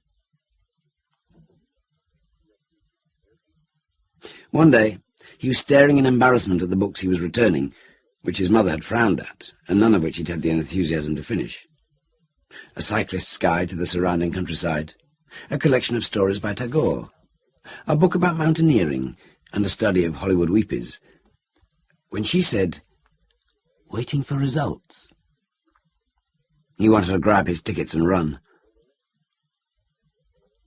"Fowler Noll," he repeated, massaging his windpipe and feeling as if he were trying to strangle himself. "I know," she said with a friendly laugh. "Waiting for your exam results, are you? I remember feeling just as nervous as you look. They were supposed to come this morning. I hung around the house till after lunch and never saw the postman." "You should have done well. You read more books than I do. Will you be celebrating?" "I might have some fish and chips." She laughed and handed him his tickets. "Tell me how you did next time you're in." Fowler grinned painfully and lurched towards the shelves. Had she meant him to invite her to celebrate with him? He wandered blindly up and down the aisles of books, tilting his head to make it appear he was examining the spines. At last, he launched himself towards the counter, swallowing a breath which he vowed he would use to ask her, and saw Ben leaning over her, propping himself with his fists hairy as pork. Fowler sneered at him and fled. His mother would want to know why he hadn't borrowed books. He could only sneak up to his room and pretend that he had. But as he stepped into the hall, she came out of the front room to meet him, smiling so thinly that her lips were even paler than the rest of her face. For a moment, he was sure she knew about Suzanne. And then he saw the envelope that she was thrusting at him. His examination results. How bad must they be to make her look like that? His fingers almost wouldn't close on the envelope. Even more disconcertingly, it proved to be still sealed. He tore it open and unfolded the typed sheet. He'd passed in all 6 subjects that he'd taken, and could hardly have done better in English language and literature. He showed her the page, but her smile grew even grimmer. "You're thinking this will be your first step on the way to university, aren't you? Now you ask your father why it can't be." His father was sitting amid the smell of mothballs. As he met Fowler's eyes, he looked unexpectedly young and responsive to him, more like the father used to play with him before his wife's disapproval had intervened. "They've brought in computers at work, son. They've been trying to show me the ropes, but it's beyond me. I'll still have a job with the firm, but not up to the one I've been doing. It's good of the young boss to keep me on at all." "Never mind, Dad," Fowler said awkwardly, and was about to go to him and touch him, though he hadn't for years, when his mother cried, never minding. You'll mind that he won't be earning enough to pay for you to go to university, and yet he'll be paid too much for you to get a grant. That's where he's left you after all the trouble I've taken with you." At once, Fowler thought of a solution to their problems. "I can get a job. I know what I want, to work in the library and do all their exams and be a head librarian like you were going to be, Mother, before you were ill." His father ducked as though avoiding a blow. Fowler had forgotten that they weren't supposed to mention how his mother's nerves had lost her job when she'd had to worry about his first year at school. "You said how much you liked it there," he added hastily. "I'd be with books all day and helping people improve themselves." She seemed no longer to be hearing him. "Have you and your father been planning this?" "Of course not, Mother," Fowler said, too vehemently, and felt his father withdraw unapproachably into himself, while his mother stalked off to the kitchen to throw pots and pans about in the sink. He sat on his bed with an atlas of the world across his knees and wrote a letter to the city librarian, asking for an interview. He found an envelope on the dressing table under a stack of Victorian fairy tales and went down to ask his mother for a stamp, which she produced from the battered handbag she carried everywhere. When he came back from posting the letter, she stared at him as if she no longer recognized him. She kept that up until he was given a date for an interview, and then she started worrying on his behalf, her voice growing ragged with resentment that made him feel guilty. But what could he do? He borrowed books about librarianship from the library, and a book of ways to deal with interviews. This one kept him awake at night, trying to remember how to dress, how to shake hands, how to sit, what tone of voice to use, what to say, what not to say. He heard his mother praying harshly in bed, his father stumping about downstairs to indicate that it was time she stopped. On the morning of the interview, she made Fowler a breakfast whose elements, which ranged from charred to almost raw, spilled off the plate. He gobbled it to get it over with, though he felt sick with anticipating the interview. She watched him with a sadness that made him feel condemned, but as he headed for the front door, she grabbed his tie, adjusting it so tightly that he gulped, and muttered, "Don't let me down." At the last moment, Fowler scurried upstairs to grab 2 books about librarianship. She watched him along the street, her face glowing with increasing pallor. His father had arranged to be late for work, and marched along with Fowler, swinging his arms, miming determination. On the bus, he leaned against Fowler, as if to press strength into him, and squeezed his elbow, looking away, as Fowler reached his stop. The library was wide as the block of shops that faced it across the square, in which a dried-up fountain stood, its basin weedy with graffiti. A dauntingly broad flight of steps led up to a hushed, revolving door that admitted him to a foyer so quiet he felt as if he were in church, his footsteps far too loud and numerous. The uniformed man at the security desk seemed to know who he was and why he was there, and phoned for a young woman whose backless sandals made even more noise than Fowler. She led him along several panelled corridors to a muscular leather sofa. Before he had time to grow apprehensive, she came back to usher him into the city librarian's office.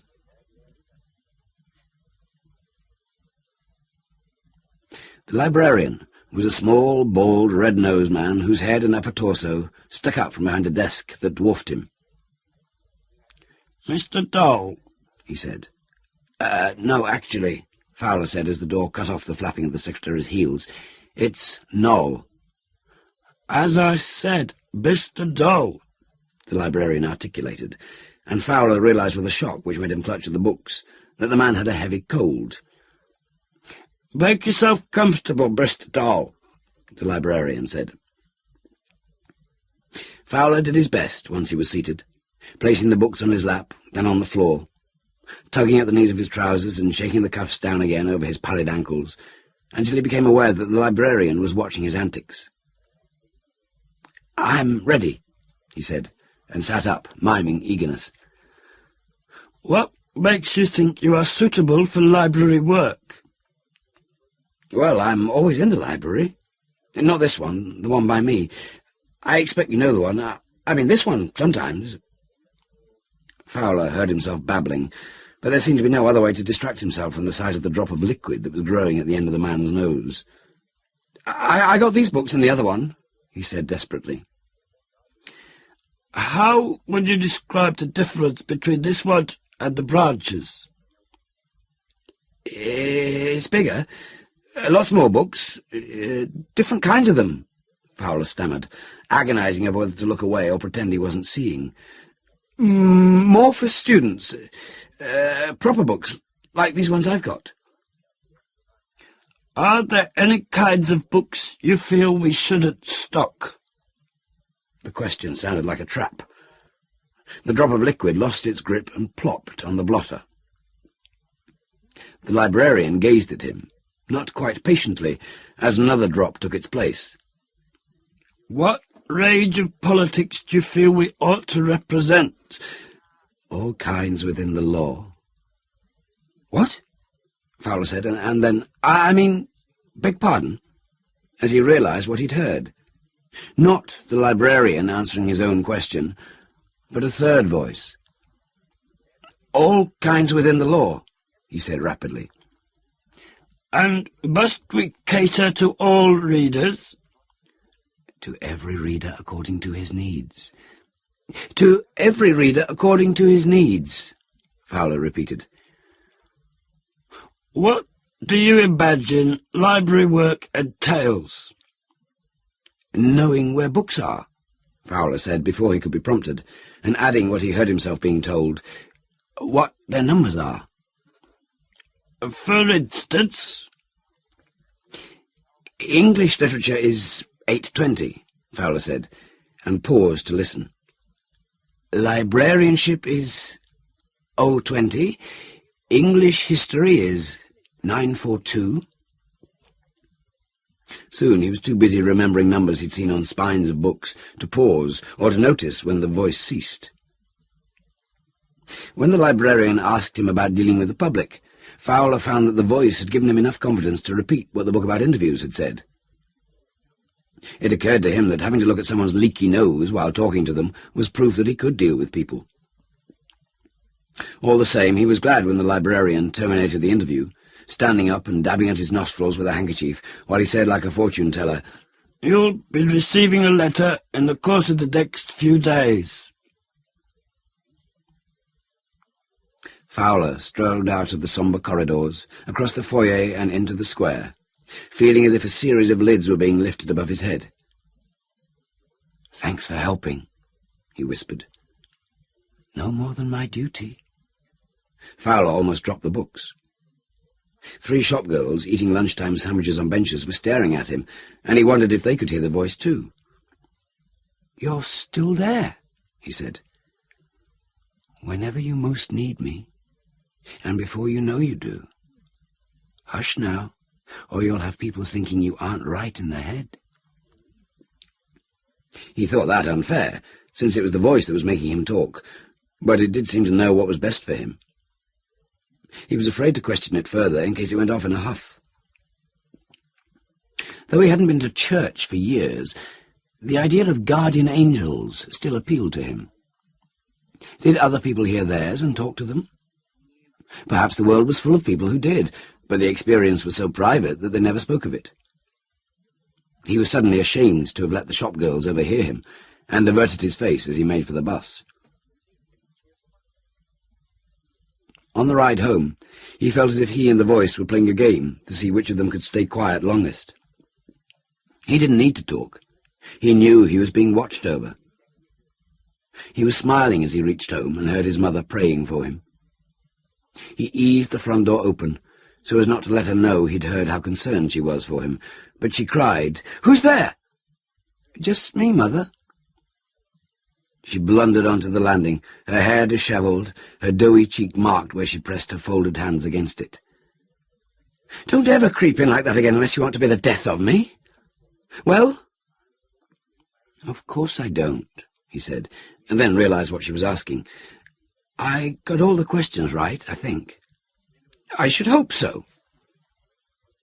He heard what she was feeling, a mixture of pride and helplessness, and rebuke so fierce and unmanageable it seemed to underlie her attitude to him for days afterwards, all the more so when the letter arrived to tell him that he'd got the job, and was to report for work on Monday at his local branch.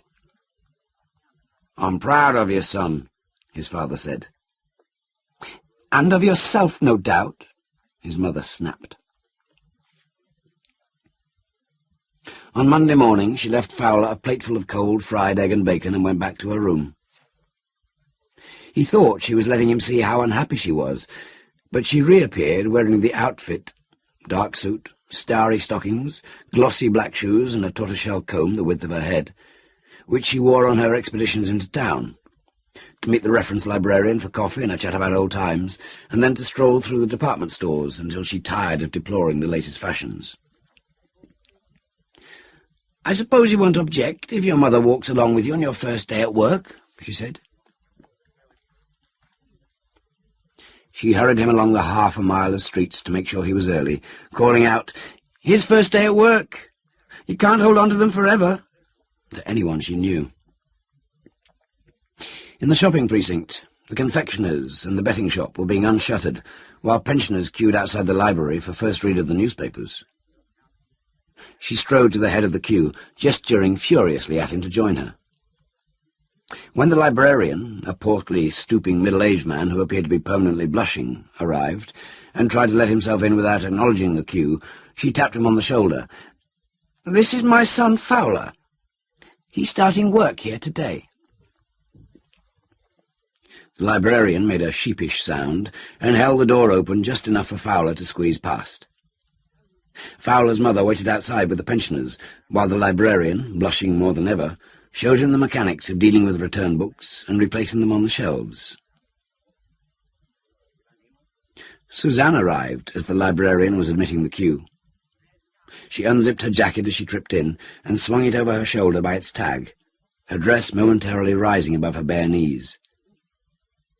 She gave Fowler a brief smile that dazzled him. "Why, it's you," she said.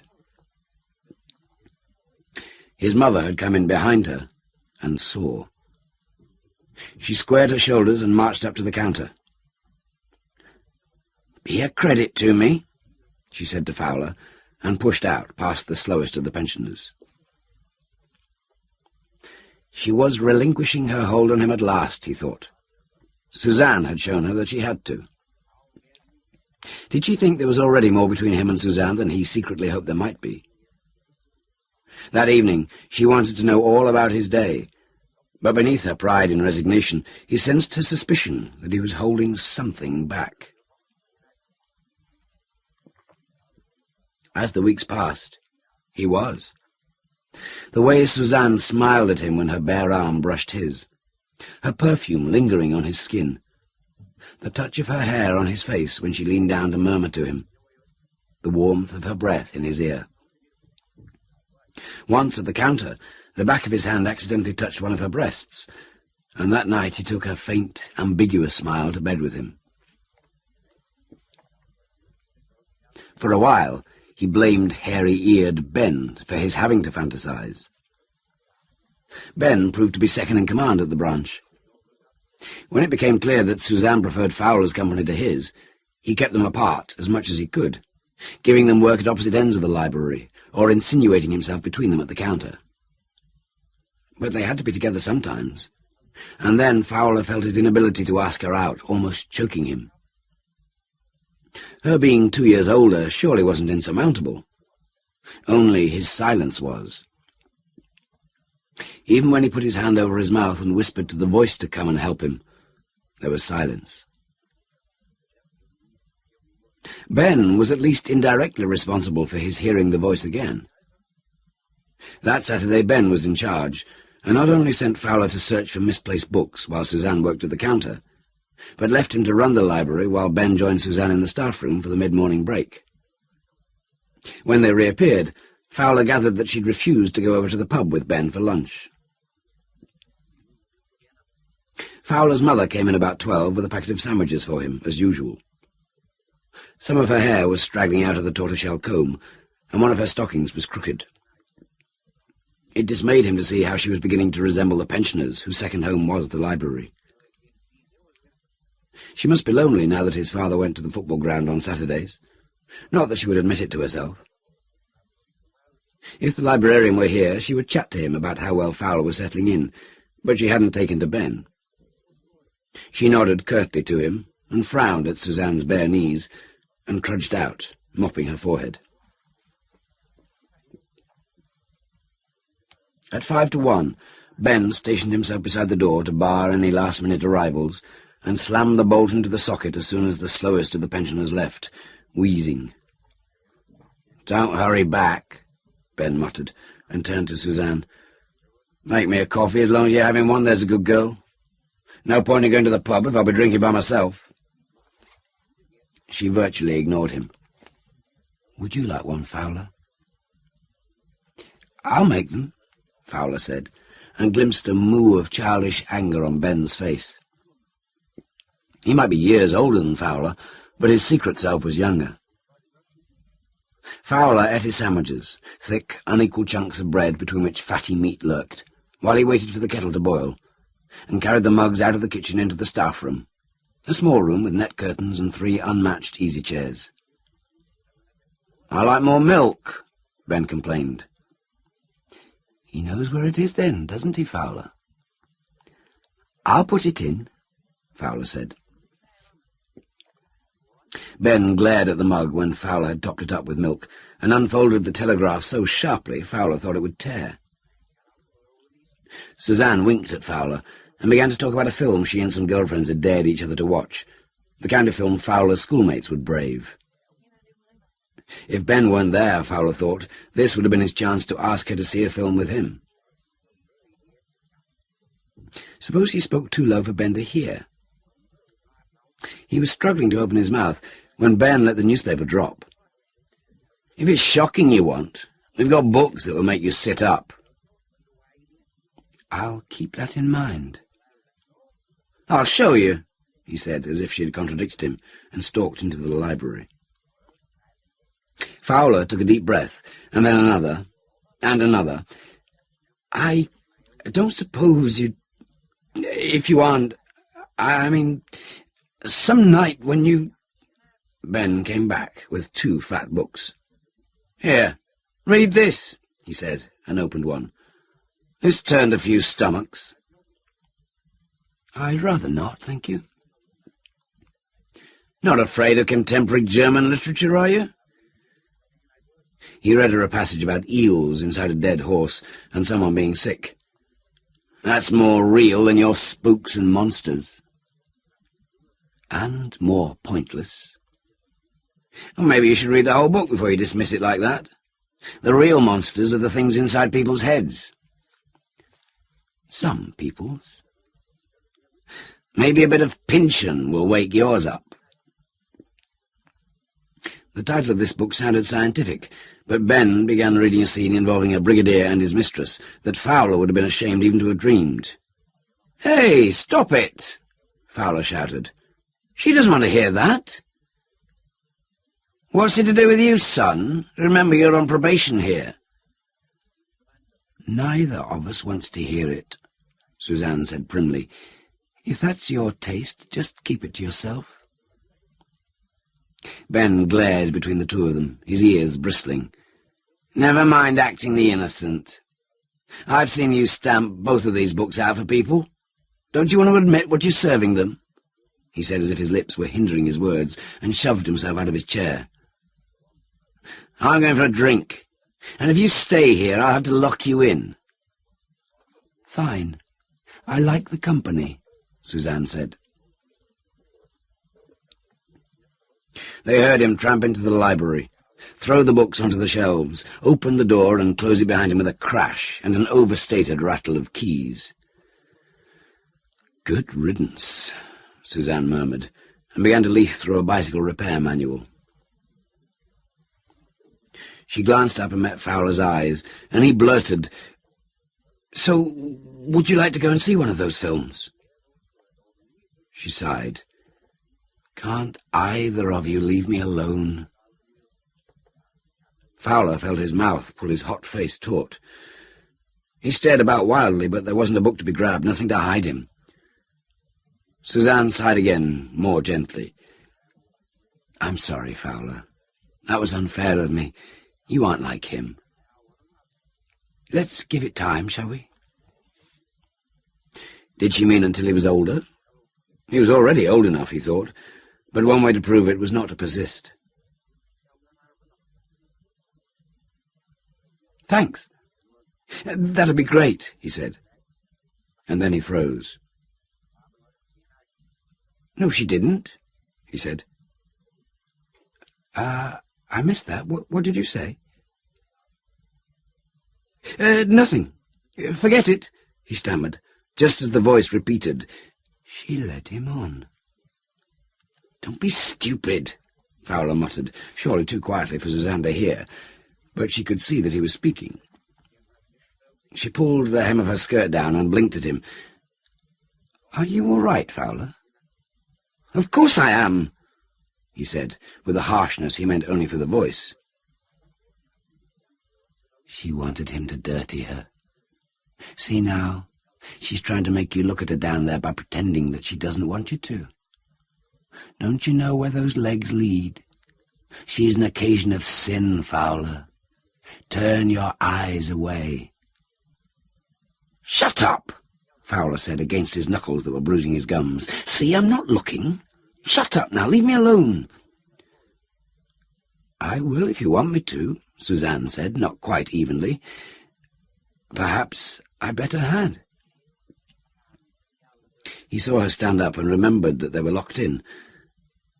You can stay here, he babbled. I want to get something to read. He floundered into the library and seized a book from the shelf nearest the counter, something about the subconscious. He flung himself onto a chair behind the counter. Far enough, he said through his teeth. The absence of a response was only a threat of more if he ventured back towards the staff room, he knew. He sat in the empty library, occasionally shivering from head to foot, until Ben unlocked the outer door. Ben smirked at him, and then strode pompously into the staff room, saying loudly, "Oh, I hope there's been no misbehaviour I should know about." Suzanne fled into the library without replying, and at once the voice said, "Don't look at her." After that, the day grew steadily more unbearable. Whenever Fowler had to stand at the counter with Suzanne, the voice started to harangue him until he could move away. Occasion of sin. Occasion of sin. Don't touch her, you don't know where she's been. Keep back, or she'll be smearing you with her dugs. She'll get her smell on you. As the time for the afternoon breaks approached, the voice grew positively deranged, piling up images more obscene than the passage Ben had tried to read aloud, and fell silent only when Suzanne insisted on taking a break by herself. Fowler spent his break in one of the easy chairs, his eyes closed, his head aching like a rotten tooth. When he made himself go back to the counter, the voice recommenced at once. "There she is, little harlot, filth on legs." Somehow he managed to help serve the growing queues of readers, hating himself for feeling relieved when Ben finished his break and kept sidling between him and Suzanne. At last it was closing time, and he groped his way to the staff room for his coat and walked more or less straight to the door where Ben was waiting, having already let Suzanne flee them both. "I hope you'll be fitter for work on Monday," Ben warned him. He was stepping out of the shade of the shopping precinct into the humid afternoon when the voice came back. Now it seemed to be trying to soothe him, trying until he thought he might scream. "That's right. You go home where you're safe. Go home where you're loved and looked after. There's only one woman for you." It sounded more out of control than ever, less and less able to disguise its feelings and itself. The football game had emptied the streets. When he reached his bunch of houses, he heard his mother praying for him, a sound so ritualized that he knew the prayers couldn't occupy the whole of her mind. He crept along the terrace, sneaking his key out of his pocket, and inched the front door open. Silence gathered around him as he eased the door shut behind him. Both the praying and the voice that had urged him home had stopped. Did that mean his mother had heard him?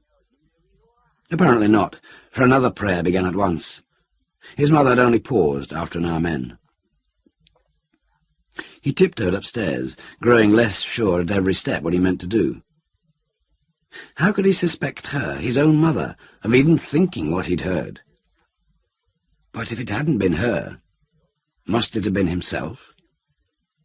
He dodged past her bedroom door and peered around the edge.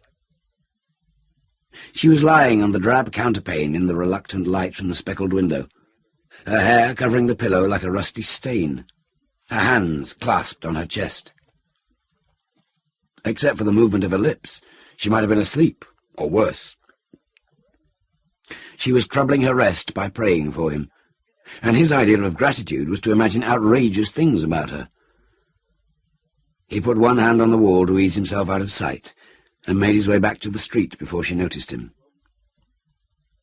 He was still gazing at her, his head pounding with guilt, when the voice said, "Why, yes, there I am."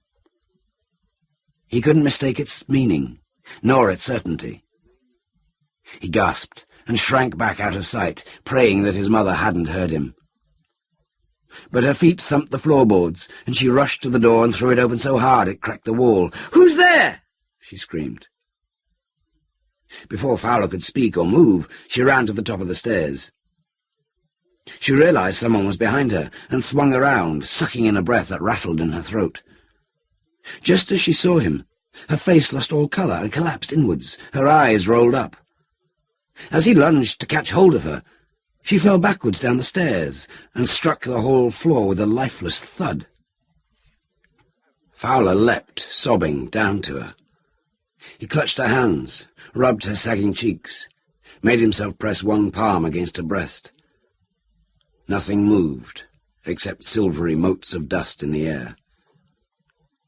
He dug his fingers into her shoulders and began to shake her until he saw how her head lolled. He was drawing a breath to cry out helplessly when a voice murmured, "Thank you." Fowler bent to his mother's face and scrutinized her lips. He had recognized her voice, and yet they weren't moving. He was staring so hard at them that his eyes stung, trying to will them to stir, when the voice said, "Don't look for me there. You've set me free." He staggered to his feet, twisting about like an animal, almost tripping over his mother's corpse. The voice was above him, or behind him, or on his shoulder, or in front of him. "Just let me get my bearings," it said, "and then I'll tell you what to say to people." Fowler began to retreat up the stairs, unable to think how else to escape, unable to step over the body that blocked the foot of the stairs. He thought of going to the top and flinging himself down as injuriously as he could. "Silly boy," the voice said. "Don't you know I'd never let you do that? You mustn't blame yourself for what happened, and you mustn't think you were tricked either. I didn't realize it was me until after you did." Fowler halted halfway up the staircase, staring through the murky light at the husk of his mother. He felt as incapable of movement himself. "That's right. You get your breath back," the voice said, and then it grew wheedling with just a hint of imperiousness. "Let's see you smile like you used to. I'm going to look after you properly from now on, the way I used to wish I could. You'll always be my baby. Just think, you've made it so we'll always be together. Surely that's worth a smile."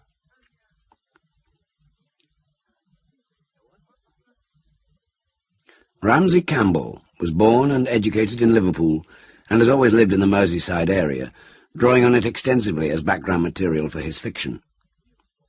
He has worked as a tax officer and a library assistant, but has been a full-time writer since 1973. He is Britain's most highly regarded horror writer.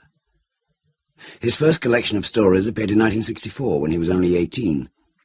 Since then, he has had 9 novels published, including Incarnate, Obsession, The Hungry Moon, and The Influence, and 7 collections, most recently Dark Feasts, published in 1987. He has edited 5 horror anthologies. He has twice won the World Fantasy Award for his stories The Chimney and Macintosh Willie, as well as 4 British Fantasy Awards. His latest novel is Ancient Images. Interesting Times by Chris Morgan. As usual, a few days before the end of the month, Mr. Frost handed out payslips when the shift finished. It was a Friday. Keith Elder accepted his envelope with a nod and tore it open at once. Not like the old days, of course, when it was a pay packet, heavy with notes and coins. Now the money itself went into his bank account by credit transfer. He pulled out the 2 long white strips of paper and studied them. After 10 hours of checking bags and plodding round the library looking for non-existent disturbances, he was weary. So, although the important figures in the bottom right box looked a little different, he hadn't worked out how or why when Ron nudged him. "Here, Keith, what you going to do with yours?" "What's that, Ron?" Keith turned towards the older man. £180 back pay, that's what. It's the 7% backdated from November, can't you see it?" "Oh, aye," said Keith. He stuffed the envelope in his pocket and started to move towards his locker. But Ron persisted, laying a meaty hand on his shoulder. "What are you going to spend it on, then? Any ideas?" Young Trevor sidled up and caught Keith's other arm. "I know what he's going to do, Ron. You can tell by the little glint in his eye. He's going to take his fancy woman off for a dirty weekend." He fell about, guffawing uncontrollably at his own wit. Keith smiled and pulled away. "Can't be this weekend, any road," he said. "I'm working tomorrow. Got the long shift." "But you'll miss the match," said Ron. His tone was puzzled and slightly accusing. "Last home game of the season." "You'll just have to do my shouting for me," said Keith. "See you on Monday." He collected his coat, pulled it on over his uniform, and walked to the bus stop. They were good blokes, really, Ron and Trev and the rest. He supposed they wouldn't bother to tease him if they didn't like him. But he wished he'd never told them about having a girlfriend, a bit on the side, Sylvia. He hadn't expected them to believe it. He'd made her up on the spur of the moment as a joke. For heaven's sake, a chap like himself, just over 50, without much education or spare cash, and with no talent for chatting up women, it wasn't believable. And yet they'd swallowed it, forcing him to make up more details. He couldn't admit the lie now, even if the laugh would be on them. But each time the subject arose, he tried to play it down, hoping that no mention of it would ever get back to Liz. He kept his fingers crossed as he boarded the bus home from the city centre. The good thing about working until 8 on a Friday night was being sure of a seat on the bus home. The bad thing was that Liz always cooked supper for 7 o'clock, leaving his portion to go dry under the grill while she went out to play bingo. "Can't you just leave it for me to cook?" he'd say. "What? And have you said I was neglecting my own husband? It's my duty to cook it for you." "Pity you can't cook it for me for 8:30, then." "Oh, so you expect me to give up the only bit of pleasure I get during the week, do you?" He couldn't win. If Liz had been there this time, he would probably have mentioned the back pay. He almost certainly wouldn't have done what he did with the money, or with half of it anyway. The day's mail was unopened on the kitchen table, a plain white envelope. Inside was the brochure he'd sent for. "Let excitement into your life." He propped it up against the ketchup bottle and read it through as he forked the shriveled sausages and beans into his mouth. In truth, the brochure was just a single folded sheet, providing few more details than the newspaper advert. It promised to relieve the predictable, boring sameness of everyday existence. It guaranteed a personal service to bring interesting changes. It failed to say exactly how. On the back page were adulatory comments from letters, unsolicited testimonials by Mr. D. of Leeds and Mrs. W. of Pontypridd. In very small print at the bottom were instructions to send a cheque for £95.50. He almost tore it up, but later, as he lounged on the sofa with a can of Davenport's, watching the 9 o'clock news, his thoughts kept returning to it. How good it would be to experience excitement, to escape from routine in unexpected ways that he wasn't clever enough to think of for himself. It would be stupid to pay so much, though. He vacillated until the weatherman was finished. Then he went to find his cheque-book and pen. As he wrote the date, he wrinkled his brow and almost changed his mind. He found a stamp and slipped out to the postbox on the corner at once, allowing himself no time to weaken. He hadn't expected the money. He wouldn't miss it. When he got back to the house, the phone was ringing. It was his brother-in-law, Bob, suggesting a drink at the Bull's Head. Keith got on well with Bob, a darn sight better than with Liz, if he was honest, and he said, why not, just for a quick half. Pausing only to put the brochure away in the bureau, where Liz wouldn't find it among similar bits of paper, he went to start up his car, which was parked on the concrete that covered most of the front garden. He never drove to work because of the difficulty of parking close to the library. The pub was only a mile away, but he'd been on his feet all day and didn't fancy the walk. His sciatica was playing up.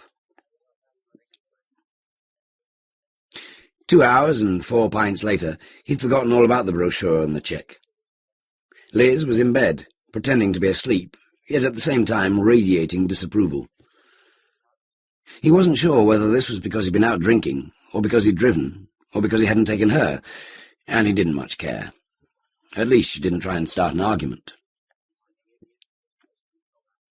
In the morning, he was late for work. He'd either failed to set the alarm clock, or fallen asleep again after switching it off. The security supervisor, Mr. Frost, gave him a ticking off, which he accepted with silent equanimity. Saturday was always a busy day, and he spent it peering into a never-ending line of shopping bags, plastic carriers, sports bags, handbags, briefcases. During the afternoon, he found his eyelids drooping as he stood there at the checking table, leaning over and holding each bag open for a moment before waving its owner through. It would be good to take a short break, but Andy, the only other security guard within sight, was deliberately looking away from him, chatting up a librarian at the information desk, so he bit hard into the side of his mouth, and the pain helped to revive him. Sunday was better. The weather was mainly fine, and he spent hours working in the garden, including putting out all the bedding plants he'd been growing from seed in his glasshouse. He managed to avoid Liz so successfully that they didn't have their normal weekend row until supper time. It was a bad one. He slept in the spare room that night, and was late for work again on Monday. "Have you got an excuse this time?" asked Mr. Frost. Keith shook his head. "I forgot to set the alarm." He didn't want to explain about being in the spare bedroom. "That's twice consecutively, Elder. I trust it won't happen again. Reliability is our watchword, as I always say." Yes, sir," said Keith, hoping that Frosty wouldn't spot the way he meant it. He wondered why a man 20 years his junior should make him feel like a schoolboy up before the headmaster. The rest of the day was an improvement. He spent most of it joking with Ron, so the time moved faster than usual. Ron kept pumping him for news of the fictitious Sylvia, and he was obliged to invent more than he cared to. Yes, he'd spent some of his back pay on her, given her 100 to buy a new outfit. Yes, he was going to be with her for most of the next weekend. No, he'd find some means of getting away without making Liz suspicious. Ron, who'd met Liz a time or two at library socials, said, "I wish I had your nerve, Keith. Maybe if I was 10 years younger." Keith liked that. It was a good feeling to have somebody envy you. He went home moderately happy, and discovered that the air had cleared and that Liz was talking to him again, in her usual voluble fashion. While she gave him a detailed but rambling account of a woman just down the road who was entertaining men every day while her husband was at work, despite being almost 6 months pregnant, Keith tried to watch a new game show on telly and fell asleep in his chair. In the morning, it was definitely the alarm clock's fault. He woke very early and lay watching it for more than an hour, waiting for it to creep round to 7:15 and explode with sound. Instead, it clicked slightly and moved on to 7:16. Buying a new clock, an electronic one, at lunchtime, was the highlight of his day. The next day, Wednesday, he worked a short shift this week. He finished at 1, had a liquid lunch with Ron and Trev, and arrived home at 3. He was annoyed to find a demand for money from Access, despite the fact that he'd sent a cheque in good time to clear his account. And they were trying to charge him interest, too, something he prided himself on never paying. When he tried to phone them to complain, the telephone dial was difficult to operate for some reason, Perhaps he shouldn't have had that 7th pint after all, and after 2 wrong numbers he gave up. He lurched across to the sofa and fell asleep. About mid-evening, after he'd woken up with a bit of a headache, it occurred to him that Liz wasn't talking as much as usual. Not such a bad day after all, then. On Thursday morning, the new alarm clock failed to wake him, and he was late in. Frosty was taking a day's leave, but one of the librarians noticed his arrival and promised to report him. At about 11:30, as he strolled through language and literature on the top floor of the reference block, he was bleeped to take a phone call. It was Patty, Bob's wife and Liz's younger sister, ringing to tell him that Liz had been taken into hospital with food poisoning. Keith didn't dare ask for time off. He went home when his shift finished at 5 and warmed up some bits of food from the fridge before deciding that fish and chips from the shop round the corner might be safer. The car wouldn't start easily, and he was a little late for the beginning of visiting hour at 7. Twice he wandered up and down the ward, men at one end, women at the other, without spotting her. Finally he asked the nurse, who led him to Liz's bed. Bob and Patty were already there, sitting together at one side. How could he have missed seeing them? And who was that woman in the bed? It couldn't possibly be. Liz was attached to a nasal drip. Her face was puffy and almost the colour of the pillow. She said nothing, seemed not to acknowledge his arrival, though Bob and Patty mumbled their hellos. He stood the other side of the bed, conscious of towering over them all and feeling foolish. Bending over, he asked, "How is she?" "A bit poorly, really," said Patty.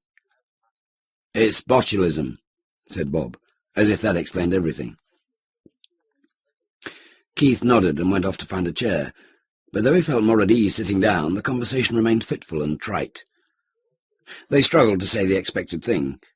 Patty offered meals and help with shopping as Keith knew she would. He refused as he felt he must. Bob nodded and winked at him, repeating things like, "You'll be fine, Pat. But any time you want to go out for a jar, you just give us a buzz, all right?" Occasionally Liz would speak, not looking to either side of her, but staring straight down the bed and across the ward at something which might have been hovering high outside the window there. She croaked her words weakly, and Keith was unable to understand her. He had no idea whether she was talking to him or to Patty or just talking, and he was too embarrassed to ask. A husband ought to know what his wife was saying. It was his fault if he didn't. He fixed his eyes on her face, except it still seemed not to be her face, wondering whether to touch her hand, though he wasn't much of a one for touching. After an interminable spell, though before the end of visiting hour, Bob and Patty rose by unspoken agreement and said they must be going. Keith left with them, after kissing Liz on the cheek, because both the others had done so. The next day, Friday again, the new alarm clock worked perfectly. He was scheduled to finish at 5:30, which meant a long journey home, queuing at the stop and then standing as the bus inched its way out of the city centre. He alighted one stop early and bought groceries at the supermarket. The layout was unfamiliar to him, so he couldn't easily find the few items he felt were needed. Then he queued for 20 minutes at the checkout. His sciatica was giving him twinges of pain, and by the time he reached home his feet were aching too. There was a letter on the doormat, but he stepped over it and went straight into the kitchen to start frying sausages. He'd probably be late getting to the hospital as it was. He rushed his meal, giving himself instant indigestion. Only as he was going out to the car did he notice the letter. He opened it with a finger and read the brief typed message. "Dear Mr. Elder, thanks for your cheque for £95.50, which has just been cleared. We wanted to tell you you've been conned. There's one born every minute, isn't there? Thanks again. The money's always handy." There was neither signature nor address, but then there was no mistaking that it had come from the "let excitement into your life" people. Keith stared at it for a while, wondering how to react.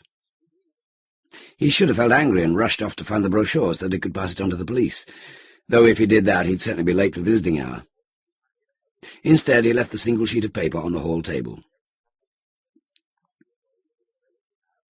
Liz seemed much improved that evening. There was a little colour in her cheeks, and while she didn't sound very happy, they were at least able to hold a conversation. "Did you bring me anything?" "Well, no," the question flustered him. "I didn't think— well, that is, you didn't say." "Patty and Bob brought me the plant when they came in yesterday." She waved her hand at the pot of begonias on the locker. "Then she was in again this afternoon with a bit of fruit." Keith nodded. He'd half noticed the plant the previous evening, but assumed it was some sort of standard issue. All the lockers seemed to have something similar. "So, you're doing okay for things, then?" "Oh, it's ever so boring in here. They won't let me get up and watch telly. I borrowed a few magazines, but I couldn't get into them. I was talking to Edie in the next bed, and she told me—" His concentration wavered. Knowing that there was little wrong with her anymore, he switched off and looked around the ward. When the bell sounded, he interrupted her flow and slipped away quickly. He'd parked the car, a 6-year-old Metro, in a side street, right beside the hospital. Dusk had fallen while he was inside, so it wasn't until he had almost reached the car that he saw somebody hunched over the near side door, working on the lock. "Hey!" He grabbed the figure by the shoulder and swung him round. "What you doing?" The man was small and dishevelled with a thin, stubbled face. He looked haggard and ill. There was the light of mad desperation in his eyes. In a surprisingly cultured voice he said, "Et in Arcadia ego." Then he kicked Keith in the shin, jerked loose, and darted away between the parked cars. Keith tried to chase him across the road, shouting, "Stop!" A car came past with its headlights on full, dazzling him. After that, there was no sign of the small man, so Keith decided to forget about it and go home. It was a peculiar thing. His key wouldn't open the driver's door. It wouldn't even go into the keyhole properly. It must have been jammed by the fellow trying to force the lock. He tried the passenger door with the same result. Suddenly unsure, he checked the number plate. Yes, it was his car, all right. He had to try the boot, and then both doors again before he thought to peep closely at a keyhole and sniff. Superglue. The bugger had gummed up the keyholes with superglue. He'd heard about it, but that was a schoolboy trick. The man he'd disturbed hadn't been young. In his 40s at least. An escaped lunatic, maybe. What should he do, then? He could phone the police, though he didn't know how they could help. Or he could phone his brother-in-law. Yes, Bob would probably drive over and give him a lift home, or think of a remedy. He walked along the street to the phone box on the corner. It had been vandalised and was lacking a handset, so he went back into the hospital. There, the receptionist told him that one of the public phones had a fault, while the other's coin box was full. "Is it an emergency?" the receptionist asked. "If it is, I could make a call for you." He hesitated, then shook his head. "Isn't there another payphone?" "You could try the one in the nurse's home." Despite her directions, he was soon lost.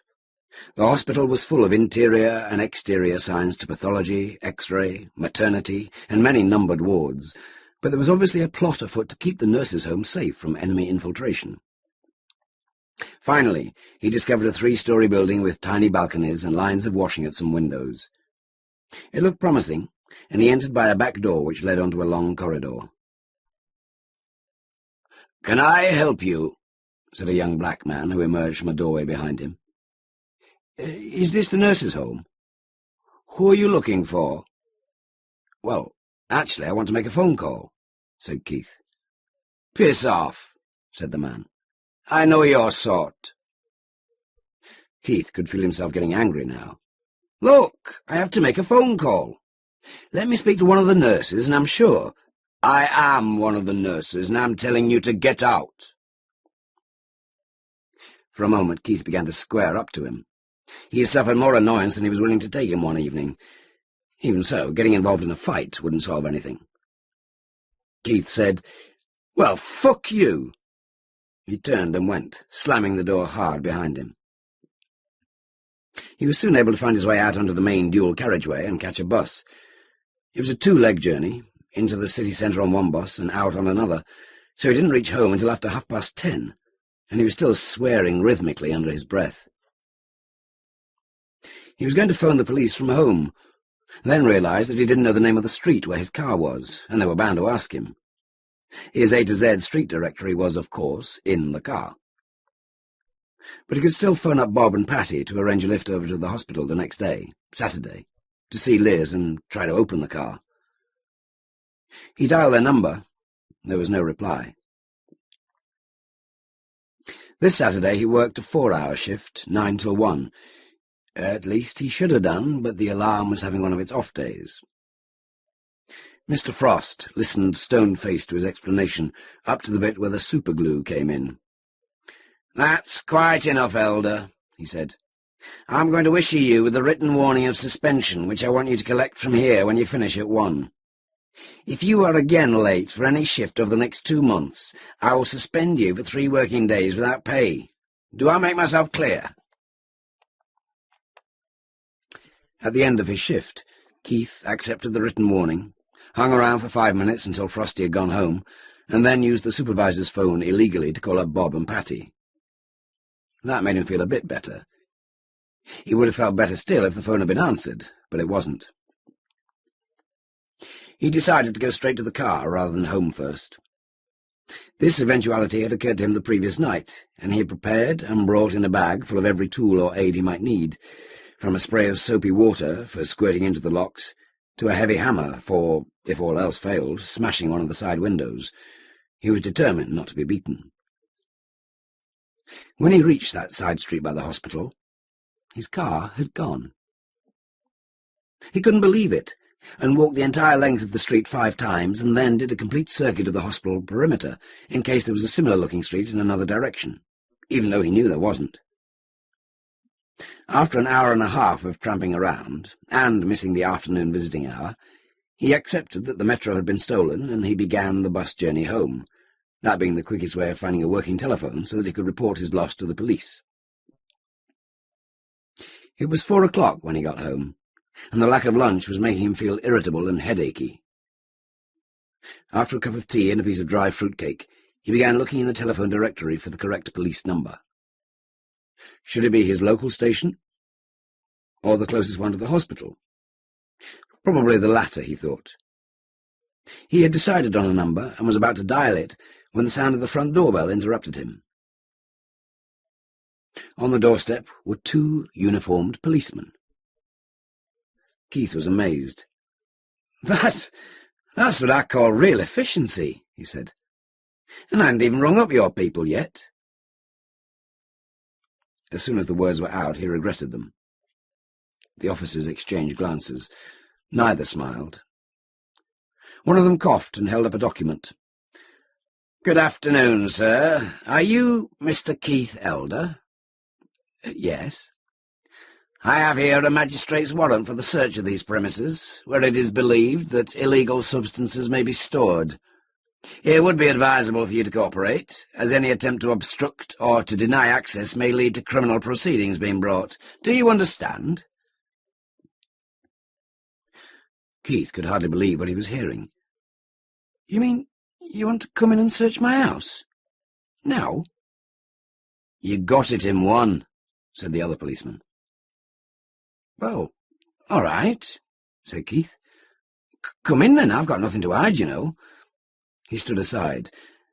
"And I want to tell you about my car being stolen." He noticed that a third policeman had now appeared, leading a large black and tan dog. "And then there's the letter I've had, diddling me out of £100. And there's a brochure what goes with it. I'll show you." He moved through into the sitting room and pulled down the flap of the bureau. He was just reaching for the pile of correspondence where he'd put the brochure, when the dog bit his wrist. 2 of the policemen grabbed him from behind, There was a lot of shouting. The dog seemed to be sniffing at one of the little drawers in the top of the bureau, where Keith kept a stapler that he never used. The dog handler opened the drawer and took out a small silver-foiled packet, which Keith had never seen before. After that, they wouldn't let him look for the brochure, especially as most of the bureau's contents seemed to have become strewn across the floor. They took him to the police station, bound up his wrist, gave him a cup of tea, and interrogated him on and off for 3 hours. "Charges," he was told, "may be brought depending on the results of forensic tests." And they let him walk home. It was too late to go and visit Liz by then, and Bob and Patty were probably there now, which was why they weren't answering their phone this time. He slammed down the receiver. Keith was determined to do something about getting the car back, and complaining about the tricksters who'd got his £100. Snarling with frustration, he spent the rest of the evening searching through the correspondence and documents from the bureau, but couldn't find the brochure. He did come across the letter on the floor of the hall, though it wasn't much use without a return address. He felt that he ought to have been able to find the logbook of the car, but perhaps Liz had put it away somewhere. In the morning, Sunday, he returned to the police station. He got the feeling that the staff on duty, all of whom seemed to remember him from the previous day, didn't believe a word of what he was telling them, though they were courteous and wrote most of it down anyway. For long periods they left him sitting on a hard chair in a small waiting room that managed to be both draughty and smoke-filled, while they went away to consult computer files. In the fullness of time they were able to assure him that they hadn't towed away his car. It had definitely been stolen. About the £100 they were less certain and rather less than helpful. He should have checked the bona fides of the organisation before sending money. He should have kept the newspaper advert and the brochure, of course. They asked him, "Are you sure this isn't a friend playing a practical joke on you, sir? Do you have any friends with access to typewriters?"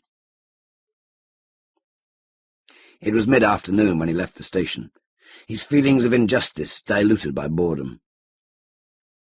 He decided to spend the remaining hours of daylight tidying up the garden, then go along to visit Liz in the evening. Though he was a little calmer, he was dreading what he was going to say when he saw Liz. He dug and pruned, weeded and planted.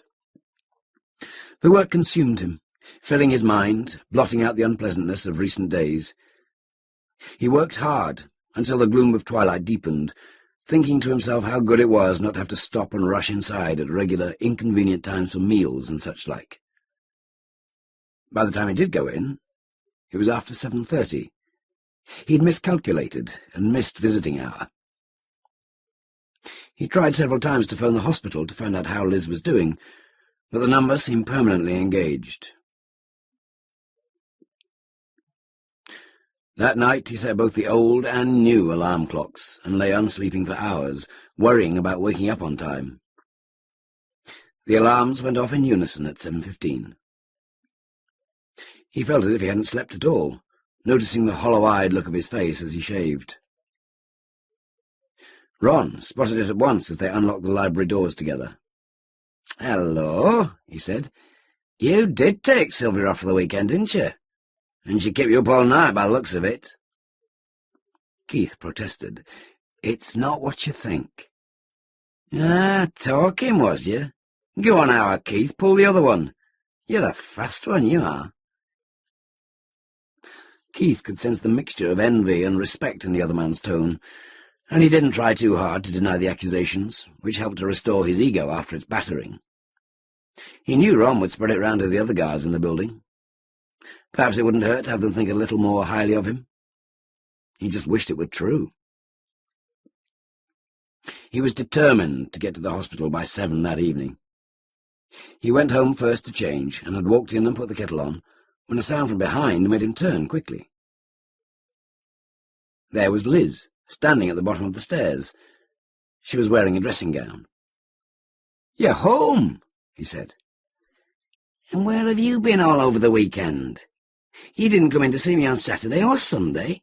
You're not answering the phone to me or Patty. And Bob came over special yesterday morning, but he was out then. I wanted you to bring me home today, but it was Bob had to take half a day off work. He tried to explain about the car and the police, though he didn't think she was listening. It hardly seemed credible to him as he was relating it, more like a bad dream. Liz's mood didn't thaw, and he slept in the spare room with the alarm clocks, which worked.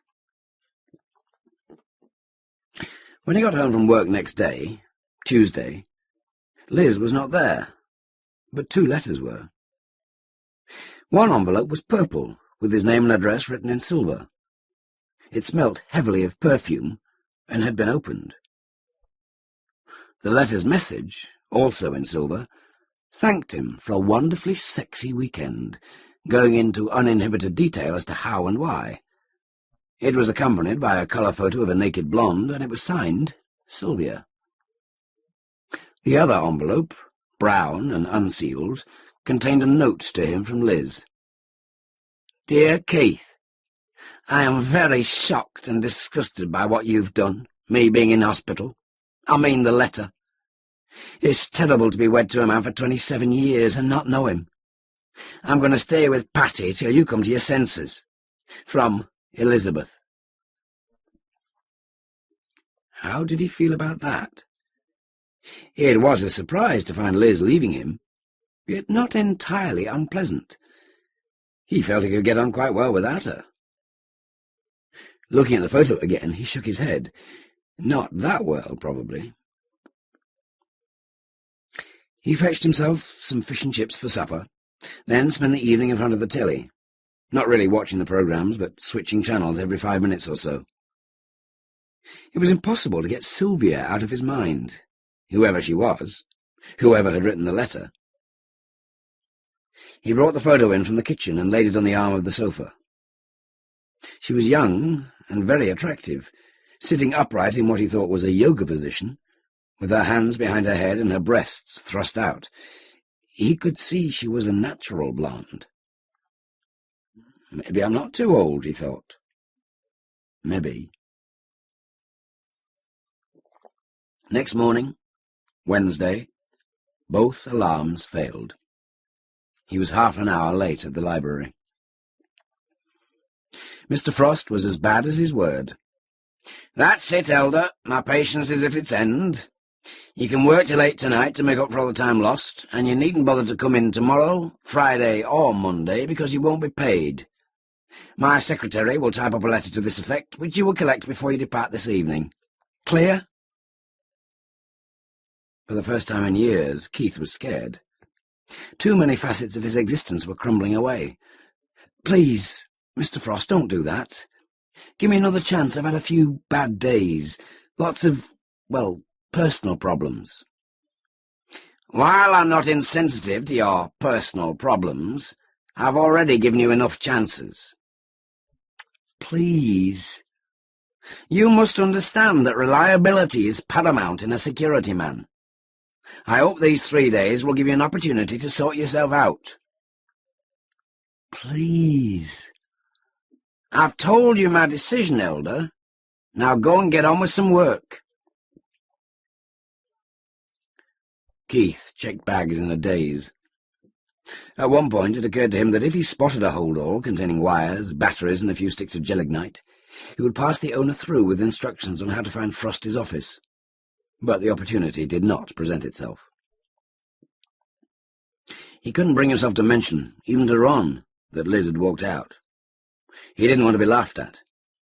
Anyway, it might have been Ron, or more likely Trev, who had sent the letter and photo.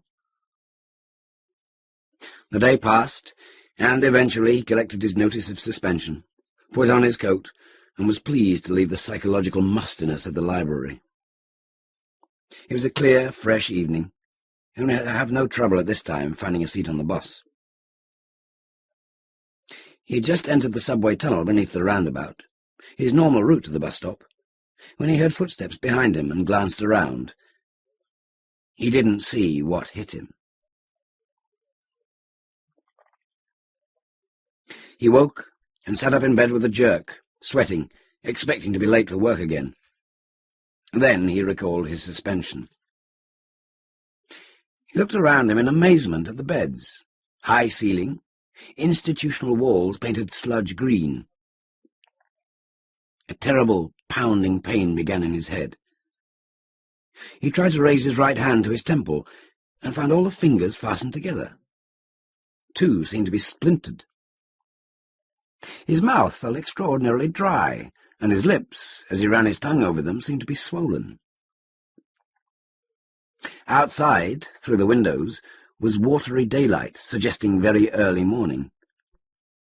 The ward's other occupants were either sleeping or coughing. No nursing staff were to be seen.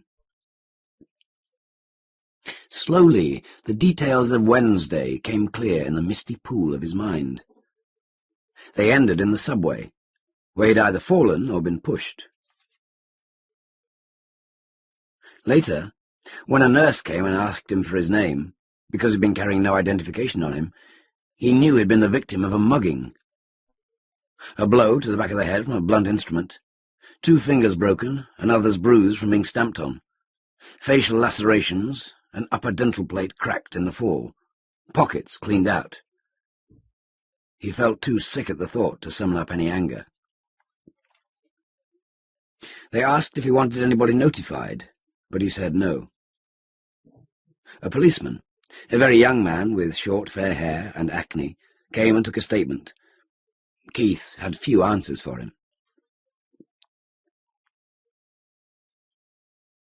Because he was not at all seriously hurt, and because they needed the bed, he was discharged late in the morning of the following day, Friday.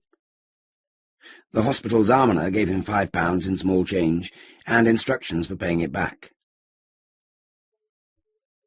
Stopping only to have a quick pint in a nearby pub to steady himself, he went home by bus. He pulled his spare key from its hiding place under a flower pot and opened the front door. It moved 3 inches and caught on the safety chain. "Liz?" he called, puzzled. "Liz? It's me. Let me in." He heard footsteps coming down the stairs. "There's nobody here called Liz," said a man's voice. "Who are you?" Seen through the narrow gap, the man seemed youngish, with a long, dark moustache. "I'm the occupier," he said. "But I'm the owner. It's my house. You've got no right to be here." "Sue me." There was a young woman with him. They were squatters. "But you must let me in," said Keith. "All my clothes and stuff are here. I've got nowhere else to go." "Ain't life a bitch?" said the young man, as he shut the door. Keith rang the bell, then battered on the door with his left hand until the knuckles bled. He shouted through the letterbox, but the young couple ignored him. He went straight to the police. They were not overjoyed to see him, though they did listen as he stumbled through his story. "How much have you had to drink?" asked the sergeant. "Nothing." "How much?" "Oh, a pint. Just a single pint of bitter. That's got nothing to do with it." The sergeant smiled. "Or 2 pints, maybe. Or 3. Look, come back when you're a little less tired and emotional, and if you've still got a problem with squatters then, we'll see what we can do to help." "But I've got nowhere to sleep tonight." "In that case, I would suggest you contact the DHSS. Go out of here and turn right. It's 3 blocks down on your left. You got at least an hour before they close. Take care now." Outside, Keith leaned against the wall for a while. Car, wife, job, house, all beyond his reach for the moment. He couldn't believe how quickly and easily it had happened. He had too much pride to approach Liz at Bob and Patty's, so it had to be the DHSS. When his turn came, the woman who spoke to him was sympathetic. Patiently, she explained that they couldn't make him an instant payment, despite the sudden reduction in his circumstances. Could he come back on Monday? And he wouldn't forget to bring some identification with him, would he? Meanwhile, there was a hostel in the city centre which would probably be able to put him up. She wrote down the address. The bearded cleric who helped to run the hostel was friendly, enthusiastic, and oh, so apologetic. "I really am sorry, Keith, but all possible spaces are booked. It's a very busy night, Friday. We'll be packed solid, and I daren't turn out any of our regulars. You do understand my dilemma, don't you? But please come back at 7 for some stew, and we may be able to find a place for you tomorrow. I do hope it's a dry night out there." The night was dry, but terrible. The longest he had ever known. He stayed in the centre of the city, trying to be inconspicuous. Gangs of youths moved through the precincts and alleyways, shouting and kicking cans. Police officers patrolled in pairs. Some late travellers hurried past. The few down-and-outs seemed to know each other. They gradually disappeared from sight into concealed hidey-holes. All of these other night owls ignored Keith at first. After midnight, he tried to settle down in a doorway, but the police moved him on twice. Then another derelict came along and began swearing at him and trying to kick him. Only after he had stood up and grappled with his attacker did he discover it to be a woman. She stank. He shoved her aside and moved off. He felt unutterably cold and weary. Most parts of his body ached. He was acutely aware of being the object of the most extreme injustice, and powerless to alleviate it in any way. Fear and anger coursed through him in equal measure. The minutes crept past. He staggered from one bench to the next, listening out as the city's clocks struck the quarter hour, and being amazed each time at the long intervals between. He knew that he should have ditched his pride and gone to join Liz. At length, the police decided to let him be, and he dozed fitfully in a sheltered corner until dawn. He woke and brushed off a newspaper which was open across his chest. A red circle and felt tip caught his attention, and he looked at the indicated advertisement. "Let excitement into your life." Below was what he recognized as a no-charge phone number. He went into an early opening cafe used by truckers delivering to the markets, and spent most of his remaining change on breakfast, huddling in a warm corner until almost 9. He felt unbelievably dishevelled and dirty. When he dialed the number, a man's voice said hello. "I sent you almost £100 a couple of weeks ago. I want to complain." "Ah, it's Mr. Elder, isn't it? I was expecting you." "You were?" "Of course. And how are you enjoying the excitement and lack of boredom, Mr. Elder? Is there anything else you need?" "Need?" For Keith, the conversation was becoming surreal. "What I need is to be back where I was a week ago." After a pause, the man said, "It's never easy or cheap to regain what one has lost, often impossible. What would you do to achieve it?" "Anything." "Ah, Mr. Elder, in that case we might be able to come to an arrangement. Listen carefully, and I'll tell you what you must do. There is a man named Ernest Rockwood who manages a city centre store and lives in an exclusive part of an exclusive suburb. You must become his implacable enemy. You must bring him down." "But I don't know him." "Of course you don't, Mr. Elder. Even more important, he doesn't know you, which is an ideal state of affairs. Go to the square in front of the library and wait.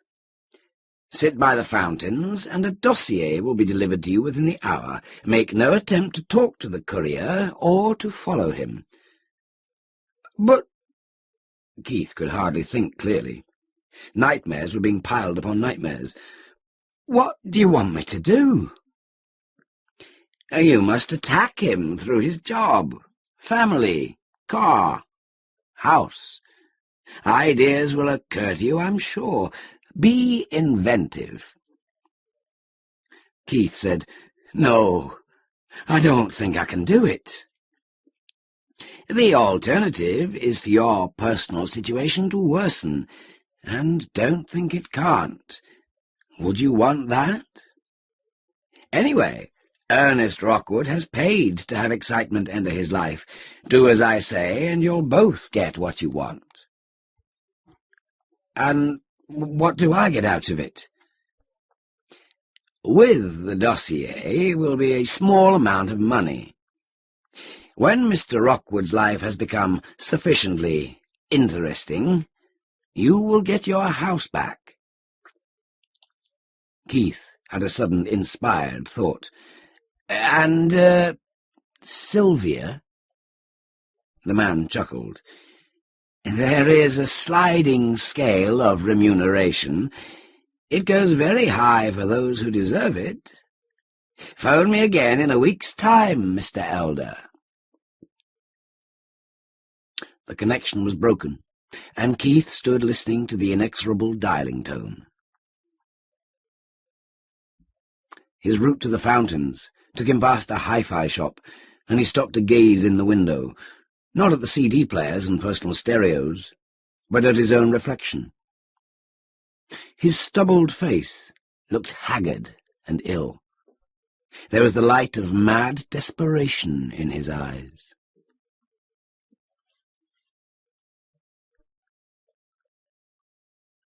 The author, Chris Morgan, has been reading SF, fantasy, and horror stories since the age of 12, and trying to write them almost as long.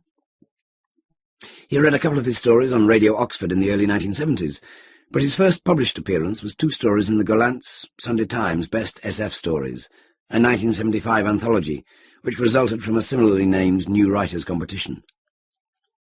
Since then, he has had quite a few other stories in magazines and anthologies, though most of his published writing has been non-fiction.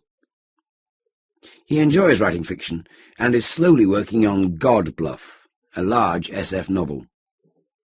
His work has been translated into German, Dutch, Japanese, Romanian, without permission, and American.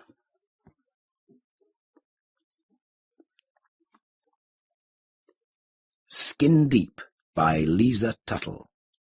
Danny stood on the balcony, rubbing his chest absently and staring into a stranger's room.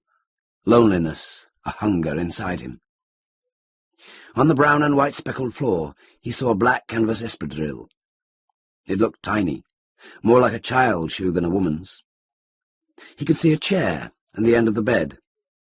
Slung on a wire hanger, something white, a vest or sleeveless shirt, was drying in the still, warm air of the courtyard, blocking part of his view into the room opposite.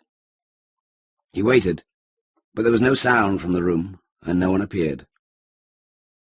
After a while he went back inside, pulling the glass doors to and bolting them shut. He had been in Bordeaux 4 days, and nothing had happened. He was alone. Left alone, he thought. He still couldn't quite believe it.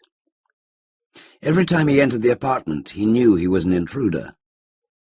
Molly, who had given him the keys, had told him it belonged to Jake and Emma Lowry, friends of her parents from North Texas. Danny had believed her until he arrived and saw how it was furnished, saw the French books and records, and the suits hanging in the wardrobe. In the bedroom, in a small wooden box which held cufflinks, keys, coins, and a religious medal, Danny had found a photograph of Molly. It was her passport picture. He had a copy in his billfold. He should have gone right then and checked into a hotel. Maybe even the one across the courtyard, the one with the room he had just been staring into. But he hadn't come to France to stay in a hotel and be by himself. He wasn't entirely sure why he had come to France after Molly left. But now that he was here, he wanted to stay where she would be able to find him, in case she changed her mind again. It had been so sudden, so crazy the way she'd gone off to California with some other guy, leaving Danny with the plane tickets, the keys to a borrowed apartment, a French-English phrasebook, and a letter which explained nothing at all.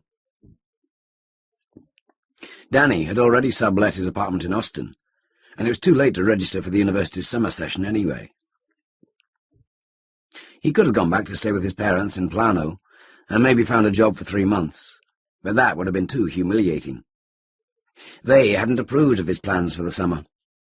They thought that Molly was leading him around by the nose, and that was the phrase his father used in his mother's presence, anyhow. So Danny had to make a big deal about how much he wanted to go to Europe, how this was a chance he had to take, and a wonderful educational experience.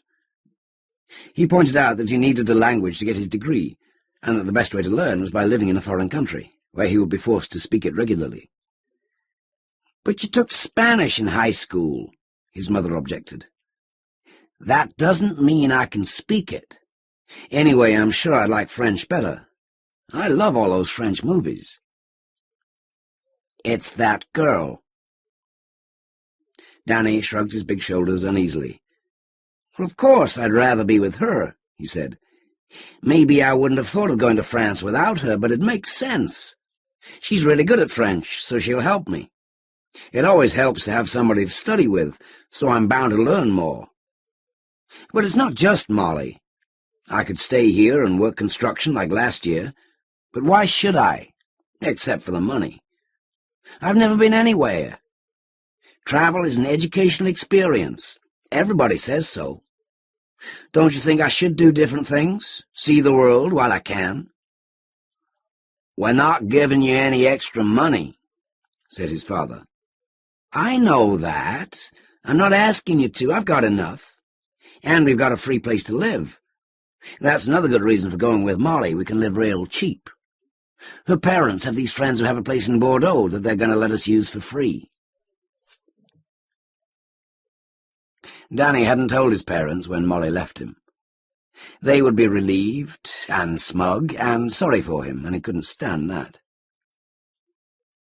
He shrugged it off to his friends, saying that he'd have a lot more fun in France without a steady girlfriend tying him down, and most of them, he thought, had bought it. After all, they knew that before Molly had gone out with a different girl practically every weekend. For Danny, there were always plenty to choose from. They didn't know, most of them, that Molly was different. The plane ticket was already paid for, so he might as well go to France. Maybe it would be an educational experience like he told his parents. And maybe Molly would change her mind again and use her paid-for ticket. He knew that without her he was going to feel lonely wherever he was. What he hadn't realized was just how lonely he would feel, alone in a foreign country. He missed not only Molly, but all sorts of things he had always taken for granted. The availability of uncomplicated companionship, people he could sit around with and talk about football or music, stuff on television, the old familiar places for hanging out. And it was always easy to meet girls in Texas. You just started talking to them wherever you saw them. In the supermarket, behind the counter at the Burger King, sitting on the rim of the campus fountain, their pretty faces turned up to the sun. But here he was frozen, unable to make a move because he did not speak their language. Danny put on a clean shirt and went out for dinner. He was already in the habit of going to the same place every night, a cheap, comfortable family restaurant on the Quai de la Monnaie. Molly would never have let him get away with that, but Danny liked the sense of continuity it gave him. He liked the way the fat, homely waitress beamed with pleasure when she recognized him. For variety, Danny travelled a different route every time. He never worried about getting lost. He had a strong sense of direction, and this was a port city. Despite the ancient, weirdly twisting streets, it was never difficult to untangle the way to the waterfront. He thought of this as sightseeing, a way of getting to know this foreign place, and he didn't enjoy it much. Walking through narrow back streets, many of them cobbled, trying to avoid the traffic and the dog turds, was a tortuous and tiring experience. He guessed the old buildings ought to be interesting, but he didn't like to draw attention to himself by stopping and staring too obviously. He knew that his clothes, his attitude, even his size, marked him out as a foreigner. He couldn't help that, but he didn't want to look like a stupid tourist, so he always walked as if he knew exactly where he was going and was expected somewhere at a specific time. His roundabout walk took him a little longer than usual that evening, and for the first time all the tables were occupied when he arrived. Danny hovered uneasily in the doorway, but before he could do more than think about going away, the waitress had spotted him and steered him with a rambling, incomprehensible speech to a seat at a table with two women. Excusez-moi," said Danny. He felt very large, looming between two petite blonde females. "You're American?" Danny smiled broadly, relief cheering him even more than the first glass of wine always did. "Yeah. You too?" He looked at his companions now with open interest. The prettier one had to be at least 30, but the one with glasses was probably closer to his own age. "Good heavens, no," said the older one. "English. I'm Abigail, and this is Tommy." "Abigail? Tommy? I'm Danny. It's good to meet you." Tommy and Abigail looked at each other, almost smiling. "Have you been here long?" asked Danny. "You probably come over to France a lot from England, right?" "Right," said Abigail. "Business as well as pleasure. Right now we're on a wine-buying trip." "You are," said Tommy. "I'm just along for the ride." She looked at Danny. "This is my first time in Bordeaux." No beauty, but she was kind of cute, he thought, admiring the fit of her scoop-neck T-shirt. "Me too," he said. "In fact, this is my first time to France, my first time to Europe, my first time anywhere outside America." "And what do you think of it?" "Well, it's certainly very French." Danny was enjoying himself more than he had in what seemed like a very long time. It was so easy, no effort at all to make Tommy giggle and respond, at first with his words, but soon simply by a look or smile. He had to be more careful with Abigail. She wasn't so easy, and he didn't want her to feel like the odd one out. If he was to have a chance with Tommy alone, he couldn't risk getting on the wrong side of her friend. At the end of the meal, eaten at the leisurely pace of the French, Danny felt they were all good friends, and was confident of agreement when he suggested they move on to a sidewalk cafe for a brandy. "What a very good idea," said Tommy. "That's my favourite part of France. Sitting in cafes, drinking, watching the world go by. I could spend hours like that.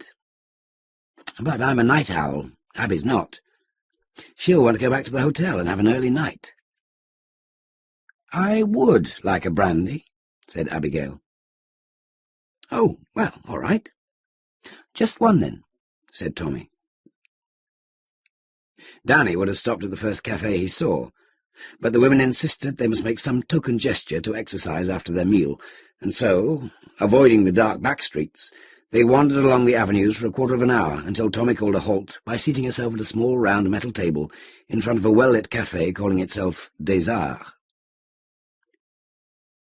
"We'll wait here till Hem comes by," she said. "I'd rather see Gertie," said Abigail. "You would." "Who?" They looked at him. "Quite right," said Abigail. "This isn't Paris. If any dead author came by here, it would be Mauriac. He's not my idea of good company. Don't offer him a drink if he does show up." Conversation had been easy in the restaurant, but now Danny felt out of his depth. He was relieved to see the waiter arriving with their drinks. "What y'all doing tomorrow?" Danny asked. "I mean, did y'all have plans?" "Y'all. I love that," said Abigail. "It sounds so much nicer than you all. I thought that was what Southerners were supposed to say. You all. Y'all. But what's the proper response? Should I say, we'll, not we all? Surely. Do folks in Texas say wheel instead of we? Of course they don't, said Tommy. Really, Abby, you are too silly. We is already plural. But English doesn't have a plural form of you, or it didn't, until the Texans kindly invented one. There is no plural form of me, said Abigail. But I suppose they must teach grammar differently in Texas. I love, you love, y'all love, he, she, and it love. What I meant, said Danny, looking at Tommy, was that maybe, if you didn't have any plans, we could— We'll be in Saint-Emilion tomorrow, said Abigail. I will, anyway. Tommy may want to change her mind. I'm not missing my favourite wine, said Tommy, with a vigorous shake of her head. So, you're leaving Bordeaux? Tommy looked at him. She reached across the table and briefly touched his hand. It's just a day trip. We'll be back. Maybe we could have dinner then. I mean, all three of us. Maybe, said Tommy. Tell me where you're staying and I'll be in touch. It's not a hotel, it's an apartment on the Rue Saint-François. And there's a telephone. He tore the order form out of the back of his French for Travellers book and wrote down the address and telephone number for her. Tomorrow? Maybe, if we're back in time. Don't wait for us, though. I'm sure we'll run into each other again, Abigail said. We'll be travelling a lot, but Bordeaux is our base. Tommy knocked back her brandy. We'd better go, she said. This stuff is going to take effect in a few minutes, and I want to be near a bed when it does. She smiled at Danny. Thanks for the drink. It was a lovely evening. Yes, we've enjoyed sharing a table with you, said Abigail. We must do it again sometime. Oh, wait, No, don't get up. The night is young. There's no reason for you to turn in just because we are. Besides, we're not going in your direction. Stay and have another drink. We'll meet again. Au revoir, said Tommy. Au revoir, he echoed. He felt lonely as soon as they had gone, out of place by himself at the small table. He ordered one more brandy, and as he swirled the heavy liquid around the bowl of the glass, dreamed of Tommy's voice on the phone, of seeing her face light with pleasure at the sight of him, of walking alone with her through the twisting streets of Bordeaux. When her face became Molly's, he decided it was time to turn in for the night. Entering the dark bedroom, Danny saw that there was a light on in the room across the courtyard. Without stopping to think about it, Danny opened the doors and stepped onto the balcony.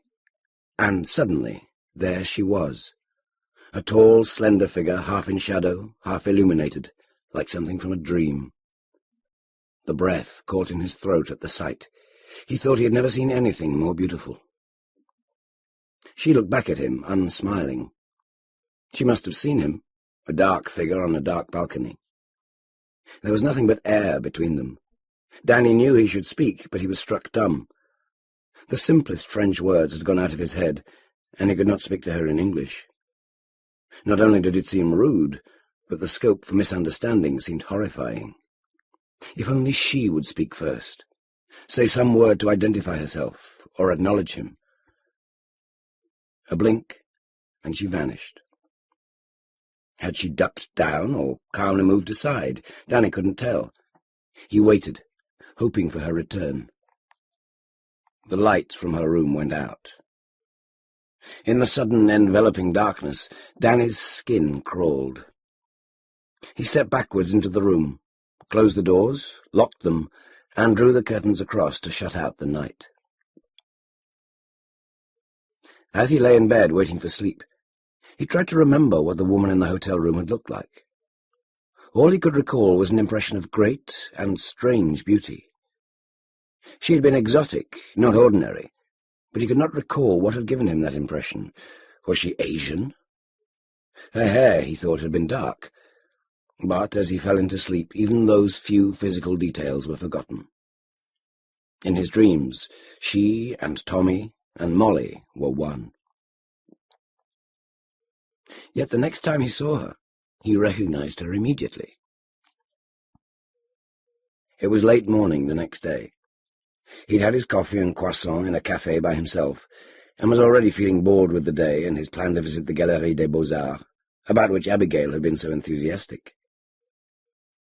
He was wandering along the Cour Victor Hugo when he saw the woman seated alone at a sidewalk table. His heart began to race. "Bonjour," he called, approaching, smiling. "Bonjour, mademoiselle." She looked at him with fathomless black eyes, and he could not tell if she had recognized him or was seeing him for the first time. But, "Bonjour," she said. "Puis-je—" he gestured at the table. But she gave no indication of understanding. He fumbled in his pocket for the English-French phrasebook and finally found out how to ask if he could join her. "Me permettez-vous de m'asseoir ici?" She shrugged, then nodded. It was not a warm invitation, but he took permission eagerly, gratefully, scraping a chair up to the little round table and gazing at her, wanting nothing else in the world but to be allowed to look at her. Already he was certain he could never grow tired of looking at her, or accustomed to her beauty. Of what did that beauty consist? Her eyes were so dark they could only be called black. He could see no division between pupil and iris. They were not exactly oriental eyes, but neither were they occidental. Her lips were thin rather than full, her nose rather flat. Her hair, black and shining, was short, cut sleekly against the outline of her skull. Her skin had a warm, coppery golden glow. Danny looked at her arm lying on the cold white enamel surface of the table, and he struggled against the desire to touch it, to test the warmth and smoothness he could almost feel against his tongue. It was a relief when the waiter came, and Danny could look away. He ordered 2 coffees. "Parlez-vous anglais?" Danny asked the woman. "No." His heart sank, but Danny drew a deep breath and turned again to his phrasebook. There was a section called Making Friends. He looked at the limited selection of conversational openings, feeling frustrated before he began. He was never going to find out what he wanted to know. He wanted to know everything. He decided to start with her nationality. "D'où êtes-vous?" he asked. She said something he couldn't quite hear. "Pardon?" She repeated it, a single word, but one he didn't understand. "Je ne comprends pas." She shrugged. "C'est une ville française?" She shook her head. "C'est ma pays." Her country. "Quelle est votre nationalité?" She said something, maybe the same word, Danny wasn't sure. He didn't recognize it as the name of any country he knew. He looked through the list in his phrasebook, where the names of continents and countries were given in both French and English, and he offered it to her. She glanced at the page for barely a second, shrugged and looked away. Maybe she couldn't read. He asked her name. "Comment vous appelez-vous?" She turned her head and gave him a sideways look. It was somehow an intimate look, almost as if she had touched him. "Je m'appelle Cheshire," she said. "Cheshire?" "Cheshire," he said, and then again, tasting it. "Cheshire." She smiled at him, and he smiled back. He patted his chest. "Danny," he explained. "Je m'appelle Danny." "Danny," she said. He had never heard his name sound foreign before. She smiled again, and this time he saw the quick movement of tongue between her lips. Without thinking, he reached for her. It was only his hand on hers, but at the contact the expression froze on her face and she pulled away. "I'm sorry," he said. Pardon, excusez-moi. I didn't mean anything by it, just—" "Au revoir," she said, standing and leaving him in a single smooth, graceful motion. "Wait! Please, Cheshire!" But he was clumsy and slow. She had taken him by surprise. He had to pay for the coffee before he could run after her, and then he found that she had vanished down some twisting alley and was gone. Danny cursed himself in a low, bitter voice, using the foulest expressions he knew. Then he calmed himself and continued on his way to the City Art Gallery. It wasn't the end of the world. She was shy and he had been clumsy, but he would see her again and he could repair the damage. He would study his phrasebook carefully over lunch and work out some sort of apology that she would understand. Maybe they didn't speak the same language, but they would work out a way to communicate. He was certain he had not misunderstood her smile. It was just that his timing was a little off. He went home in the late afternoon, and then, although bored, restless and hungry, waited several hours before going out to dinner, hoping for a glimpse of the woman across the courtyard, and hoping also that Tommy would call. But the telephone did not ring, and there was no sign of life in the hotel room. He went out finally, had a meal by himself in the usual place, and then proceeded to the cafe where he had said goodbye to Abigail and Tommy, and sat there sipping brandy and staring at passers-by. He was on his third brandy when he saw the two Englishwomen. His heart lifted, and he sat up straighter in his chair, hoping that he wasn't drunk. He wanted to call to them, but decided to wait until they were closer. They were walking towards the cafe and would probably see him in a minute anyway. Abigail was talking, head down, concentrating on her words and not her surroundings. Tommy might or might not have been listening to her companion. Her head was up, and her eyes glanced around, her attention quick and changeable. Then she saw him. Danny was sure of it. Their eyes met across the distance. He grinned, waiting for her answering smile. It never came. She turned her head and said something to Abigail, touching her arm, turning her away. They crossed the street without another glance in his direction. Danny couldn't believe it. What the hell was going on? Women didn't run away from him. Well, they never had, until Molly. But since Molly, had her desertion marked him in some way? Did he seem desperate? And Tommy, that plain, plump little girl, who did she think she was? Who did she think he was, to treat him like a social leper? Anger boiled up inside him, but it couldn't disguise the fact that, more than anger, he felt hurt and loneliness. Tommy and her rudeness mattered even less than the nameless black-eyed beauty who had abandoned him earlier that day, and both of them were nothing compared to Molly. Molly, who had said that she loved him. Molly, who had left him for reasons he couldn't explain or understand. He didn't want to think about Molly. He ordered another brandy. As he was making his drunken, wavering way home, he saw a figure waiting for him in the shadows on the corner, nearest his apartment building. He recognized the slim figure instantly. He knew he had something to say to her when they met again, but he could not recall the words now. He turned his head away. He would have his meaningless, drunken revenge now by elaborately and obviously ignoring her. But Cheshire did not let him pass. She grabbed his arm with a grip a wrestler might have envied. "Excusez-moi," she said. "Danny, je suis désolé. S'il vous plaît, Danny."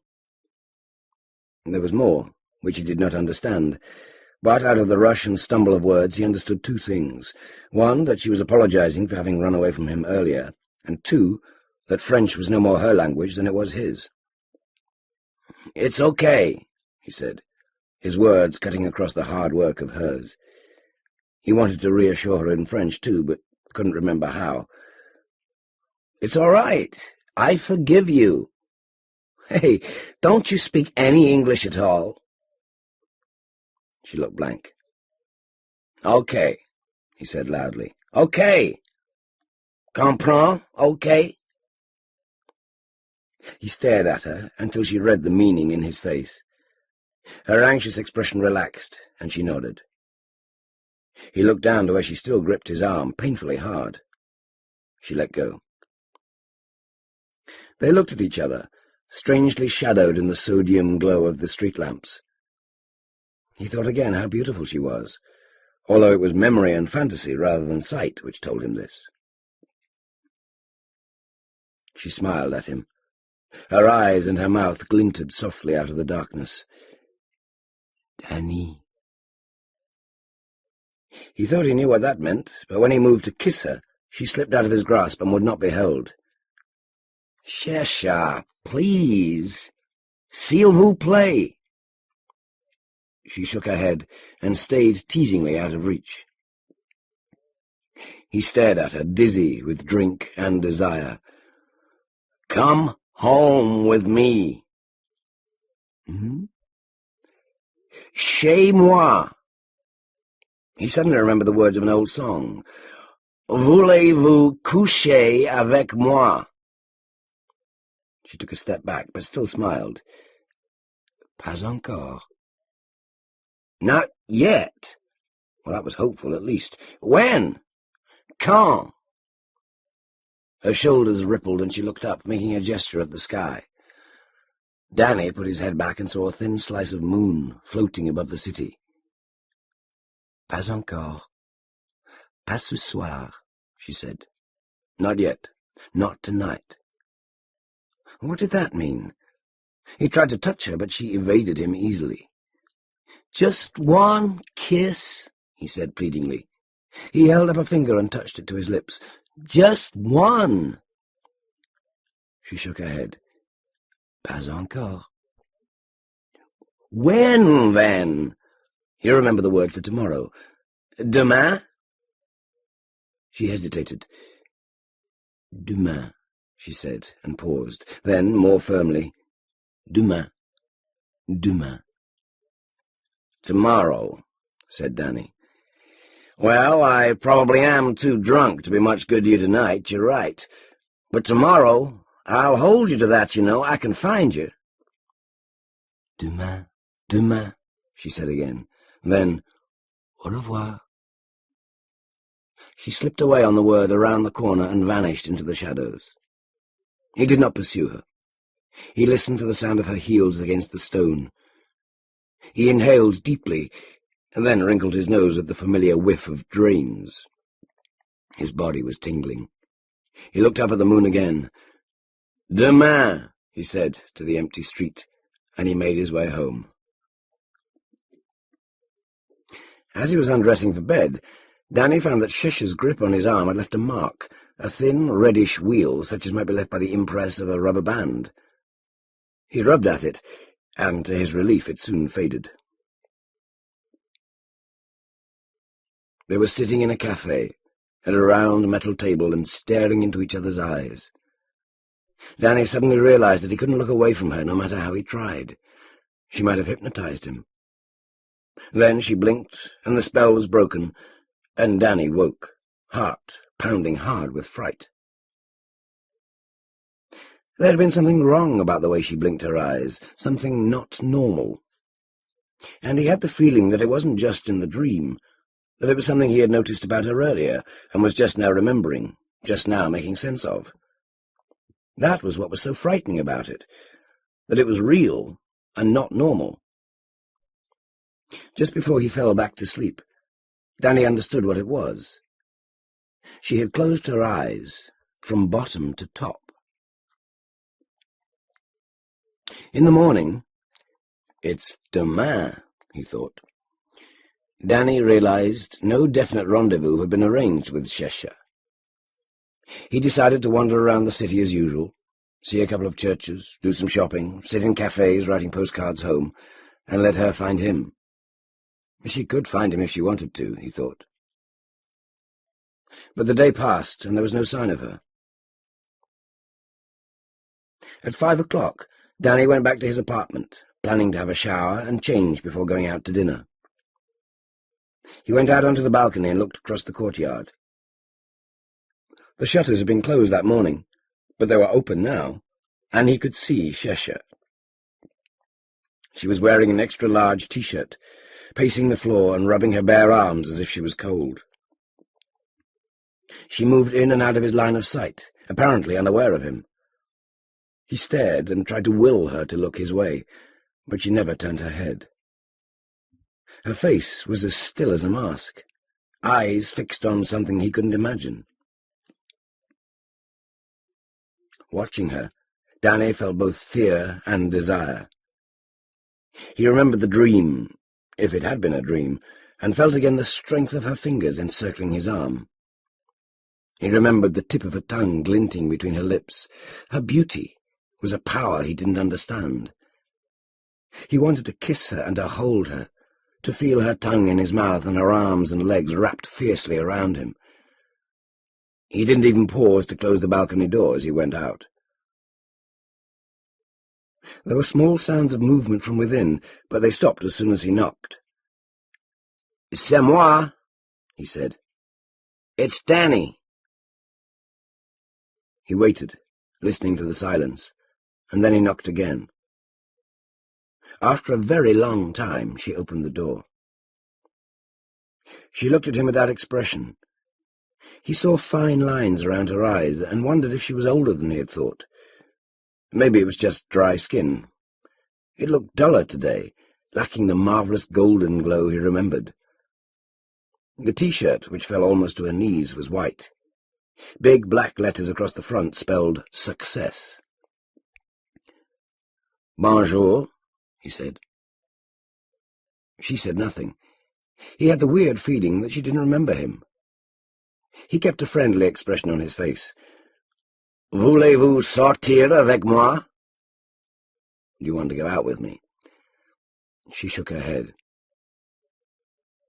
Danny reminded himself that this was not her language either. "Para manger," he said, uncertain if that was right. He mimed eating and drinking. "Food. Dinner, yeah?" She shook her head again. Still, he didn't get mad. "Pourquoi?" Cheshire sighed and made a strange, writhing motion with one hand.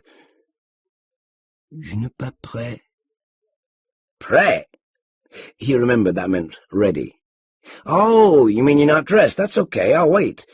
Je reste. Vous... Awkwardly he mimed putting on clothes. "Demain," she said. "Demain? Damn it, it is demain. It's demain now. Aujourd'hui, today." "Demain," she repeated, with no more expression or emphasis than before. "Pourquoi demain?" She made the motion with her hand again. What did it mean? What was she trying to mime? He thought of a fish or a snake or an eel swimming. "Demain, je change. Je change ma peau." Change? Change what? How? Pourquoi no aujourd'hui? Frustrated by his lack of words, he moved towards her, into the room, but she held up her hand like a traffic cop, stopping him. "Pas encore. Demain." He was sick of being turned away, refused and ignored for reasons which were never explained. He grabbed hold of her arm, hardly knowing whether he meant to push her aside or pull her to him, but rough, with the intention of hurting, of showing her that he meant it. She hissed. Beneath his fingers, the flesh of her arm split open, the skin bursting beneath the pressure and tearing like desiccated rubber. Something dark and wet glistened beneath the brittle, broken skin. Danny recoiled. He was shaking. She wasn't. She cradled the injured arm to her breast and looked at him, almost smiling. "Demain," she said. "Demain, ma peau." With her other hand she made a sweeping, slicing gesture from forehead to crotch, and then she did smile and showed him the tip of her tongue. "Pardon," said Danny hoarsely, backing away down the hall. "Je suis désolé. Excusez-moi. Pardon." "Au revoir, Danny," she said. "À demain." "No way," Danny muttered to himself, halfway down the stairs. He was never going to see her again if he could help it. It made no difference how beautiful she was, or how lonely he was. There was something seriously wrong with her. Wrong mentally, he didn't doubt, as well as physically. The worst thing was that, despite his revulsion, he was still aroused. He decided it was time to leave Bordeaux, time to give up the fantasy that Molly would come back to him. In the morning he would take a train to Paris, and after a week there, maybe he would go to London. At least the people there would speak English. When he ran out of money, he would fly back to Texas. He didn't have to explain his decision to anyone. After dinner in a new restaurant, Danny walked down to the train station to check the schedule and buy himself a one-way ticket to Paris. He felt more at ease with that settled, and stopped in a bar for one farewell cognac before going home to bed. As soon as he stepped through the door, Danny knew something was wrong. His body, tensed to run or fight, knew even before his brain figured it out. There was a lamp glowing gently in one corner, and there she was, glowing in the light of it, standing in the bedroom doorway, naked as the day she was born. She was impossibly beautiful. Her skin had a silvery sheen, unlike anything he'd ever seen. She was unlike anything he'd ever seen. He could have gone on looking at her forever. Bonsoir, Danny. Voulez-vous coucher avec moi? He did. Oh, how he did. She was his dream come true. And he was terrified. Danny shook his head. He fumbled for the words that would make her leave. Laissez-moi tranquille, he said. Leave me alone. She laughed at him. Danny, she said caressingly, and then something else which he didn't understand. She beckoned, and the movement made her arm shimmer. He saw that the skin was loose, about to fall off.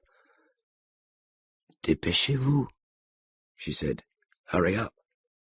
She smiled at him and backed into the bedroom, naked, shimmering, desirable, terrifying. Sweating, he took a few steps forward. It had to be a joke, a trick of some kind. That couldn't really be her skin coming off. She had wrapped herself in plastic, or painted herself with glue. He could hear her in the bedroom, chanting in what he took to be her own language. If snakes could sing, would they sound like that? Reaching the door, he closed his eyes and pulled it shut. It was a big, heavy door with an old-fashioned skeleton key which worked from either side. His hands shook like an old man's as he locked her out of his sight. Out of sight, but not out of hearing. As the tumblers in the lock clicked heavily home, Danny heard her voice soar high in surprise or sorrow. He waited, sweating for what came next. Surely she would assault the door, or plead with him in her primitive French. But nothing happened. Silence now on the other side of the door. Danny sat heavily down on the couch. His passport, money, clothes were all in the other room with her, and that meant he was trapped. He couldn't leave. He couldn't do anything but wait for her to make the next move. He woke with a start to find himself sitting on the couch. Wondering, he stood up and began taking off his shirt as he walked towards the bedroom. When he saw the locked door, he remembered. He touched the wood. Chercha? Nothing. Perhaps he had dreamed the whole thing. He leaned against the door, pressing his ear against it, and listened. He thought he heard a rustling sound and the sound of irregular breathing, but those might have been the sounds he made himself. Danny felt weak and exhausted, and he remembered the fear he had felt earlier. He remembered how the skin had hung on her, and the sight of her tongue between her lips, and knew that no matter how crazy it was, he was not ready to open that door. Finally, he stumbled back to the couch and lay down. His heart was beating so hard, he was sure he would never fall asleep. But when he opened his eyes, the room was light. Somehow the night had passed. He sat up and looked around the room. Everything was ordinary. His legs were cramped from the way he had been lying. He looked at the locked door and listened to the silence, beginning to feel ashamed of himself. If she was still in there... I won't say anything, he told himself. I won't kiss her, I won't let her touch me, I'll just get my things together and go. The key made a very loud noise when he turned it, and Danny winced. Shesha? She was lying on the bed. The sight of her body, outlined by the window light, aroused such a mixture of emotions, relief, shame, desire, that even if he'd had words to express them, he would have been too choked to speak. It was only as he was standing over her, hand descending towards her naked shoulder to wake her gently, that he realized it was not a woman on the bed, but merely the shell of one, an almost perfect shell. A fine line bisected her from scalp to crotch, showing where the outer casing had split open. What had come out of it? Danny whirled, scanning the floor. His skin crawled, but he forced himself to bend low enough to see under the bed. There was nothing there but a few dust balls. The balcony doors were open. Whatever she was, whatever she had been, she was gone. He looked at what she had left behind. The skin was translucent, not transparent, and if he didn't look too closely, he could almost believe it held solid flesh. It had the same dusky golden skin tone he had admired in life. He touched it gently, but his fingertips told him nothing.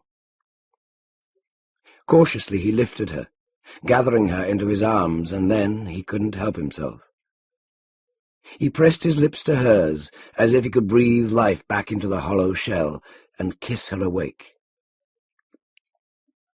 At the first moist touch of his lips, hers dissolved. He cried out, and her face crumbled before the blast. At the same time, the pressure of his embrace, gentle though it was, shattered the illusion of wholeness, and the woman's shell disintegrated. Ash, skin fragments, dust covered him and the bed, clung to his body and clothes, drifted to the floor to be carried off by the passing breeze. Soon he would have nothing left of her, not even the certain memory that she had ever existed. Danny sat alone on the bed and told himself that he was safe.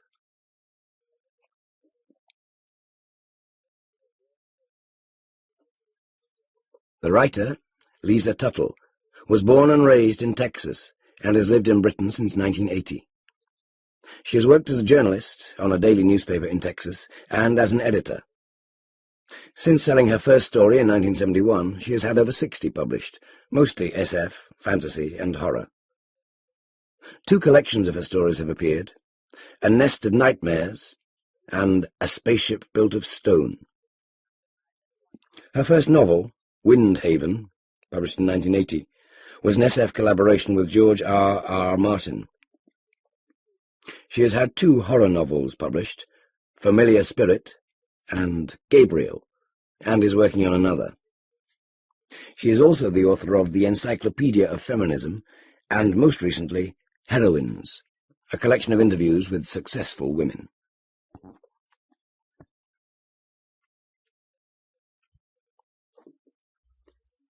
"3 Degrees Over" by Brian Aldiss. On the flight back to England, Alice Maynard found herself restless and in a curious state of mind generally.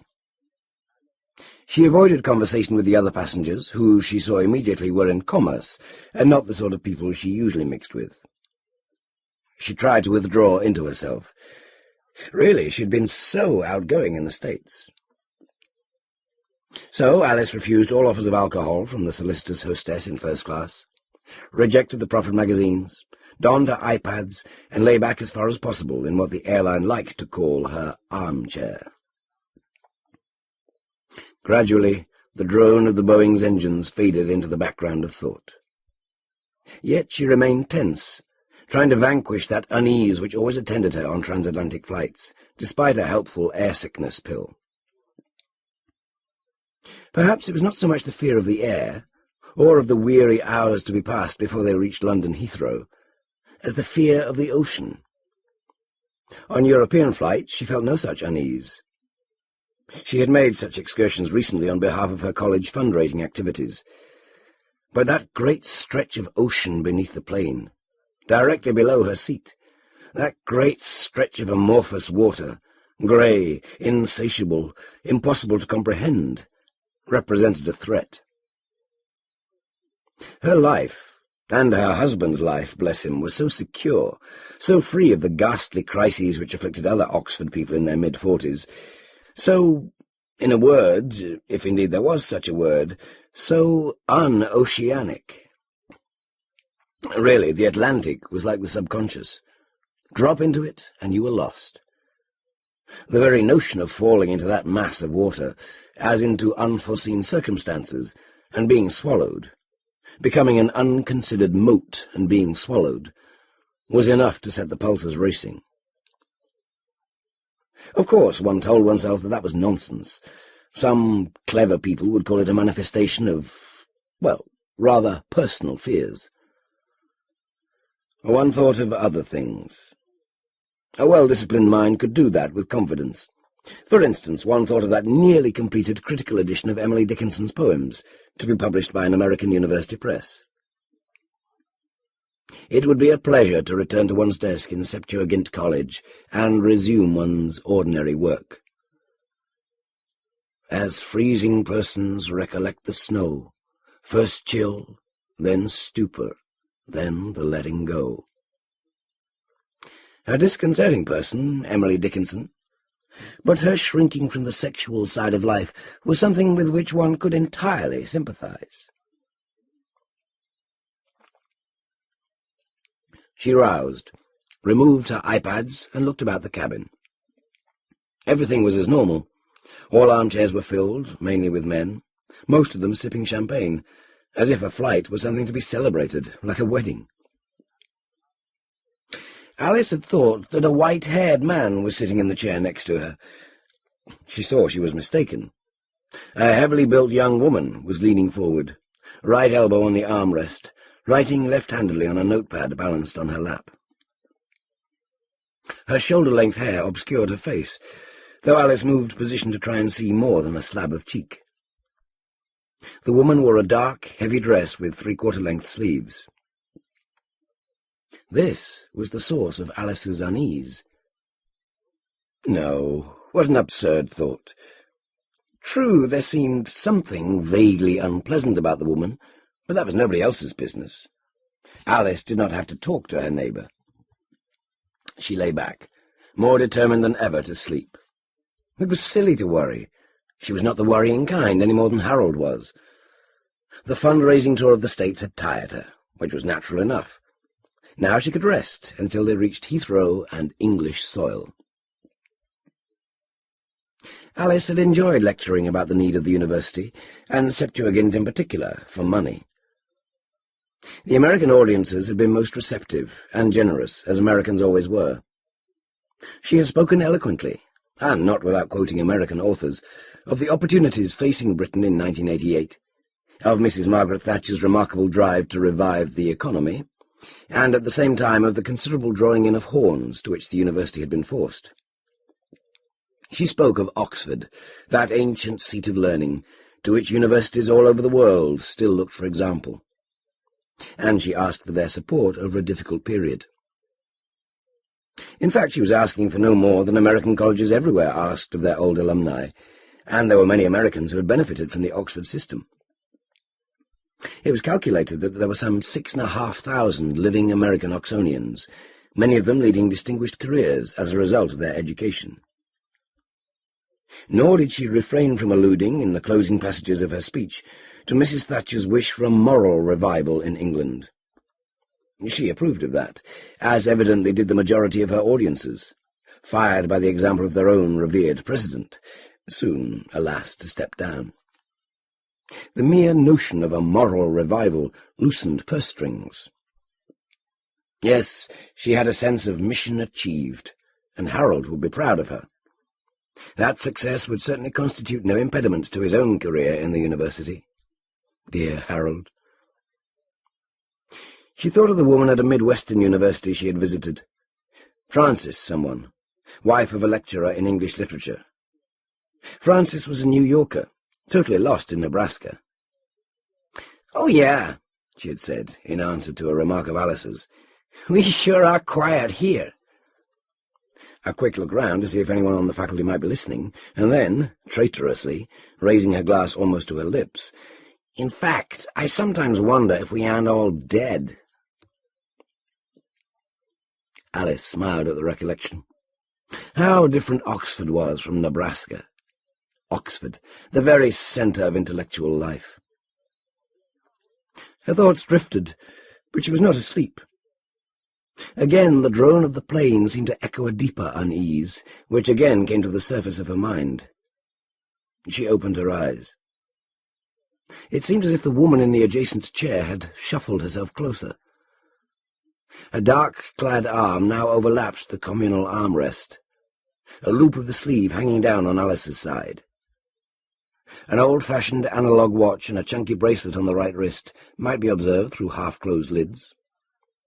The thick, dark hair, really it gave no appearance of having been washed recently, obscured the plane of the cheek. The woman was still writing with a savage intensity. The nails on the hand clutching the pen were bitten down to the quick, always a sign of savagery. Alice glanced at her own hands, small, neat, the nails immaculately well maintained and covered with a transparent varnish to protect them from the world. Drone, drone, drone, went the engine noise, almost as if it were the sound of the pen against the paper. Somehow this woman, this squaw, seemed immense, and, because immense, threatening. Alice herself was of middle height. Petite was the word her mother had used, with small, delicate, but sharp features. Her body likewise, really. Not really built for childbearing, and, after all, a modern feminist, a career woman, had no place in her life for the bother of children. Harold did not seem to mind. Thank God they had both made rational choices in marrying each other. She had kept her maiden name because, well, other considerations apart, Maynard was to be preferred to Badcock. Neither of them had ever carried the sensual sides to excess. Dear Harold. Somehow, Harold was Harold in the way that Oxford was Oxford, an exemplar of rationality and decorum. Supposing the aircraft went down into that awful grey ocean, then, she was sure, Harold would be the last thing she would think of as she drowned. Harold and Emily Dickinson. Certainly not the woman in the next seat, who was still writing. She knew it, even without removing the iPads and opening her eyes. Even as she sank, she would know the woman was still leaning forward, great, uncouth lump, writing. Writing what? Writing out her soul? Writing out menus, more like. She was a big, clumsy woman in middle age, her figure gone, a greedy eater. Probably greedy about everything, greedy in the way clouds were greedy when they obscured the sun, just when she was sitting out in their neat little garden in Chadlington Road. That was where she liked to mark papers, under the laburnum tree Harold had planted when they had moved in. Leaning forward to study the papers more clearly, she realized that she could get a better view of the pad on which the squaw was composing. The woman, writing in that cramped way, left hand curled about the pen, used a bold, sloping script. It unravelled itself across the page. Now it was forming a name. Alice read the name. Harold Badcock. She uttered a grunt of dismay and surprise. The squaw turned head and shoulder and looked at her.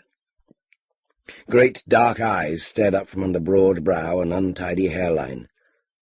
Generous lips drew back in a smile to reveal small, pearl-like teeth. Little beads of moisture dotted the upper lip. "Did you say something?" The inquiry was couched in a low voice, almost a murmur, although it contained a hint of a rasp on the S sounds. "My husband," Alice said. She did not know how to complete the sentence, an unusual slip for a lady with an Oxford degree in English. She gestured towards the squaw's pad. "Is your husband a writer too?" asked the squaw. "I am a writer of sex novels." She gave her name. Alice missed it as she groped to orient herself. Those large eyes were disconcerting and somehow overheated. A dangerous woman, no doubt of it. "How do you do? My name's Alice Maynard. I'm from Oxford." There were always polite formulae to which one could adhere, but the mention of Oxford in no way deterred the squaw as intended. She leaned closer to Alice, so that Alice could smell a warm perfume, reminiscent of a flower, the name of which could not be called to mind. "Oh, you're from Oxford. Then you can help me.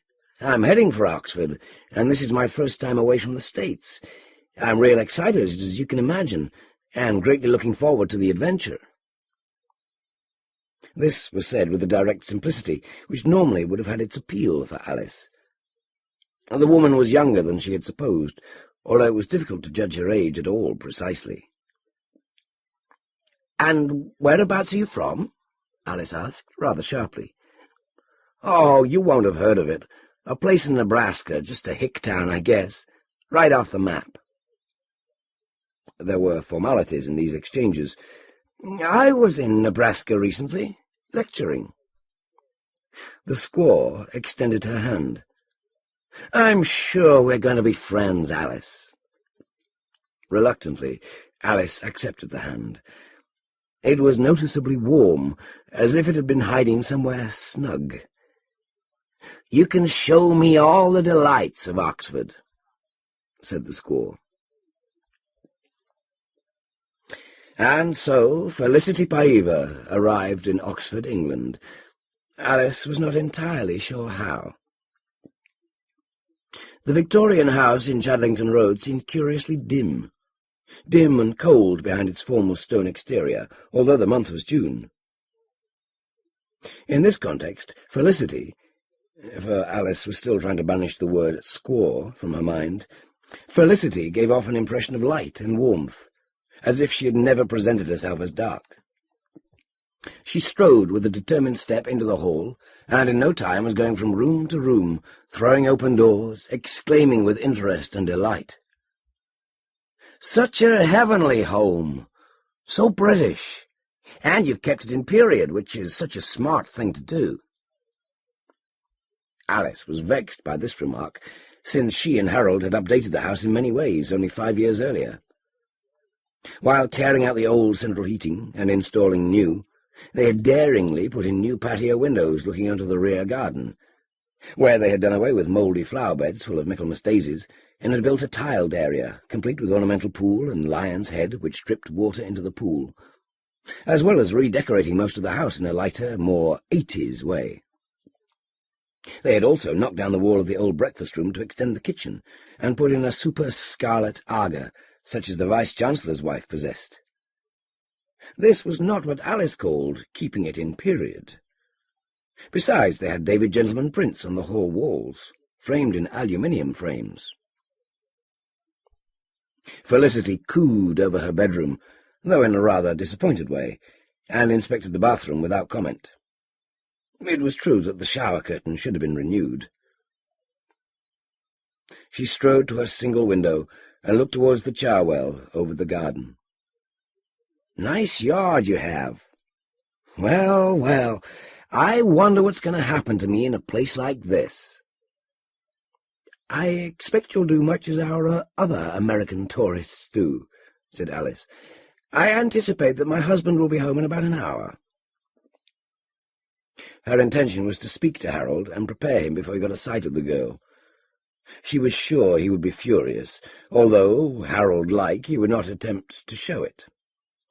Harold was as well-mannered, she considered, as anyone in the university, including the stiff old prebendary pork-adder, who lived in the next-door house with his housekeeper. And Harold could not abide young women, though of course he was too polite to manifest dislike, even of trendy young women. She sat down at her dressing-table, feeling a curious lethargy overcome her. Her shoulders sank, her head sank, perhaps she even went into a doze, which was very unlike her usual alert habit. When Alice roused herself, it was with the realization that her husband was already in the house. She heard his voice downstairs, talking in the rather affected boom he put on for strangers. Drone, drone, drone. It seemed a longer walk than usual from the bedroom, along the passage, down the stairs, and into the living room. The house really was surprisingly dark, and chilly, and quite unfriendly.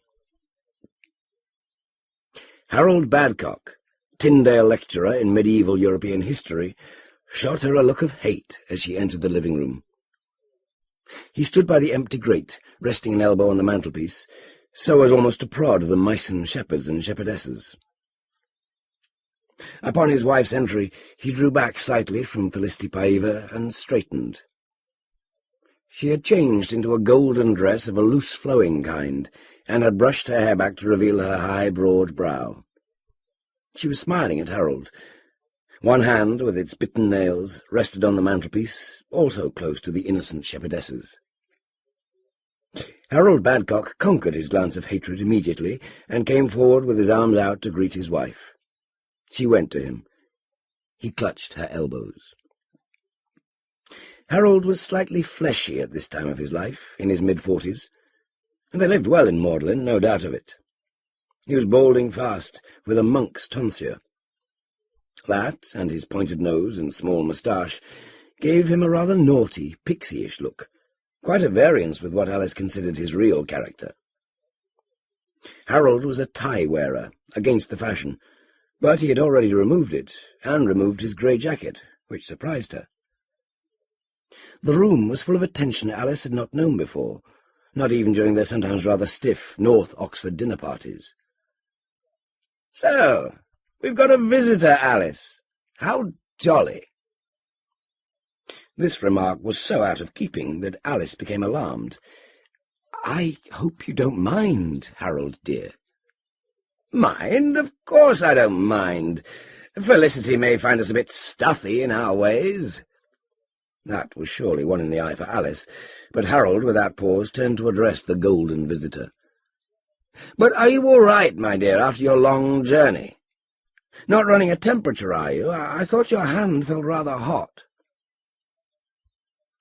3 degrees over, she said, as if quoting, languid of voice as she stared across the hearthrug at him, one hand up to her bosom, as if protectively.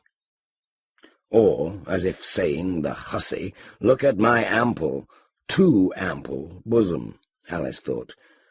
Really, she could not guess what had come over Harold. He was eyeing the young woman as if she were a confectionery shop. "What's that?" she asked in best classroom style. "What does 3 degrees over mean?" 3 degrees over. That's my permanent body temperature. There's a medical term for it. I'm always 3 degrees above normal blood temperature. Have been ever since puberty." It was amazing, thought Alice, almost as if key words had been uttered. Body, blood, puberty. Harold was drawn across the hearthrug to Felicity's side. He put a hand on her forehead, an unusual and disturbing expression on his face. "By George," he said, "you're not ill? Don't want to go to bed?" "I'm not sick, no. Just kind of feverish compared to other folks. One of my boyfriends said that it's as if I was from another planet. Venus, most like." She was grinning at Harold in what could only be construed as a saucy way. He kept his hand on her brow, smiling in a little boy manner. "I expect you have a lot of boyfriends." "You don't get the effect in full force on my forehead, Harry. Try a hand a little lower. In my armpit, for instance." "Really? Why should Harold want to place a hand in your armpit?" There was no response to Alice's question. Harold was more preoccupied with medical matters. The girl lifted her arm. He slid his hand in. Immediately his face lit up, as if he had found a treasure. Quite a fever. Amazing. And, of course, it's like that all over, one gathers." Felicity laughed. "What do you reckon? Want to check it out?" Although not loud, her laugh seemed to reverberate in the room, destroying its solemnity. For a moment, its 2 square bay windows, which stared earnestly across the road to the rear of the Dragon School, seemed to lighten as if with sunlight, and the carriage clock on the mantelpiece chimed 5 as if in sympathy. "I expect you have a lot of papers to mark, Harold," Alice said. "Could we have some tea, do you think, Alice?" he asked her, in a remote tone. He looked at her impersonally, poker-faced, as if they had never met before. 15 years of determined feminism dropped away. She turned to do as she was told. As she did so, she saw her husband remove his hand from Felicity's armpit and place his fingers daintily to his nose. She slammed the door behind her, then instantly regretted that she had left them shut in alone together. She had no memory of making the tea. All she knew was that she was back at the closed door with the tray, wondering what Harold and Felicity might be doing on the other side.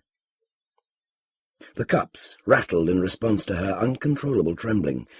She knocked. Harold and Felicity were sitting together on the sofa, heads close. They straightened as Alice entered, laughing in a conspiratorial manner. "We're out of ginger-nut biscuits," she said severely. Barely looking at his wife, Harold said, "I thought I'd drive Felicity down to see the college after we've had a cup of tea." "Harold, Felicity may not want to see Magdalen. She's probably tired after her journey. I expect you're tired.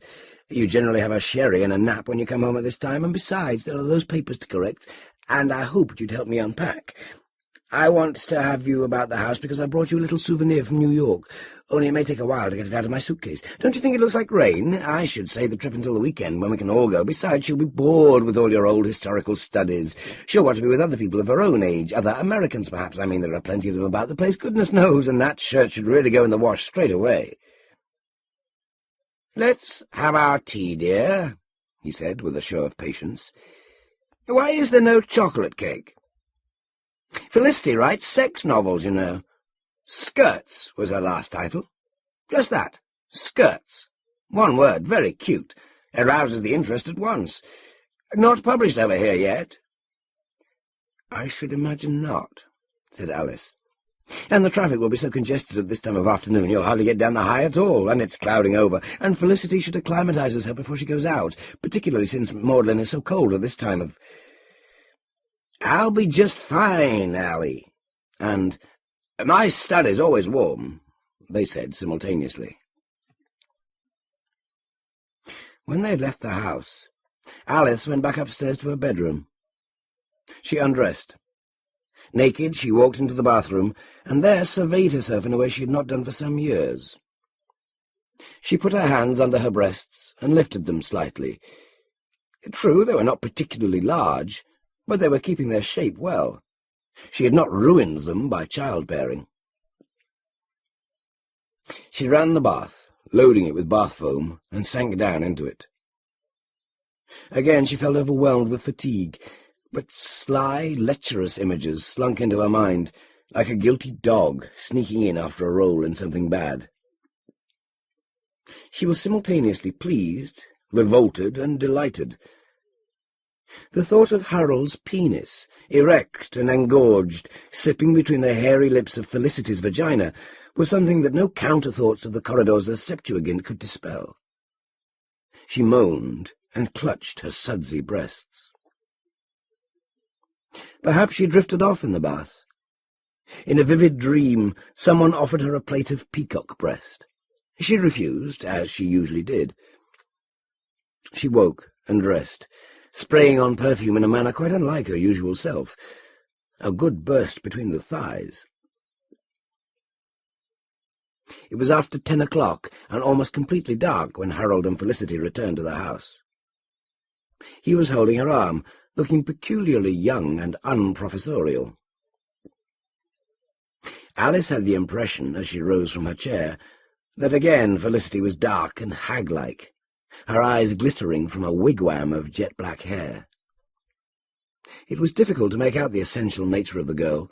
It seemed to change with the time of day, the season. "Did you care for the look of Oxford?" she asked, striving for a conversational tone. "Of course, the town has become very commercialized." Felicity merely shrugged and looked up at Harold as if expecting him to answer for her. Then she gazed at Aldiss through languorous and drooping eyelids. It was dim in the living room, and Aldiss could find nothing else to say. She seemed to stand staring at the two of them, and they at her, for a long time, while outside, where night was making of the road a strange country, the vegetation grew black and monstrous. "I think we'd better go to bed," Harold said, shuffling impatiently. Alice's heart stopped. He clarified his statement by adding, "Felicity's tired and wants to unpack." Watching the girl slink from the room without so much as a good night, Aldiss took hold of her husband's hand. She could almost hear him sub-vocalizing the dreadful phrase. How vulgar it was. 3 degrees over. As soon as Felicity had left, she let go of him, and they stood side by side as if waiting for someone to photograph and frame them, listening to the slow ascent of Felicity up the stairs. She was heard to pause before going into the bathroom, the latch of which gave its distinctive click. Harold raised a finger to indicate that they should listen. They heard nothing until the sound of the toilet flushing. He smiled and licked his lips. "Let's go to bed, my dear," Aldiss said. "I want you to make love to me tonight." "It's been a long time," he said, letting his voice die away. "I expect we shall still remember how to do it. Come on." "You look very tired, Aldiss." "Come along, Harold." "Haven't you got a headache?" Up in the bedroom, she switched on her bedside light, leaving off the other lights. Rapidly she undressed to prance before him, coquettishly covering and uncovering breasts and quim with outspread hands. "Disgusting," he said. "A Septuagint fellow." But when he also stepped out of his clothes, she saw he had an erection. She flung herself down upon him, going down on her knees to kiss the ramrod. A long time since she had done that. It felt marvellous, both hard and upholstered. Perhaps it had grown fatter since she had last felt it. She wondered about the other men who had been on the plane and what theirs felt like. What fun to have them all lined up for inspection. Once in the bed, they fell on each other, doing it sideways, Harold bending over to get her nipples teased between his teeth, while he placed a middle finger over her anus in the way he knew she enjoyed. She groaned and cried, feeling, so much readier than usual. That it was all undignified, that it was really rather unpleasant, that it was somehow dehumanizing for Harold. These considerations went by the board, as he finally rolled on top of her, grunting fiercely in a tone no one at Magdalen would have recognized. She called her affirmatives and gasped, clutching him tight as she had not done in years. "Oh, that was so lovely," she whispered, gazing into his eyes. He was smiling too. "Okay, dear. Fine. Great. Now, if you don't mind, I want to pop into Felicity's room and just say good night to her. It won't be long. You get some sleep. You must be exhausted." Aldiss sat upright, heedless of her swinging breasts, still wet with his saliva. "Harold, how dare you? I forbid you to go." "No, dear, it's okay," he said reassuringly, although he never used the word okay. "I promise I won't be more than an hour. Only she's feeling desperately homesick. She misses Nebraska, I'm sure you understand. Poor girl, so far from home, and you realize her sexual quarters are also 3 degrees over, and what man could resist the thought of that? Can you imagine how deliciously hot they'll be? It would be preposterous, and cruel besides, not to go in and comfort her a little. She is our guest, after all." Harold, please, what are you saying? After all these years? That's adultery. What would prebendary Porkadder think? Now, Alice, dear, don't get worked up. It's just a little hospitality. We don't want Americans to think we aren't hospitable. And besides, she's bound to be lying there thinking of sex, poor little thing. And it'll be all wet and hairy and so deliciously— As he was talking, he was sliding out of bed, still trying to face his wife, but finally leaping up with a glad cry and rushing for the door, clad only in his pyjama top, his penis smacking against his thighs as he ran, as she noted. "Bugger," she said. 7 years ago she had allowed a man from Christchurch to do it to her on a sofa during a Commem ball, and really she had not liked it. His breath had smelt of beer and his shirt of mothballs, and he had asked her afterwards if Oxford had moved. Since then, nothing but virtue. Now this. Bloody Felicity. What was the creature? A harpy? One of the harpies? Harpies with herpes. "I hope you get bloody herpes," she shouted. Rather an old-fashioned shout in Oxford in 1988, when the younger dons were talking about nothing but the case of AIDS in Merton. Of course it was hushed up, like everything else in the university. "Did I really say bugger?" she asked herself in an awed whisper. Slipping into her silk bathrobe, she crept to the door and listened. She could hear nothing, not a sound. Perhaps that foul seductress had developed a way of doing it absolutely noiselessly and without movement. She had once been told by a graduate in Oriental Studies, Studmeyer, Studebaker, Shuckskin, some foreign name, rather handsome actually, that such things were possible as far as Japanese women were concerned. Apparently it involved developing the muscles of the pelvic floor. Foreigners were really very odd. "I'll damn well buy a book and learn the art. It's not too late," she sighed. "And practice on someone other than Harold," she added. Of course, Felicity was not Oriental, not even a squaw with Indian blood. She had announced that her father was Albanian. Who knew what strange rites went on in the savage mountains beyond Tirana, what musical instruments they played, where mad King Zog had ruled. Noises. Definitely. Felicity's door opening. Oh, God, her heart failed her. They were going to rush into her bedroom, to annex the double bed in order to have more room to thrash about. What was she supposed to do, bring them tea while they copulated? No doubt they would find new and disgusting ways in which to do it. Rushing over to the open suitcase standing on a side table, she snatched from it the long paper cutter she had brought back for Harold from New York. She would stab him to death if he dared bring that hideous hag in here, even if it involved blood spurting over the recently redecorated ceiling. But the footsteps went past her door.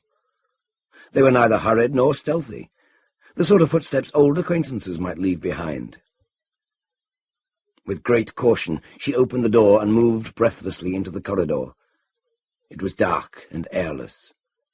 She put out her hands so that her fingertips brushed the wall on either side, almost as if she were floating.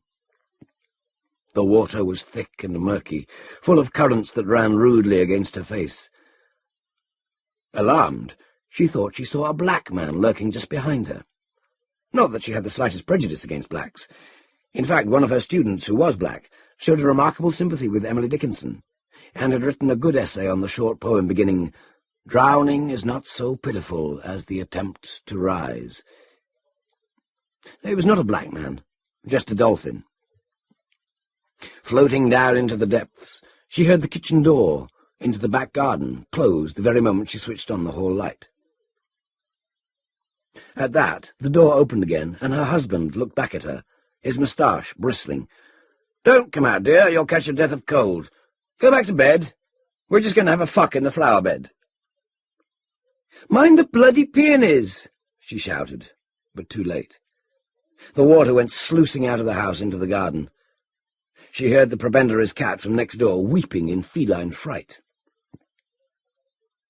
Trembling with rage, Alice rushed to the refrigerator and flung open its blind white door. As she might have expected, it was almost empty, except for an air hostess sitting on the toilet, smoking. There was not even any ice in the ice compartment, the ideal antidote to this whole obnoxious 3 degrees over pretense of Felicity's. Felicity! What an absurd name for that primitive slut! There were decent Felicities at the university, along with the Penelopes and Rosalinds, all acceptable high-protein English names. Why, there was even a Felicity at the other end of Chadlington. Felicity Chugg, who lived with her widowed sister, Deborah Hensprawn, and her 2 cocker spaniels. Felicities were not supposed to be irresistible to men. That was left to the Valeries, Tinas, and Marilyns of this world.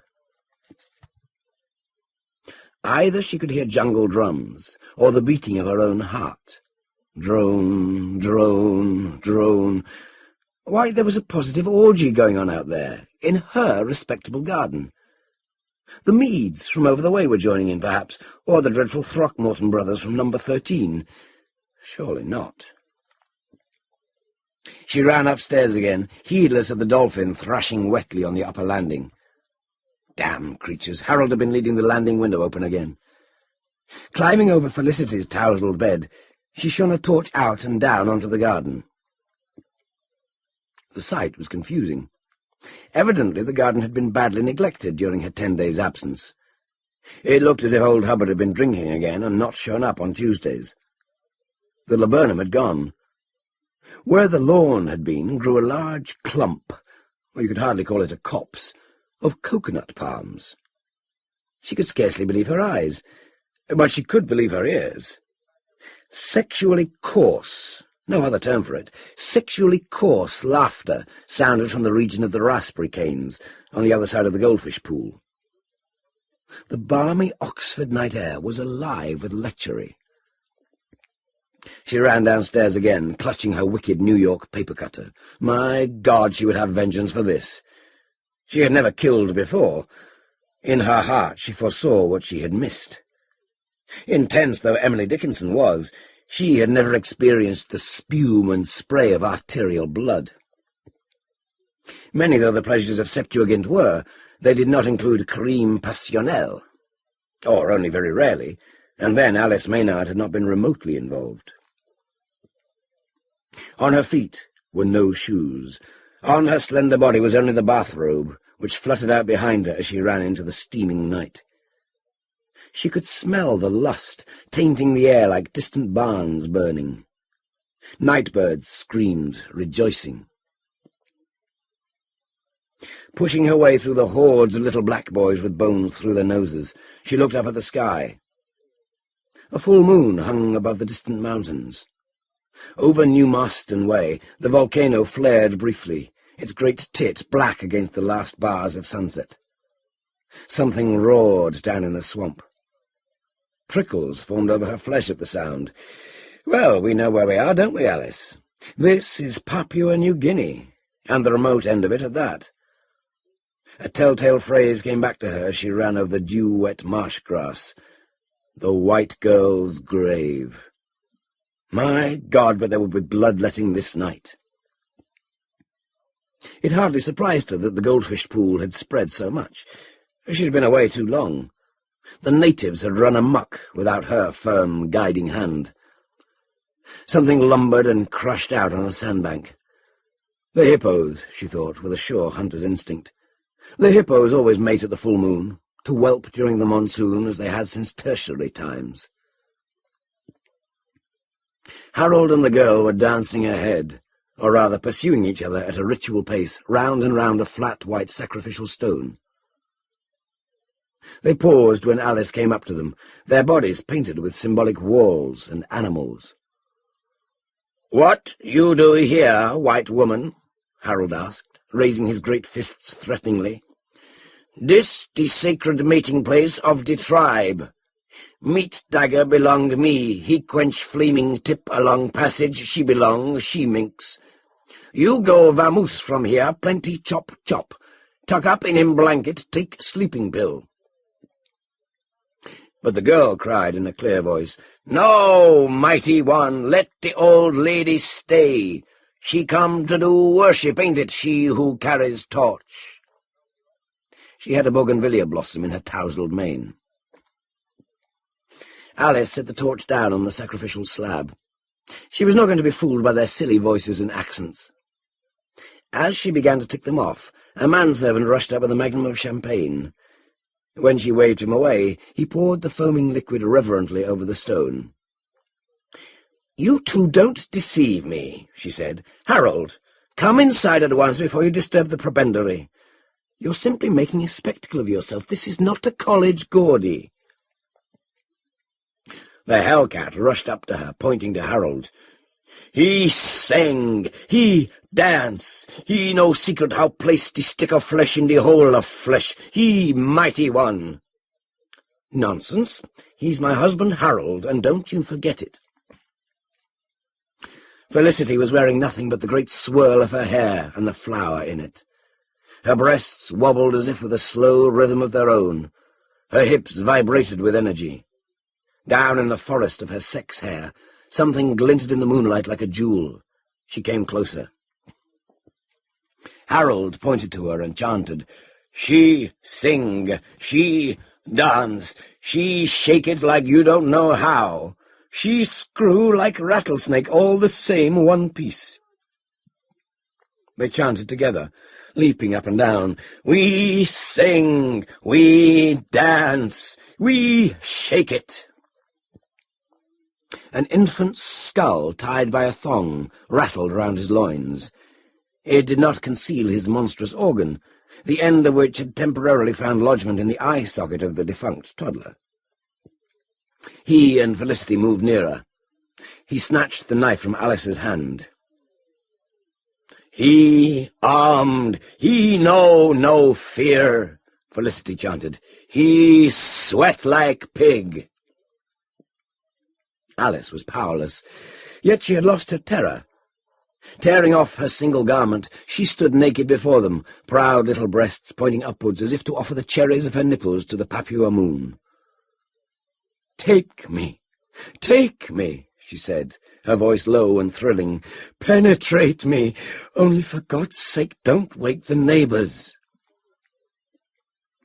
Felicity flung herself down on the sacrificial stone, opening wide her legs, arching her back, so that her pudendum rose in the air like some nocturnal flower. Her labia opened in a welcoming smile, her orifice steamed. Moët Chandon was poured over it. "Worship, Alice! Do the female stuff, dear! You come make 'em pact along us!" she called. Impelled by an instinct greater than herself, Alice slunk forward, walking between the bent legs, looking that magical organ in the eye, caught by its immodest yet complex configurations. She could hear her own animal noises. A scent came to her nostrils, like the mingled smell of laburnum honey and lobster thermidor. Her tongue came out, waving with a life of its own. She bent forward to the glistening flower amid the cries of the others. The jungle drums were beating again. Her lips met those luxurious other lips. Orgasmic shudders seized her body. 3 degrees over, she cried. Now she knew what the heat meant. The heat birth of the universe. The terrible tandoori oven of the womb. The essential kindling of sex. The force that woke the dormant dog of a philoprogenitive penis. 3 degrees over! Now the lust was in her head, burning in her body. Everyone was shouting and singing and chanting. "He sing, he dance, he take us both." And he did. The infant's skull went flying.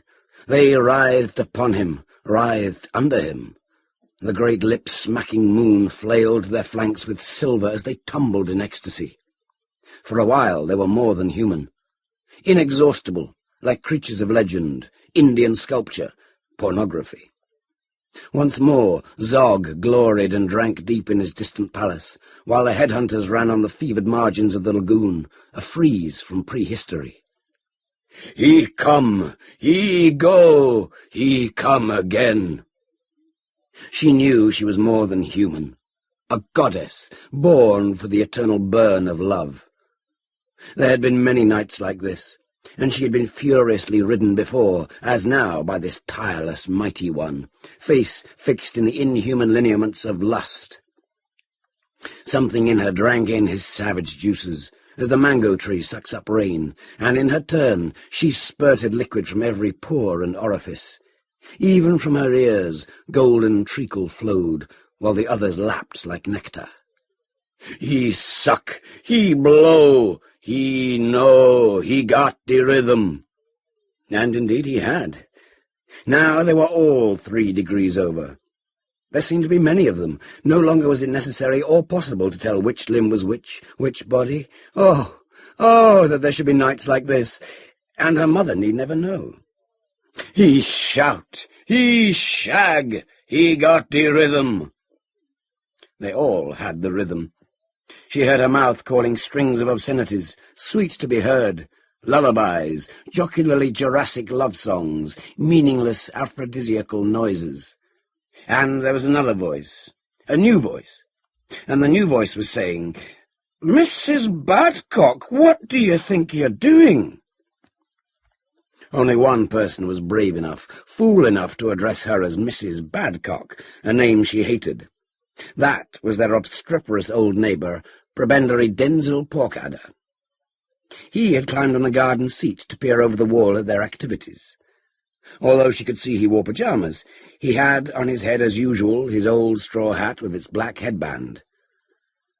"Are you fornicating with those persons, Mrs. Badcock? They're not Oxford people, are they?" Alice was immediately embarrassed, and shrank back into her usual self. It felt extraordinarily like the process of detumescence she had witnessed in her husband on many an occasion.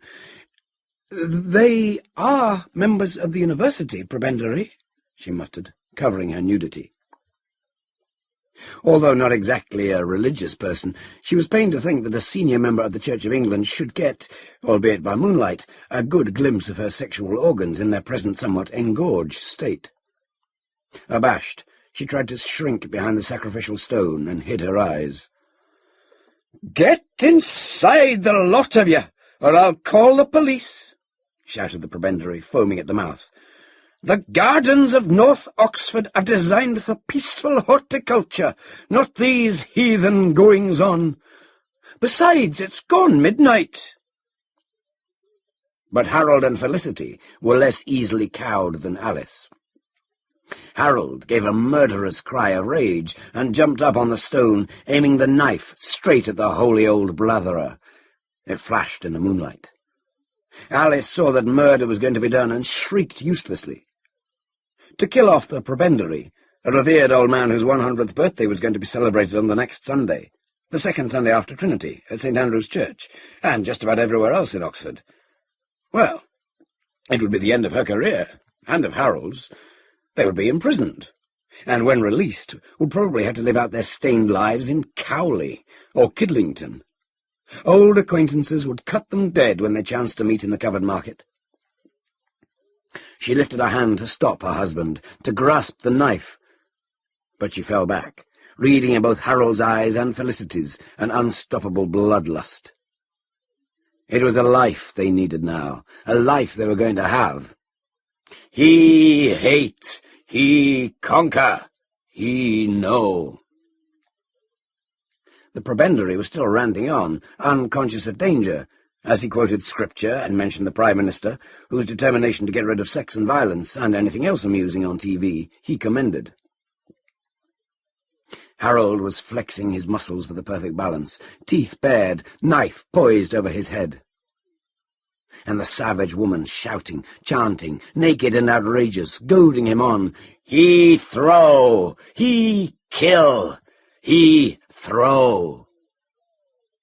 Alice covered her eyes and groaned. All round was a hubbub. People were pressing against her. And still the squaw was shaking her and repeating the chant, He throw! He throw!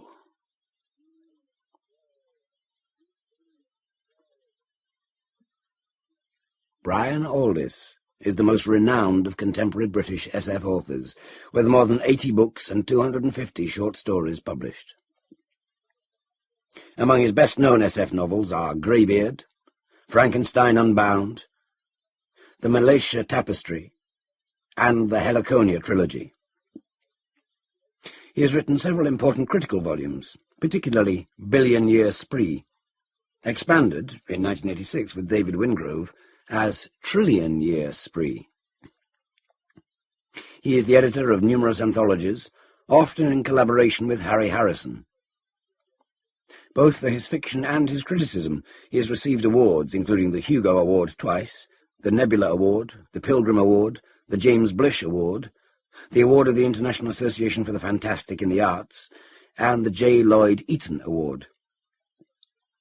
His contemporary novel, Life in the West, was listed in Anthony Burgess's 99 novels, the best in English since 1939. His most recent novel, another contemporary work, is Forgotten Life. He lives in Oxford.